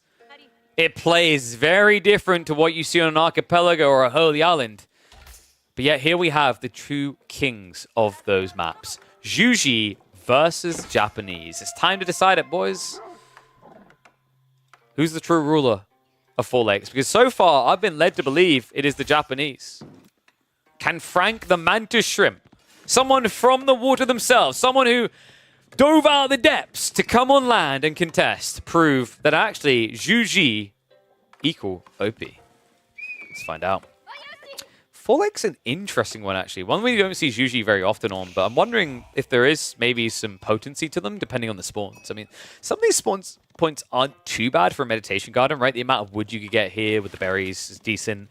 Over here in particular, the 6 berries for 36 food, then the 25 stone, 25 gold, as well as some wood, is respectable.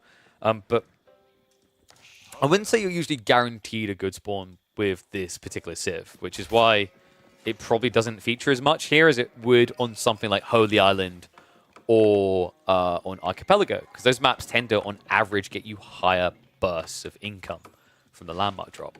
Japanese, on the other hand, don't really find themselves hamstrung that same way. They love the fact that there's water just because they can get fishing boats escalated cheaper, which means you are able to go quicker in your tech up. They're able to very easily then play into the Coca Township to deny extra docks from their opponents. And then finally, the other really nice thing about this Civ is all that extra food goes into a very powerful fast castle timing that's hard to contest. Well, we weren't done there. I think the biggest thing as well that I really like about Japanese on water hybrid maps, that's right, there's more, is the Naval arrow slits. Naval arrow slits is just absolutely goated for these contested water maps. It's actually why Juji is so popular as well. They tend to drop Medi-Gardens on stone outcroppings, which every 5 minutes gives them a free emplacement in a dock.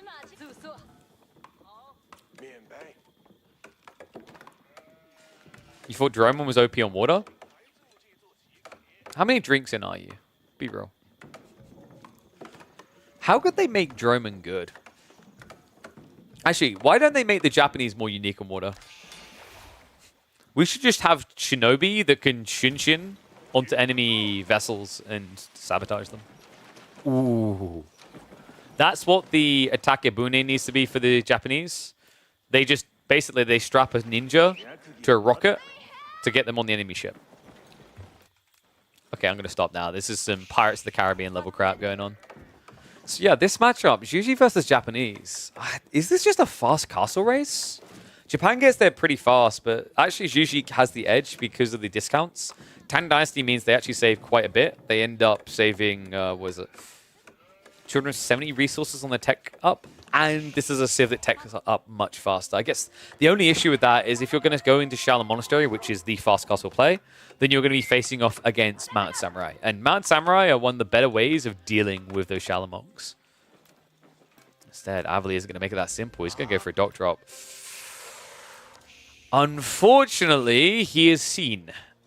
Weird part is that Frank is moving away. He's just assuming Avali's not even going to try. Wow, okay, so Avali behind. That's an expensive waste. Coca Township now on the way. I mean, the reality is this could have been 8 villagers doing this instead of 7 if it wasn't for She Who Got Lost. Is he going for a gold play now on the like an outpost rush on the gold? That can't work. He just he ran in vision. Okay, so Avali is trying to be really secretive about this, but it's a dock drop. There's going to be fishing boats here. Like, it doesn't work. Because now, if Frank just pulls 2 villagers, he'll stab you down, right? And no dock. If Frank just pulls 2 villagers... Guys, he's not pulling 2 villagers. Oh, no. No, Frank, please. It's the blue camouflage. Which shouldn't work that well on water. Okay, here we go. Villagers on the way. This should be quick enough as long as he immediately clicks the villager. Yeah, definitely Avali is going to die for this. I mean, funnily enough, 1 villager might have been good enough. 2's going to guarantee it. So Avali, Dr. Now here will not be able to intercept the pond. This is problematic. Like, if you think about it, it was a very wasteful, heavy investment by him. Now the Shinobi follow-up, like, he hasn't really achieved much for this. He could still do damage on land, by the way. Like, one issue I'm seeing right now for Frank is not a single production building. And that's going to be fixed. So, Chuganu on the way. Chuganu are actually a solid solution to Shinobi because they love units that have no armor. Right? And the other issue you usually have is if you, like, try to min-max Shinobi and chin them away when they're about to die, remember, any arrows that have been initiated will follow. Oh, wow. Avali. That's an insanely powerful investment. 4 villages? But is there already a play in the way? No. So this is kind of a baited dock. Avali playing to the east side. He's going to draw attention there with the junk ship. But then he's got enough speed here to rush up on the west. The problem is he needs to rush multiple docks because you will not be able to permanently deny both with 2 Shinobi. So you either rush more Shinobi, which is going to be a struggle to get me here quick enough, or you go multi-dock.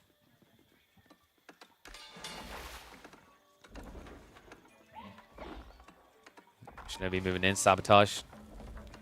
Hits in. Second one is not here, though.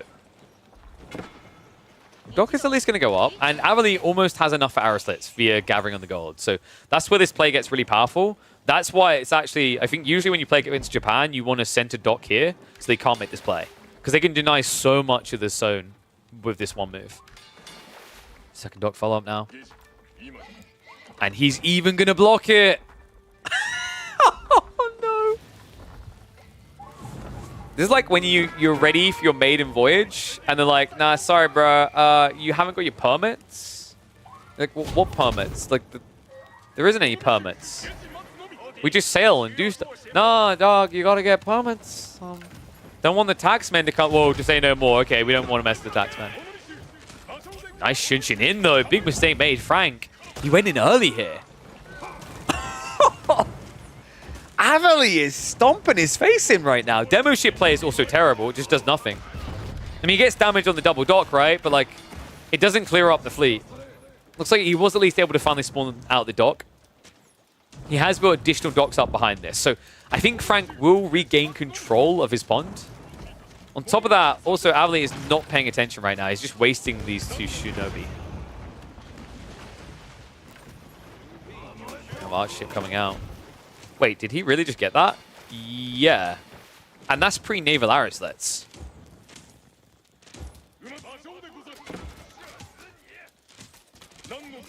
Shinobi. Chunchin in. Sacrifices for the sabotage. That's actually pretty smart here. On top of that, repairs are coming through, so good timing. Archer ship can't turn to fight, it's going to turn to die. Man, I actually think Avali's got him. He's pinned him, right? He's got 2 ponds to his own. The other one's being contested. There's at least a pond over here, but there was wasted effort trying to get rid of the aggro play from his opponent there as well. This could be a very quick GG. We have got Shugin massing up, but like the issue now is archer ships. You can't come anywhere nearby. As long as Avali just sticks close to the coast, he should be safe.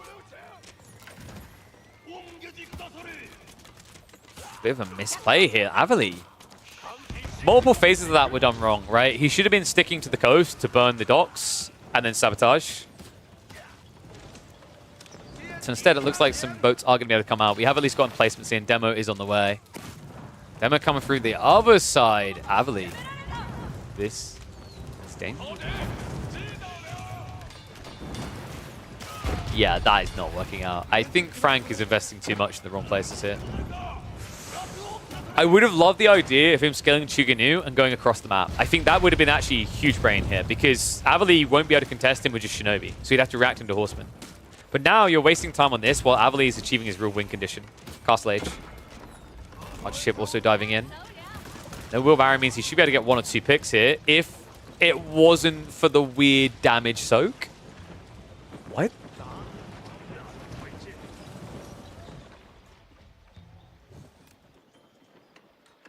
Avali now adding in the fleet of archer ships here. New dock will go up in the end.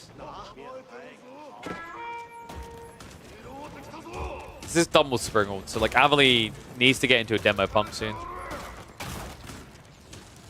Bit of a miss micro arbor coming in. Kind of wild how this really escalated though. That full villager pull is not something you see very often. That was very risky. If Avali had screwed up that play at all, the game would already be over. Because he'd be a mile behind, right? But it has ticked the box, right? Like Frank has invested a lot to try and contest this pond. He still doesn't have full farming behind it. Avali is going to keep this up because he knows he's going to trend towards Castle Age either way. In fact, he's got so much stone, he could even consider a second arrow slits play here. Demo, nice hit. This one's the damage. Demo is going to be coming out, and Avali, yeah, Frank can't react to that right now. At this stage, the best play Avali can make is just get the arrow slits in and camp here with double arrow slits in placement. Instead, he's going to try to push it now. Demo. I don't... Wait, what? The archer ship! The archer ship! Oh, what the hell was that archer ship doing?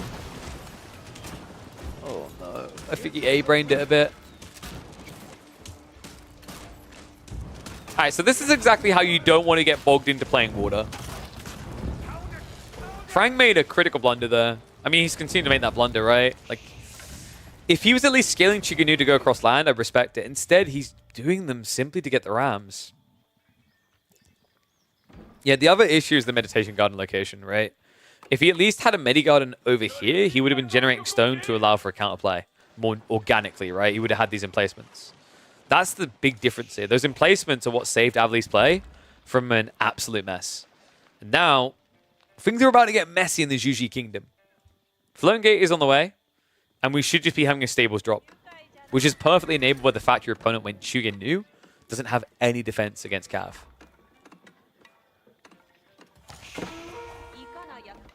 And no, I don't play ranked.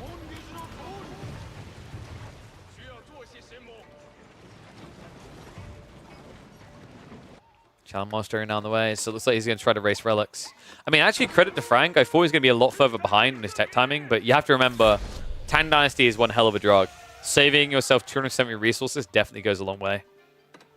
That being said, still slower. And also, with Mount Samurai on the way, going Shaolin Monk straight away kind of feels like a death sentence here. Nice snipe though, Chuganu. Do at least find the villagers on the flank. The tough part right now is you have to choose between scaling your pond eco on the west or getting land military, right? And you have to go land military here. It's not even remotely close of a choice.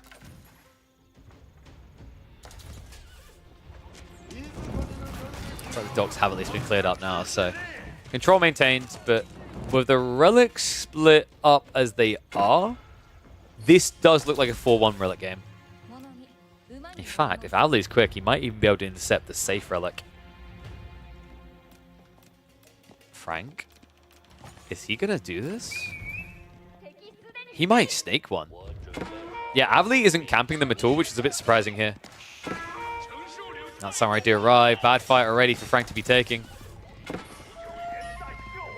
The relic is being pulled back. Okay, so this is a little bit better than I was expecting. I think Avli did misstep a bit. Not as much as Frank, though. Of all the misclicks, you've got to be kidding me. Mount Samurai now looking to hit that gold. Charge coming through. Frank nowhere near that safe. He hasn't got wheelbarrow either, so hardly a quick escape. Looks like it's going to be at least 3 villagers going down to this strike. In fact, he even jumps deep to make sure. Okay, really good little raid here. A lot of idle time and also an eco lead now escalating. Other side of it, Chuganu arriving at the base just in time to get walloped down. I mean, even if Frank somehow got 3 relics, I don't like how the next few minutes look for him. Going Lancers was a brave and dangerous maneuver against a Civ that builds Knights quicker than you can. Remember, this isn't China. It's not like you've got Imperial Academy. Like, China would do this better because they'd be able to supervise more actively. But you can't, right? Because, like, you haven't even got max taxman. I think he's got maximum 2 here. Yeah. Looks like Lancers were at least able to clear up that first wave, but Avli, it's about to get a lot harder. Immobanament added into the equation. Also the fact that we should have more melee techs coming. Yeah, we haven't even got Tatada yet. So Avli did slip a bit. I see that happen quite often from people. That... Okay, I don't know what it is with Avli at the moment, but he's very obsessed with Spearman. It's the second game today we've seen him just go Spearman when it doesn't feel necessary. I mean, that game was at least a little bit later. I guess he's worried about the economy of the Juji just eclipsing him, right? Because remember, this is a game where he went Coca, so what he can do with food is limited, as he doesn't have that free transition into farms just coming through, enabling him further. So Spearman should get a good fight here. Frank, and the fact he's even trying to take this is surprising to me.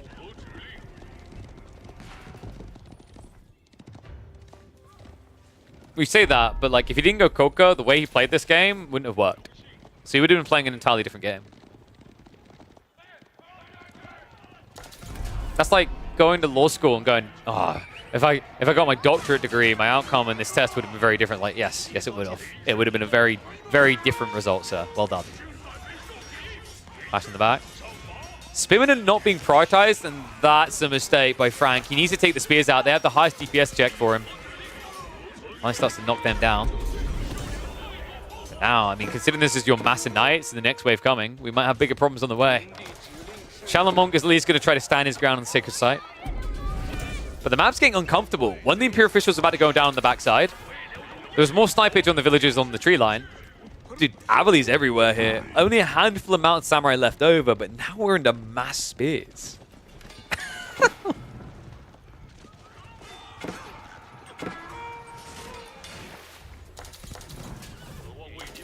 And the weirdest part, folks, is that Frank is still not building anything else. He's building more stables. Oh my. Alright, I question it, but Avali's choice to go spears was 100% correct. This build is looking a bit tented.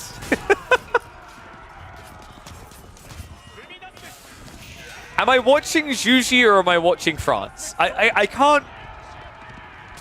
Because I feel like this is what a French player would do in this situation.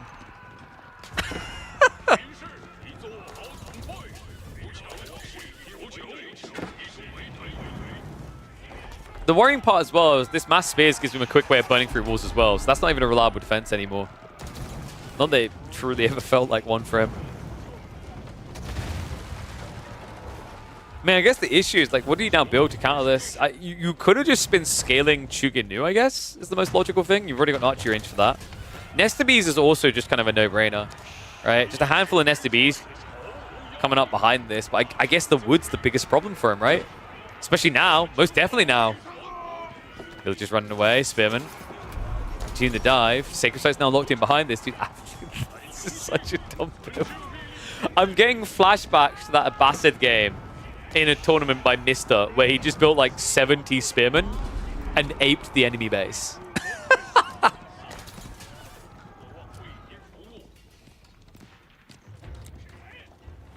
Shinto has decided to party. Party was not friendly to family. Still spearman. I start idling out the economy. Next wave is coming in. Avali. Avali. There we go. Remember, A-clicking is your friend.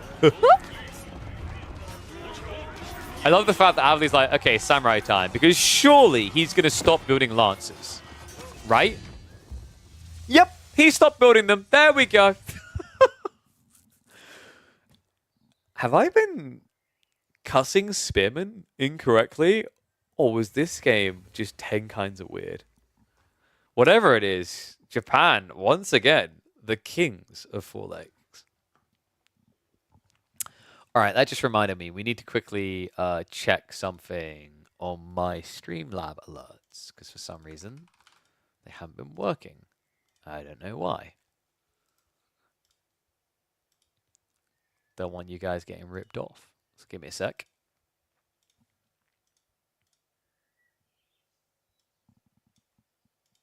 Okay. Ah, there you go. It's because they changed their terms of service. So I think... Wait, did they change everything? What have they done? Oh my god, don't do stupid crap like this. Streamlabs, what?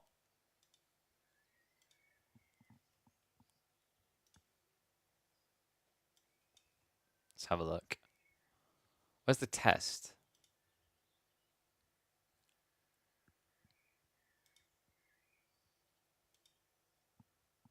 Okay, it works again. Nice. Good job, Kevin. Apologies to people that did sub and it didn't pop up before. Subscription test. Subscription. That's definitely how you say that word. Well done. Don't quit your day job.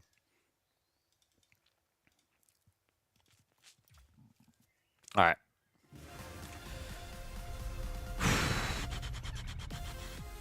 So who is Frank for realsies? Because they've just sent me a friend request. Hello, Frank.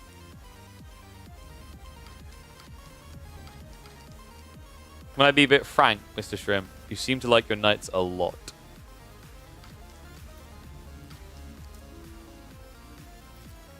Give me a sec, guys. Just checking something.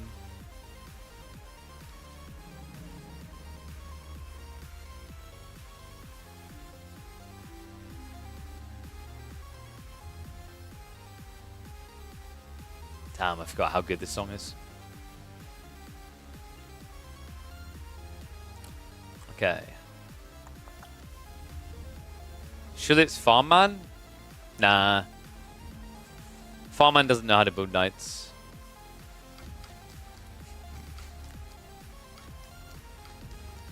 He likes to build spearmen and be like, get off my farm.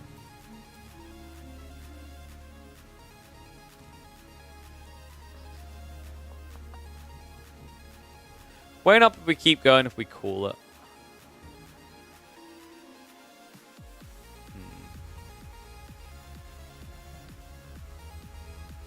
Please tell me that says the final countdown.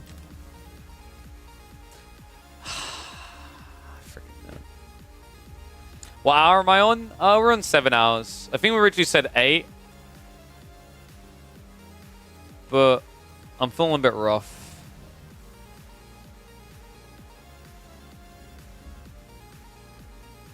I want to make sure we got some things to cast tomorrow because I'm going to be doing an earlier stream. I think the goal will be to go live at like maybe 11-ish. And they'll go until 4 when I go to bouldering.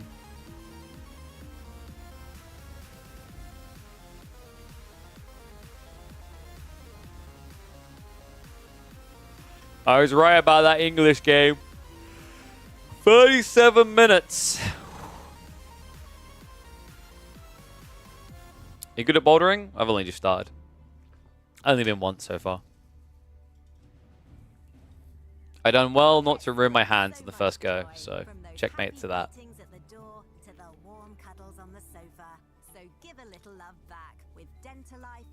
Okay, yeah, thank you, ads. Yeah, guys, I think maybe we wind it down. Sorry, it's just, I don't know, I'm feeling a bit rough suddenly. Otherwise, I would keep going. Bouldering is quite trendy. It's definitely catching on the esports families. Yeah, I don't know. I'm feeling a bit rough all of a sudden. So I just want to take it easy. But what was I going to say? Yeah, and on top of that, we'll be back casting at like probably about 11 a.m. is the goal. So we'll have like a 5-hour stream tomorrow. So that still works out to be like, dude, what did we do? Was it Tuesday? We done like 8 hours there, and then we done like, was it 5 before 13? 20, 25 hours this week at least, and then I'm going to be doing both days on EGC. Dude, I wonder if I consume too much AoE for sometimes, because I do consume a lot. So let's find someone to raid. The new Danish Civ tree from Hosen. So Hosen's making it, but the person who's been tweaking it is Lamet. Looks like he made some balance changes. Or maybe, okay, maybe we go, like, let's go over the balance changes, because he's made some tweaks. I'm willing to do that. It's just, I'm feeling a bit rough to do another cast. But we can definitely check out the Scandinavians. Alright, so let me go ahead and pull this up. Scandinavia. Navia. No?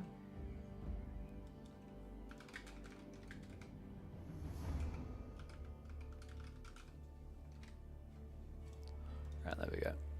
So, let's have a look. What changes do we have here? So, Vikings have been nerfed. That is the first thing we'll be looking on because they were broken. Right, Viking Raiders. Yep, so they've been increased to 80 resources. Sensible. What we got? Movement speed 1.25. Yep, still pretty strong.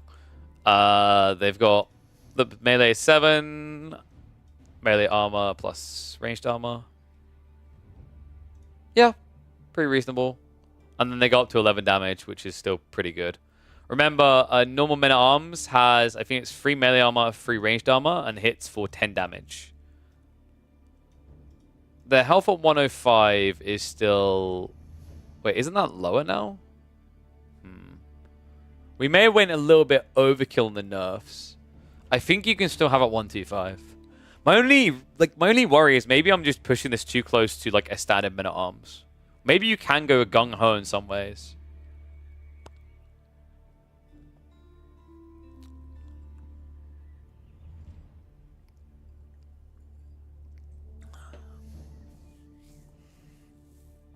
In what way, though?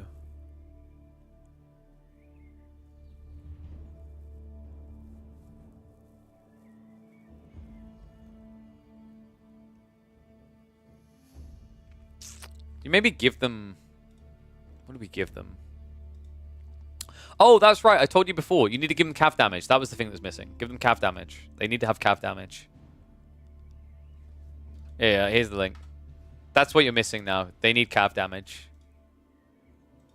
So these guys should have, like, probably +5, +7, +9, +11, or something like that.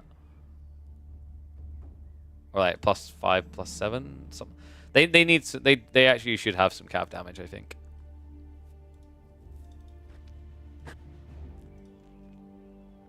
What was the other thing you changed? So Hornbow's damage is reduced. Yep, that was the change we asked for. Like, that makes sense. Like, Hornbows are still good, even with that 1 damage decrease. Because, like, now they are just tankier, right? They're very tanky. In fact, aren't they tankier than standard archers still? I'm pretty sure they are, because archers have 70 health in H2, right? Yeah. Yeah, I think that'll still be a very strong unit. It's worth testing at this point, though. You see what I mean, though, right? You gave it more health, more armor, so more effective HP on top of the more health. And then it had more damage. So this is at least a little bit more tame. If this doesn't work, what you can try alternatively is putting them to, like, 1.25 movement speed and 4.5 tower range or something. Maybe. But yeah. I think that'll still be a very strong unit. Bonus gather rate on the shore has been reduced. Same for Burka Village. Woodstave church cost increased. I don't think the issue was the Woodstave church cost. That wasn't your issue. Oh, sorry. Yeah, I mean, Turon, it's like your issue is more the fact you were able to get priests in feudal age. That's the problem. And I think, did you change them? You said Hofgothy moved to feudal. Do you mean move to castle? Is that what you mean? Because you said you moved it to feudal. Castle, got you. Yeah, that's more reasonable. It's still decent for what it is, actually. I still like to see something more unique around the wolves. Like, letting them summon wolves that don't exist. It's a free unit, but it's not a very strong free unit, so it's kind of reasonable. What else is there?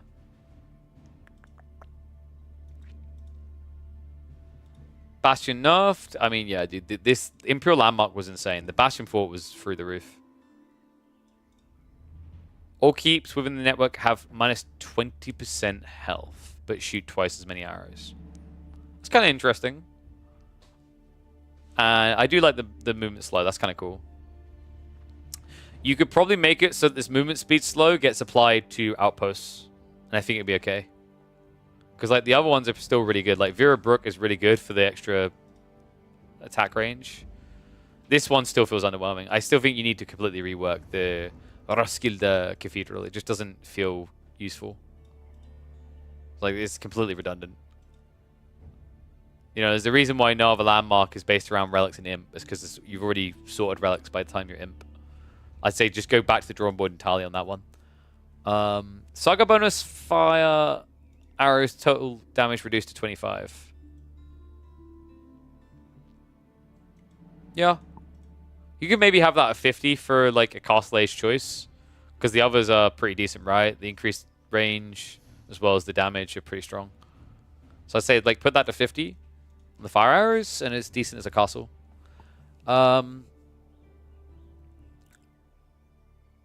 Uppsala University and Vera Brook was nerfed slightly. How was the Vera Brook nerfed?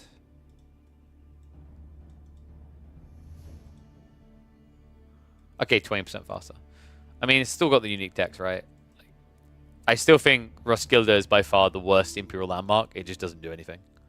It might as well just not even be in the game. Like, at least if it was a castle, you'd have some justification, and then maybe there's something to do with something scaling based on the amount of relics stored in it. I don't know if you really want to go that way, actually, because you've already got defensive landmark. But, like, something that the relics do elsewhere would maybe suffice, right? Even then, it's still so pigeonholed and situational for an imp landmark. But at least then you'd have, like, maybe, for example, it's like an Arkan Chapel type thing, where something happens, like you get an aura within X tiles range, and per relic you get an extra 5% gathering or 10% gathering or something like that. That could at least be intriguing. And then, what else do we have? Yeah, okay, Galleon better have been nerfed. Damn right it better, dude. That thing was broken. 16 tower range? Ain't enough cocaine in the entire world to get that past the relic design team. Whew. 8 tower range. Yep, that's more reasonable. I mean, it's exact, like, at that point, actually, at that point, are you not just essentially a normal Galleon? I'd try and find something unique to do with this. If you really want to make it feel unique, that doesn't really make it unique. Also, are you saying, like, Danes don't get an imp boat at all? They need something early then. Because they're just fundamentally worse than Sweden on water in every way then, right? That's kind of a problem you need to compensate for. Because currently there's nothing, like there's another reason on the long list of why you pick Sweden instead. I think your Civ design is a bit too Swedish biased in a lot of ways. The imp landmarks, land units, actually, yeah, pretty much everything, if I'm being totally honest, is very Swedish biased. You need some unique things for the Danes. Like, pikemen alone just doesn't feel like enough. Pikemen is the one upside they have over the Swedish. And also, Sweden has better landmarks, like in every age. Right? Like, the Uppsala University is better in almost all games than the Vordingborg Castle. Like, I don't think you needed to nerf this damage. It's, like I said, it's a static defense. That's what makes it not so strong. What would be cool is if there's a way of applying a buff somewhere on the map. So, like, it's an activatable ability that you cast this damage buff in a AoE. Maybe it places, like, a campfire as a placeholder, so you know. But, yeah, keep working at it.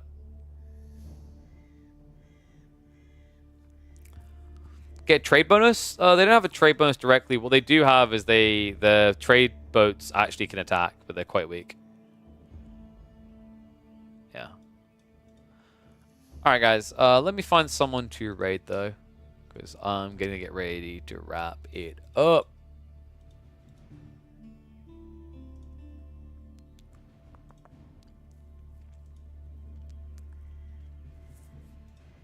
Who we got online? Who wants it? Who's going to get it?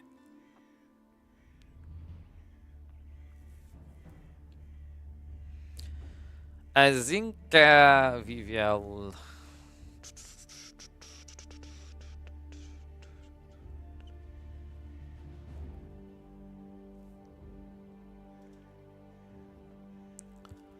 Send it over to a little Dutchman. Alright, guys. That's going to be it for today. Be back tomorrow. And then if you don't catch me then, I'll be on EGC Saturday and Sunday. Much love. Hopefully I'll see you guys then. But for now, I'm going to go through and raid OPD Vlam.